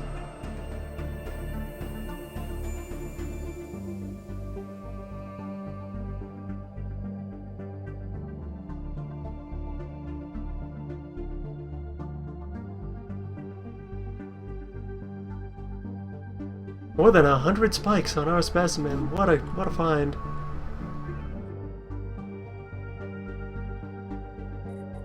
So is war policy itself the name of a war philosophy? Because we have war economy there. But that's kind of an interesting law. Right now we have static, so it does nothing. But these other versions, you will conditionally get more productive when you're losing a war, but also less productive if you have the upper hand.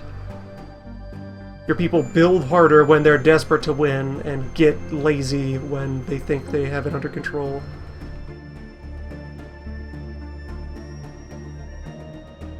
Stopped complaining about purging and slaving.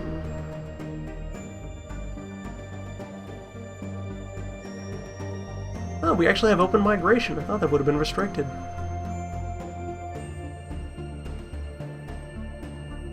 Surprising.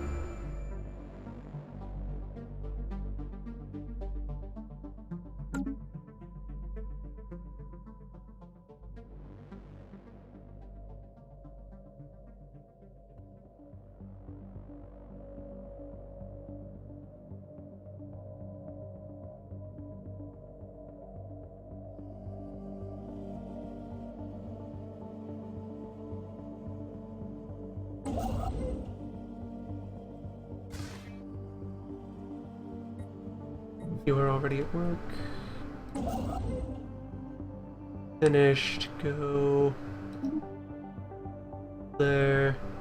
Construction complete.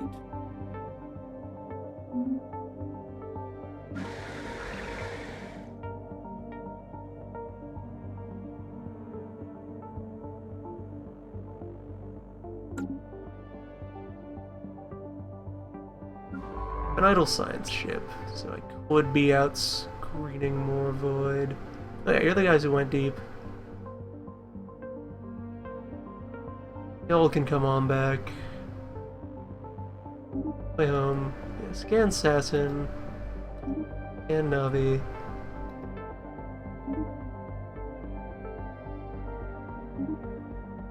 Connect some dots.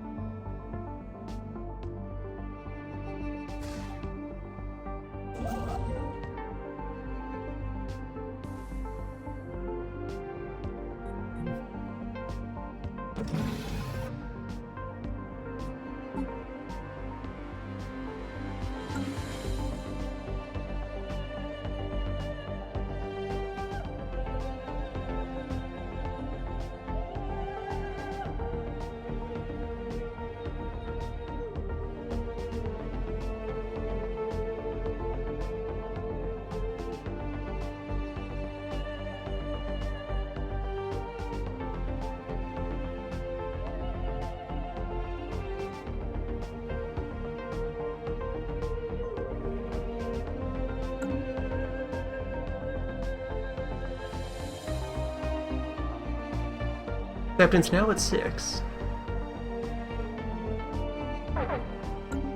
Might be able to flip it if I became stronger.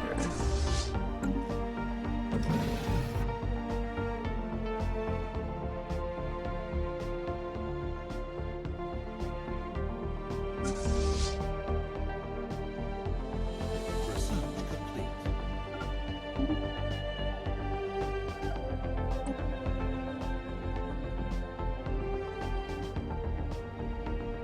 Yeah, consider expanding upon and adding new star bases finally. I may be overdue for that.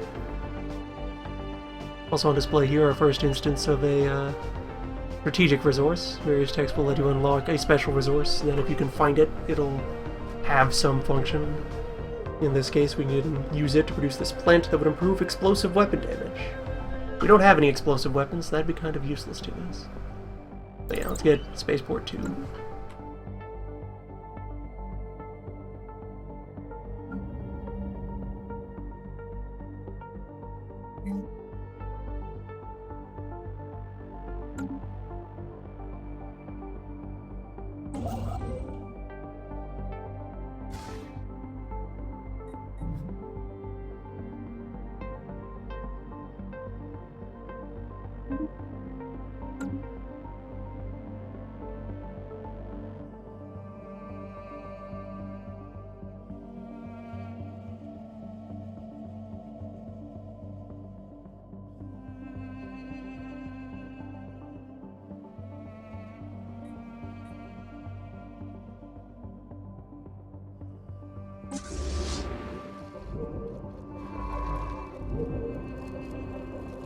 Oh, the crystals are actually...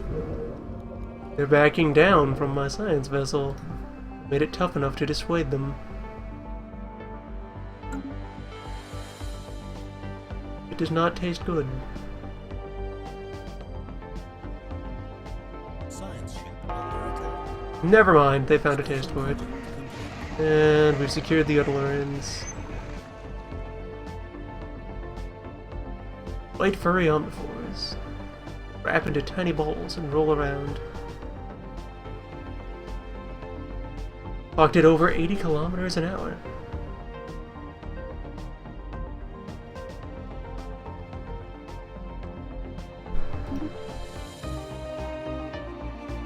Speedy orbs.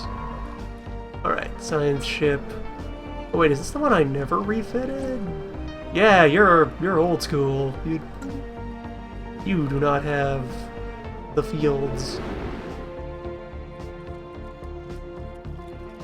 Did I ever put screen shields on my science ships? Yes, I have a shield-friendly design. You can at least survive enough punches to retreat. Yeah, pop out of there. Emergency jump. We'll try to find you a safe path home. Probably over there. I think I have enough jump range to hop over that. Alright. Bunch of small crystal swarms that will be easily disposed of.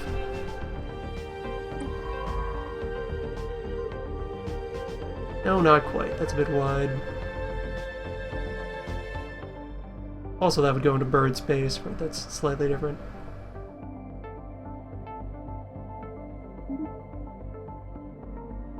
Hostile fleet engaged.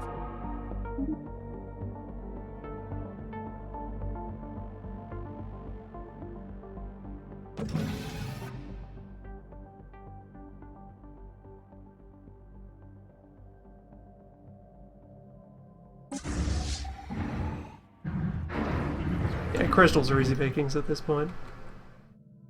Situation log updated.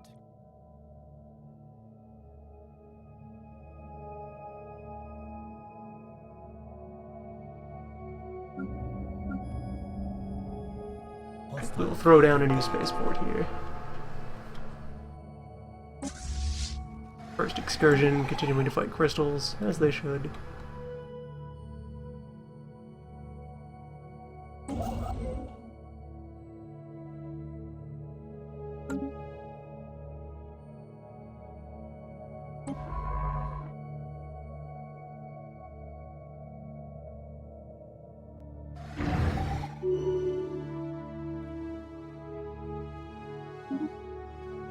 Hostile fleet engaged.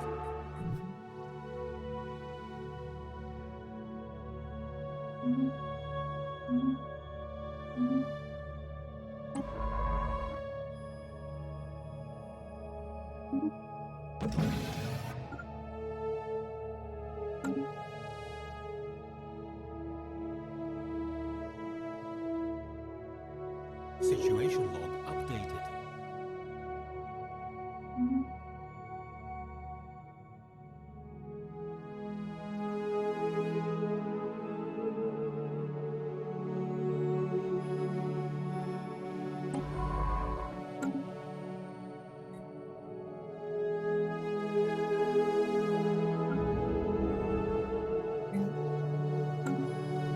There we go. Immediately, even before it's done, our fleet cap has been greatly boosted by the hypothetical existence of a new spaceport.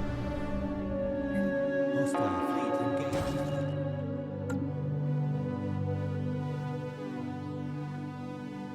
Port in Potentia.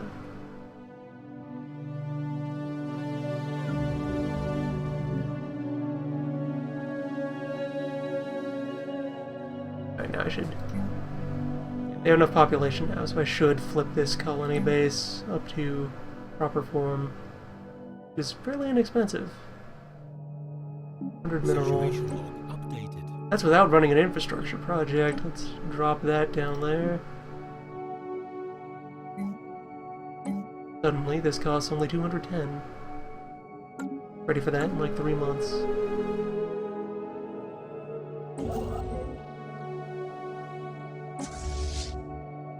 And the expedition home for repair and reinforcement.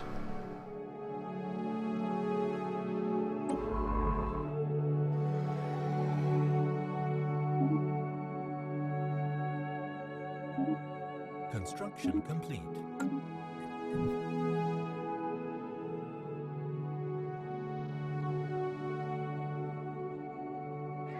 All while keeping a watch on these duplicitous birds.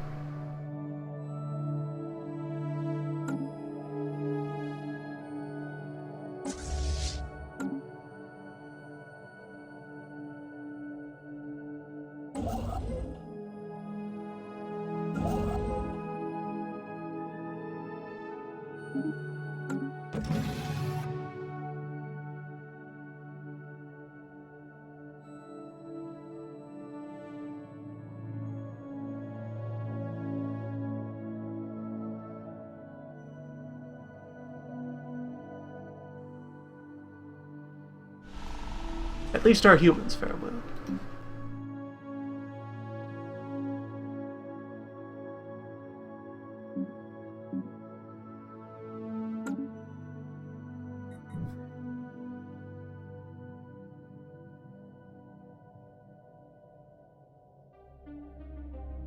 Wait, Tomb World?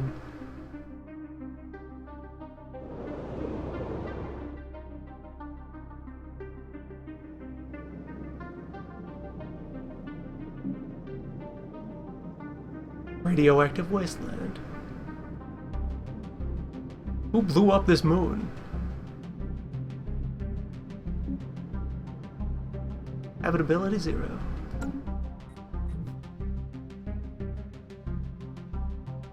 The ideal environment in which to deploy robots.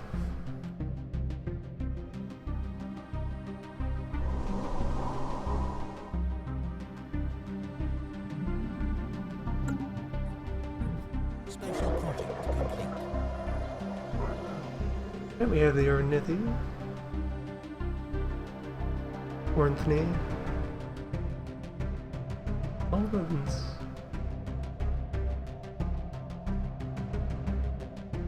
Breed rapidly and chew on electrical cable.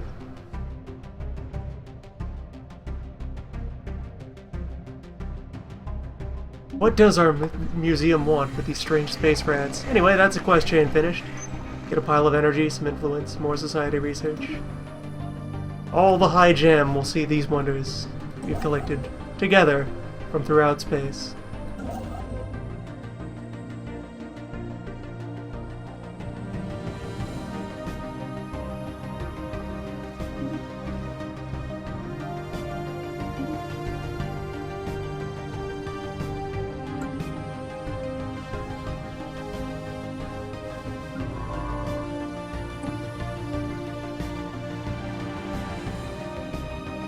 Get you refitted with a proper shield.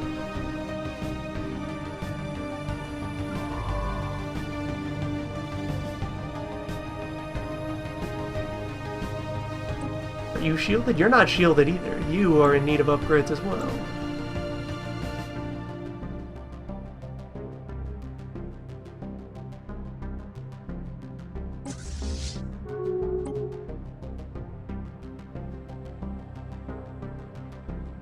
The Condon League.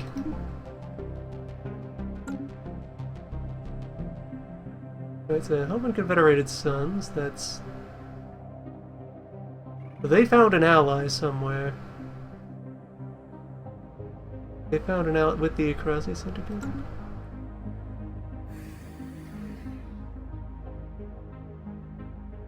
Their aridity knows no bounds.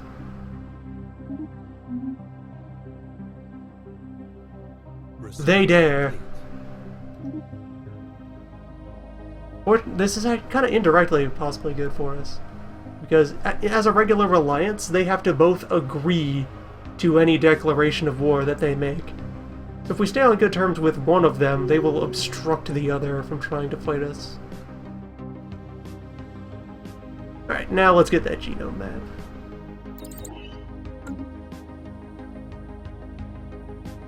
But meanwhile, yeah, we gotta build up. We gotta arm. The good thing we built that starbase when we did. Ships upgraded. Construction complete.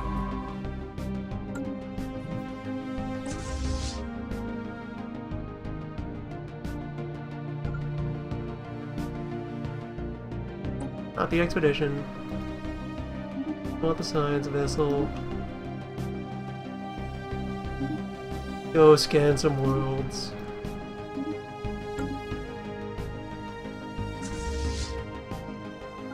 Now the expedition stays put.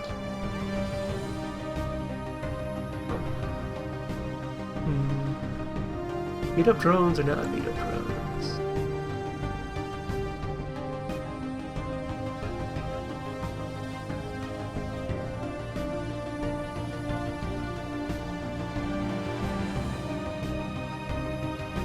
Withhold beating up drones for a time.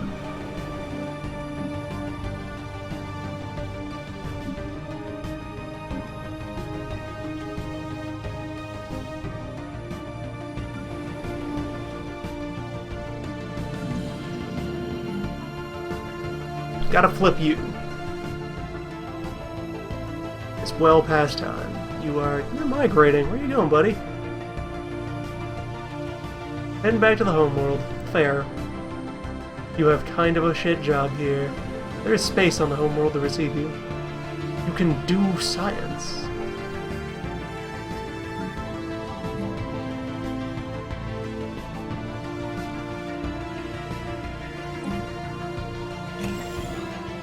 There, let's administrate.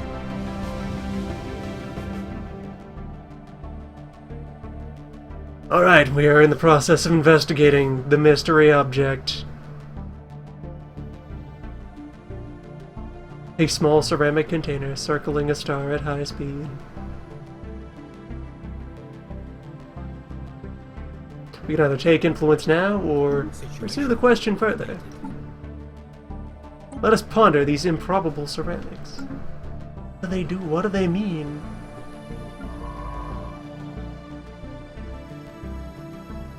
You get back there and you figure those ceramics out.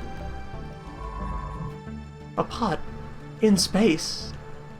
But why?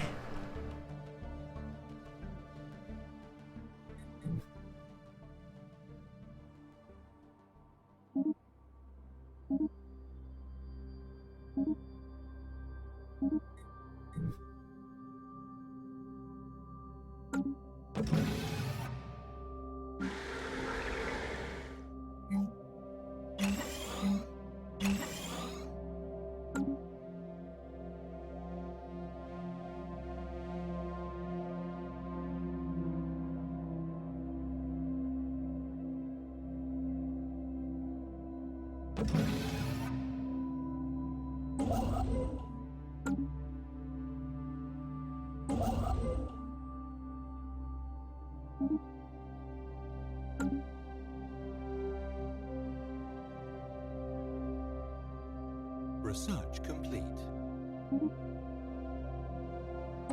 Good. This will be a valuable and that will also... Hold on. Alright. Anomaly spotted. Low rate. Yeah, go ahead and do that. That... What we just learned. Valuable component in possible military victory. This also. Warp Drive 2. Drive harder. Disruptor also interesting. So there's many weapons within each category that have like different balances of power and damage and range and so forth.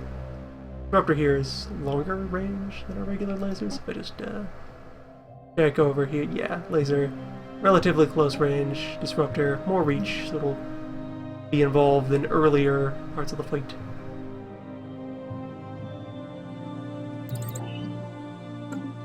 Let's warp.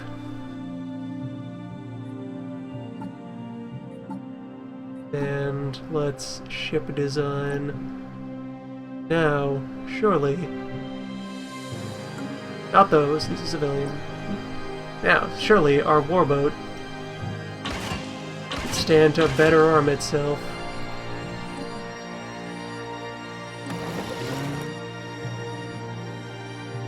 And only needs one more fusion reactor to make up the difference. Good.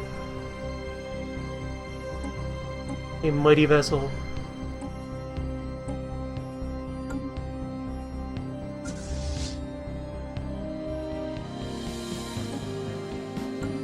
Creating a need for 150 upgrade bucks. They'll get them.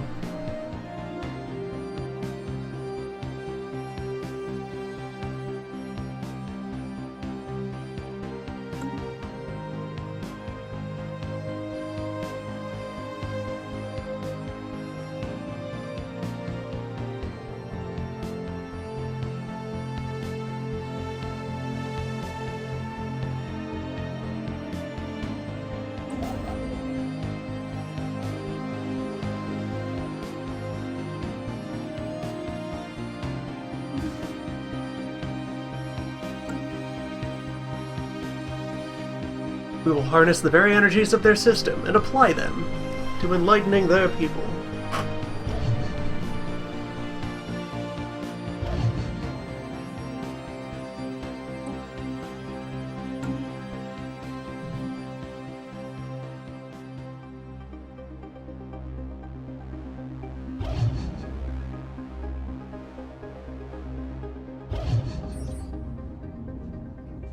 Ancient life pod found abandoned.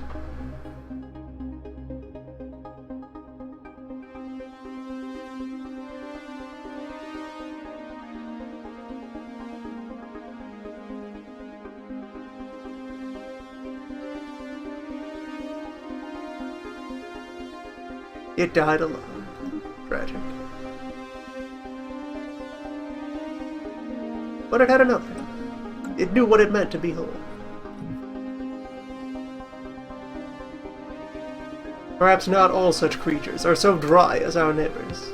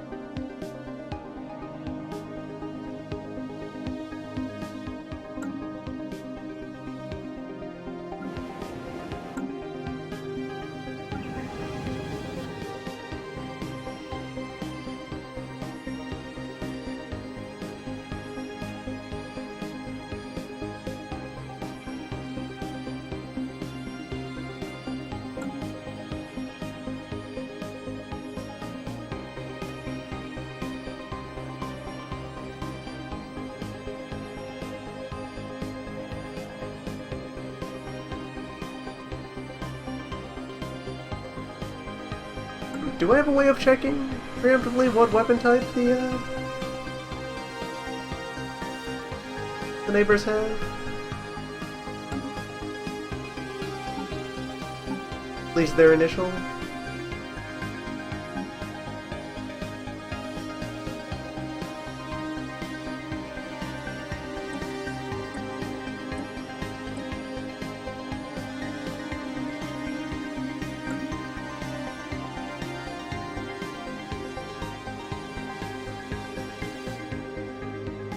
Yeah, it is kind of sad that we are still in a fresh game that's missing out on any sort of espionage system. Trying to pry intel out of your enemies. Construction complete. System survey complete.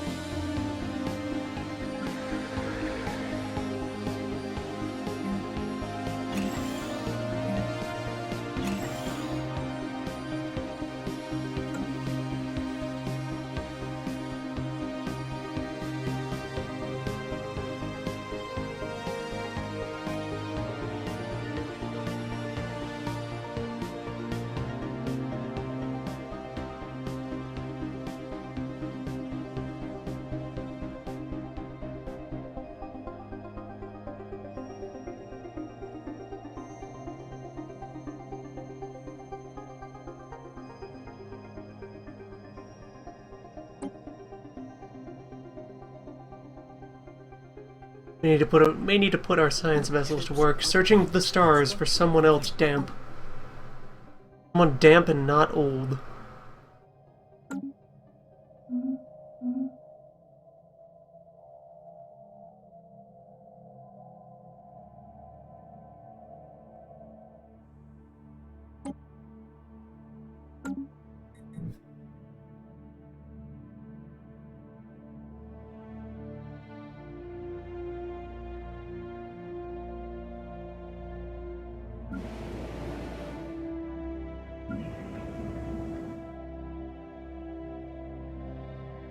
And now that there's upgrades to this planet, we can get them proper infrastructure.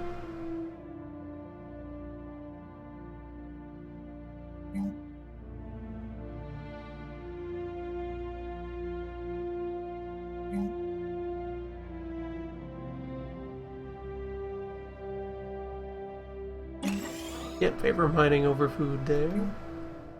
In turn, favor food over mining here. Balance things out nicely.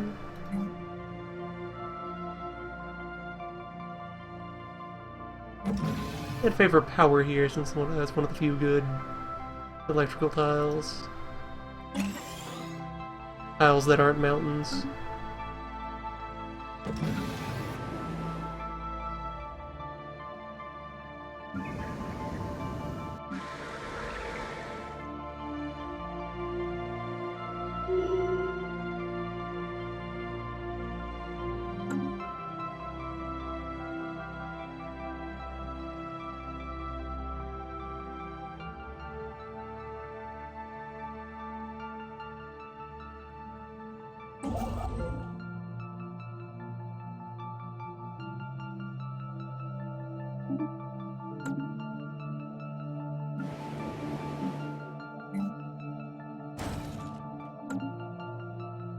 At the point where I can build one of my Corvettes every other month.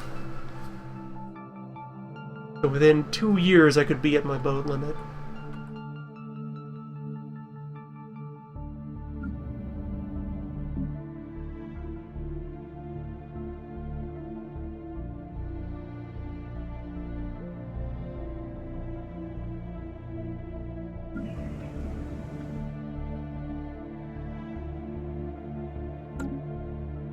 And we now have enough energy to sustain both of our enlightening efforts.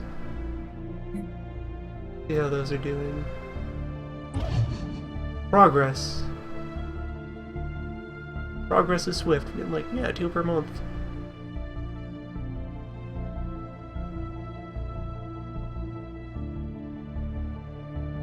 System survey complete. Yeah, we could have these guys FTL capable and subservient to us within 5 years. Construction complete.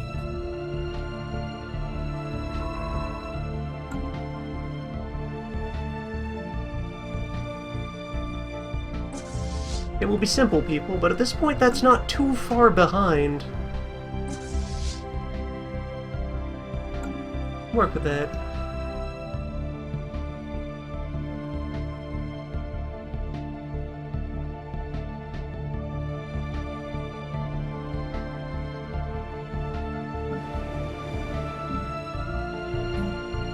Sadly, our people, as being as slight xenophiles, are unwilling to try to infiltrate. When we bring them into the hole, we do so honestly and openly. Deception is the way of the drive.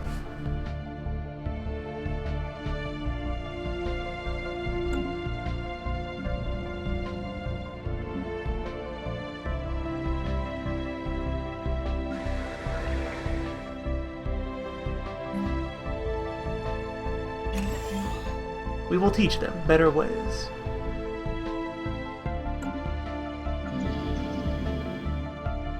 Oh, I can... This volcano has energy under it. Yeah, I can burn that down. And likewise this one. Good.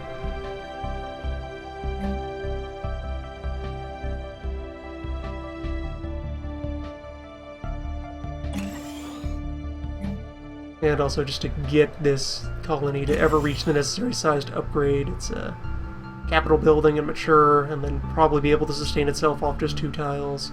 Gonna need to do a bit of temporary gross farming. Wasteful farms.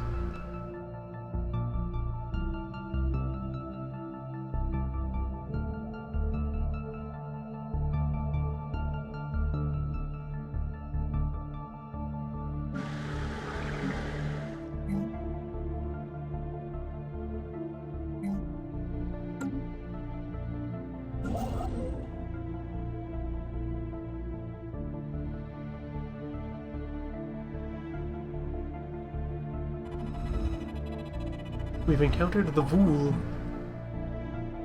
Another pre-space civilization. Joule.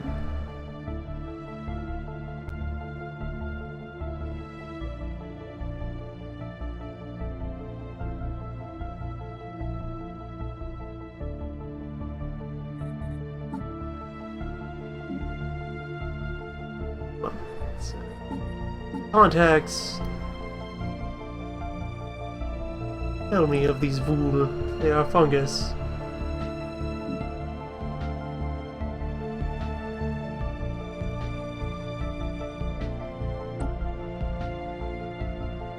They're collectivist xenophobe brothers! At last! It is a sign we have found someone young and damp in spirit. Where are you? We're in the system here. Around the star of Borbagon. Alright, let's go stake a claim.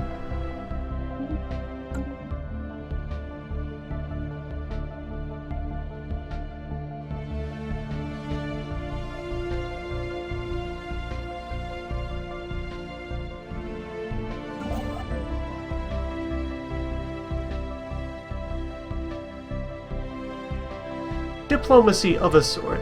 So let's see, how advanced or primitive are they? Precursor signs with no risk, yes, always take that. Yeah, so Binjul there, they live on continents as well. Size 23 continent for their home. And let's see, they are collectivist xenophiles, agrarian industrious, fine productive people. Their capital, they are atomic. They are just shy of being pre-space. They also won't be grievously expensive to try and refine.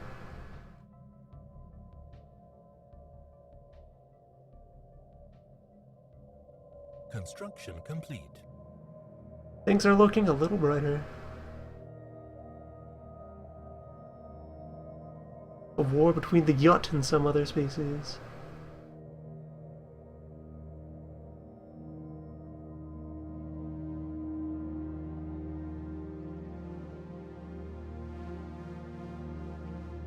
Situation log updated. Alright, so we have an ancient battlefield. First Yut artifact.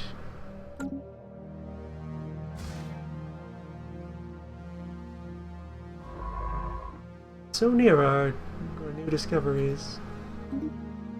Get on that.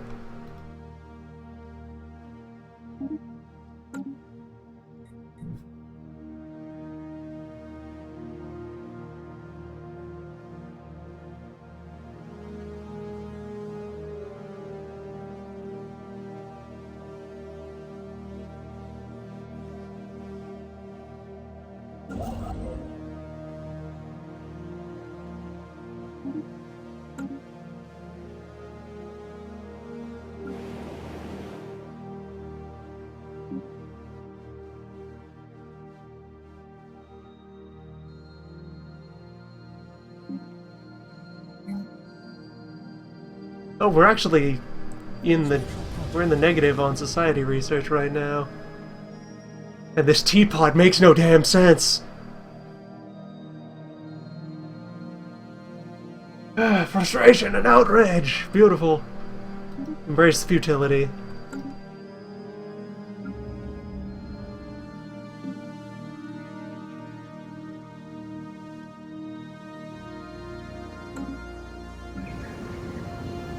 Bioresearch here, just in that mountain.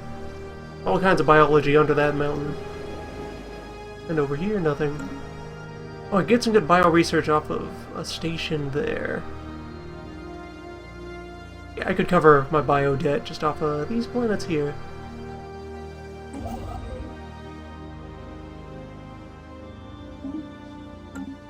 Let's do that. Not been making use of orbital science.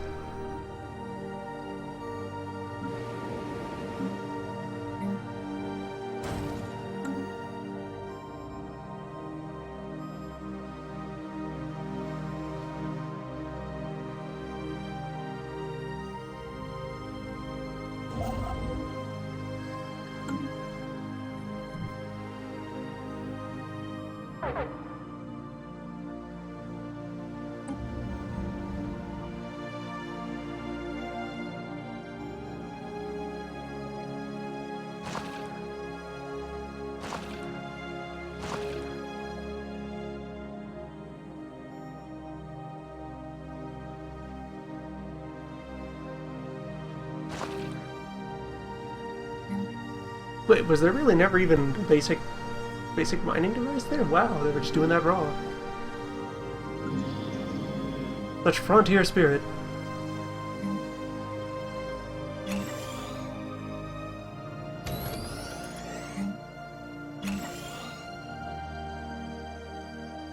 Construction complete.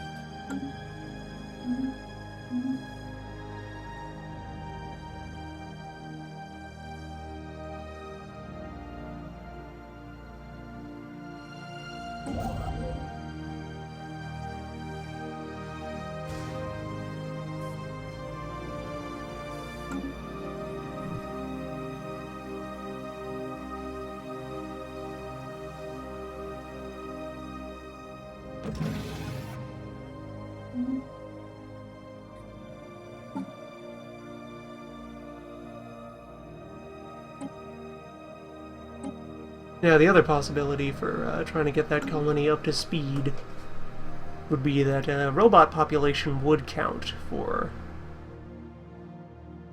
the required 5 points in order to upgrade the capital. It would subsist on energy instead of food. So if I were to go that direction, I could throw a robot down in like that mineral deposit there. Archaeology. Our first Yut artifact and 60 Society research.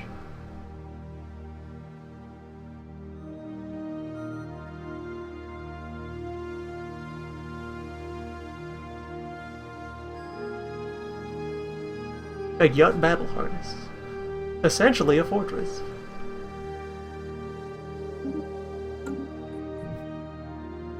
Fascinating.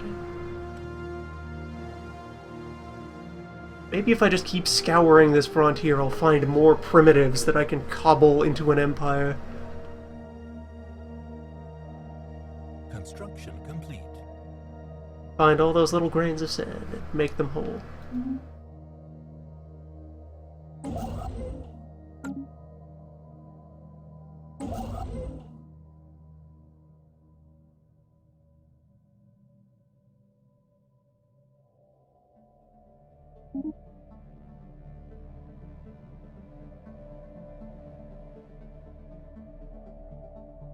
Rescue them from the vast dryness of space.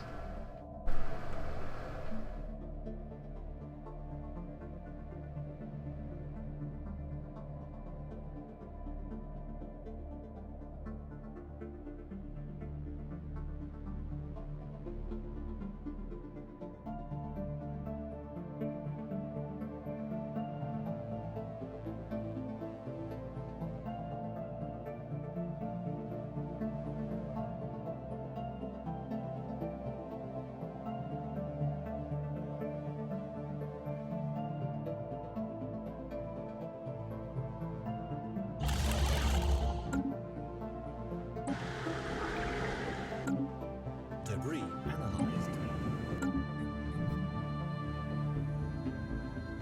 Yeah, good. Finally examining those crystal corpses.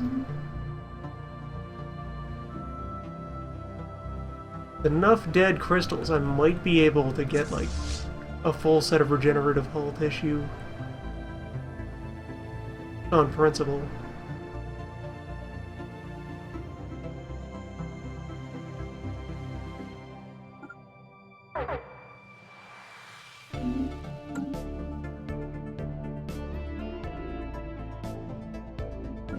System survey complete.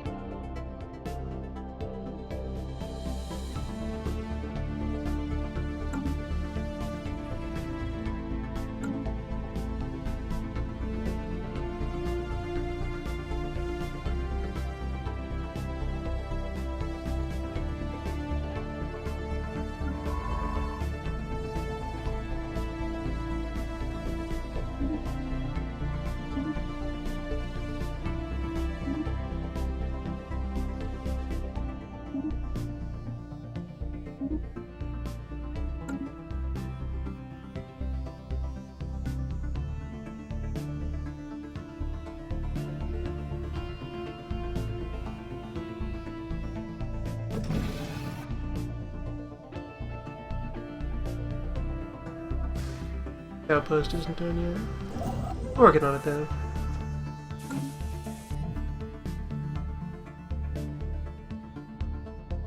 Debris analyzed. We will then secure our third spoke.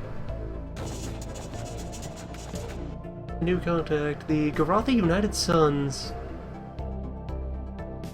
who we have learned of by osmosis, of mutual contact. Good day. Concerned slug.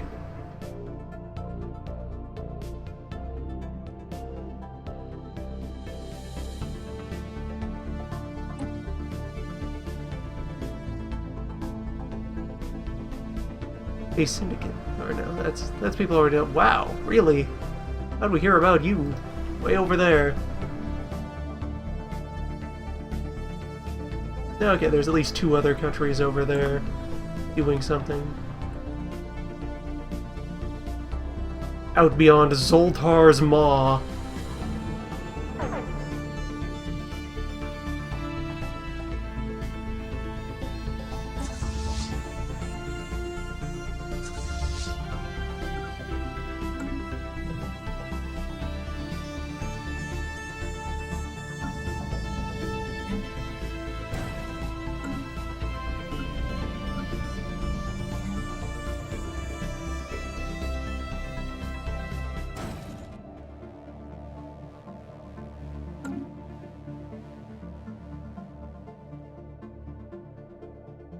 Anomaly found.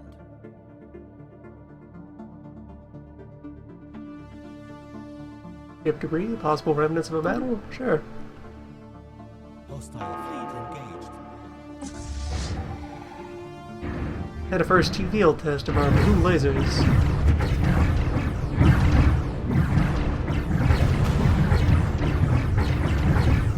Situation updated.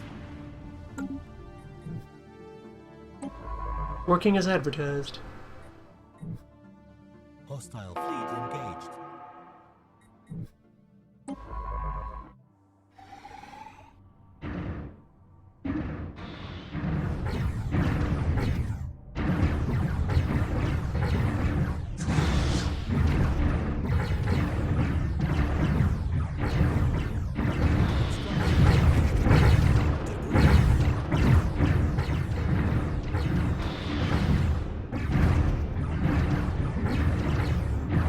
Situation log updated.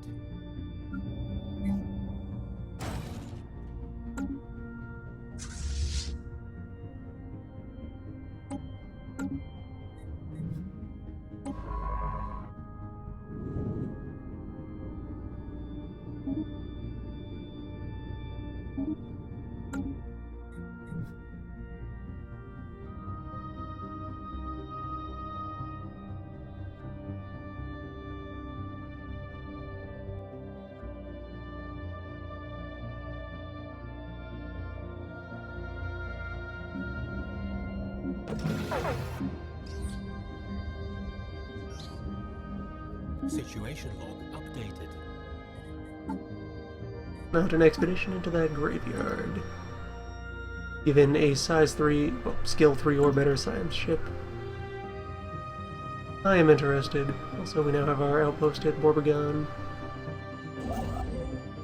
Let us begin to observe. Our atomic fungus.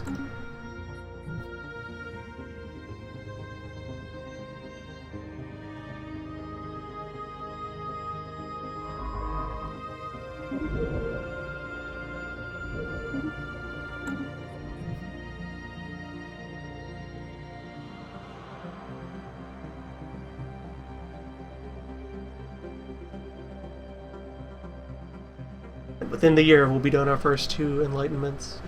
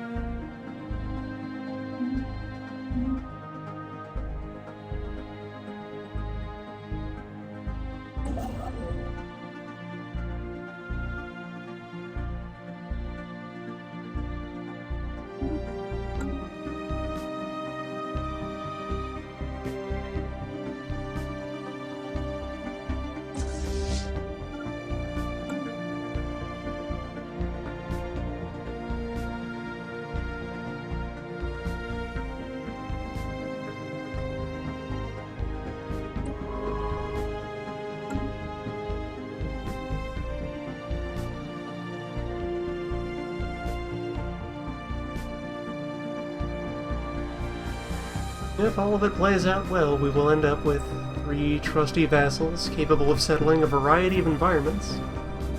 Yes, we've completed enlightenment.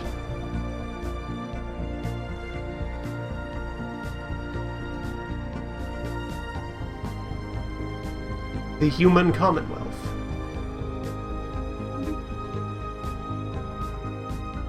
The emergence of the Euro-Republican worlds. The Ruxo, Ruzo. So, from that, let's take a look at what we've created. Despicable neutrals! They have much to learn, but they are young.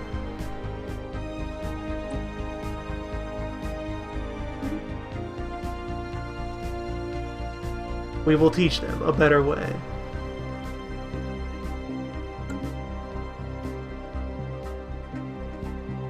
And yes, I no longer need the frontier outposts out here since they, the presence of the vassal planet will provide the appropriate territorial legitimacy. And over here...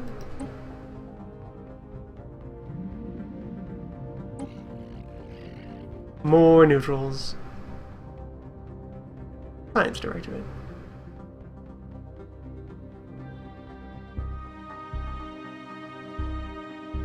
They are the slightly xenophobic ones. Though collective, they are wary of spacemen. They will learn. We will guide them to a better way.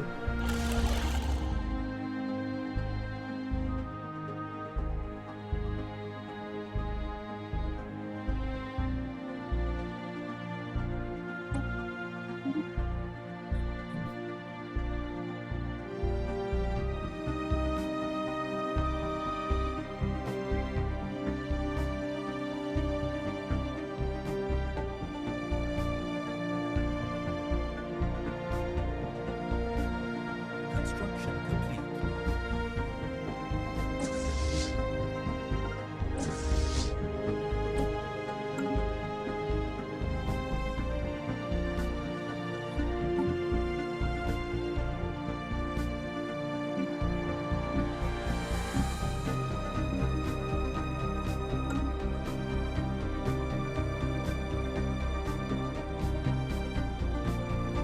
Yeah, I'm gonna be missing out on mineral outcome now.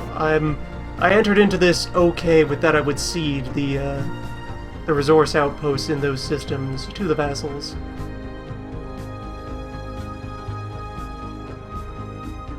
Those materials will be put to work in another portion of the whole, as long as they remember their place.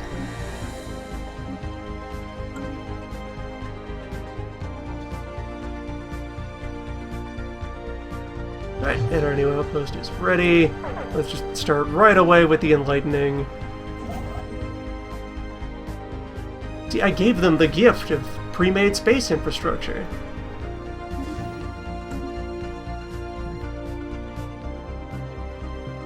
I made them greater by bringing them together. Special project complete.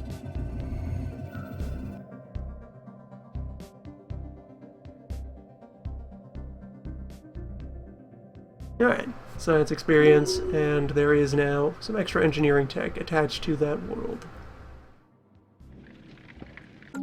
From the possibilities of observing the ship graveyard.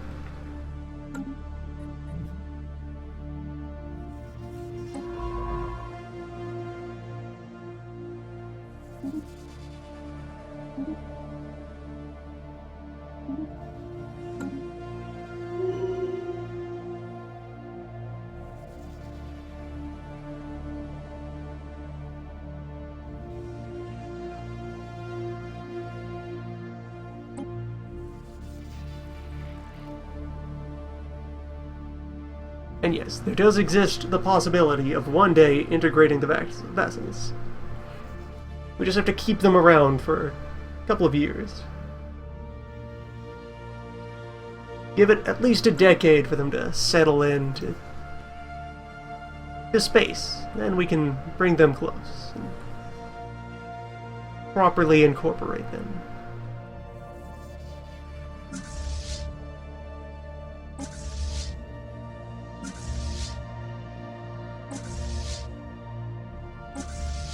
Construction complete.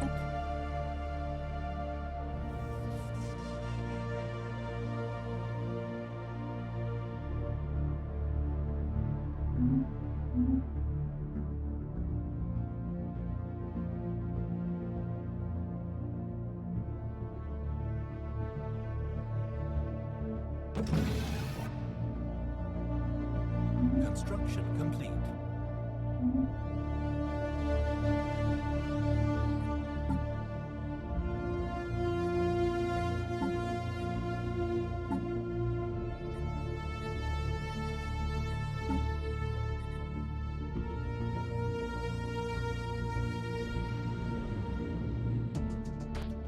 Well, we have now arrived 26 years into the game. I'm a way long way from our home waters. Reached up to the sky, found new verdant worlds to bring together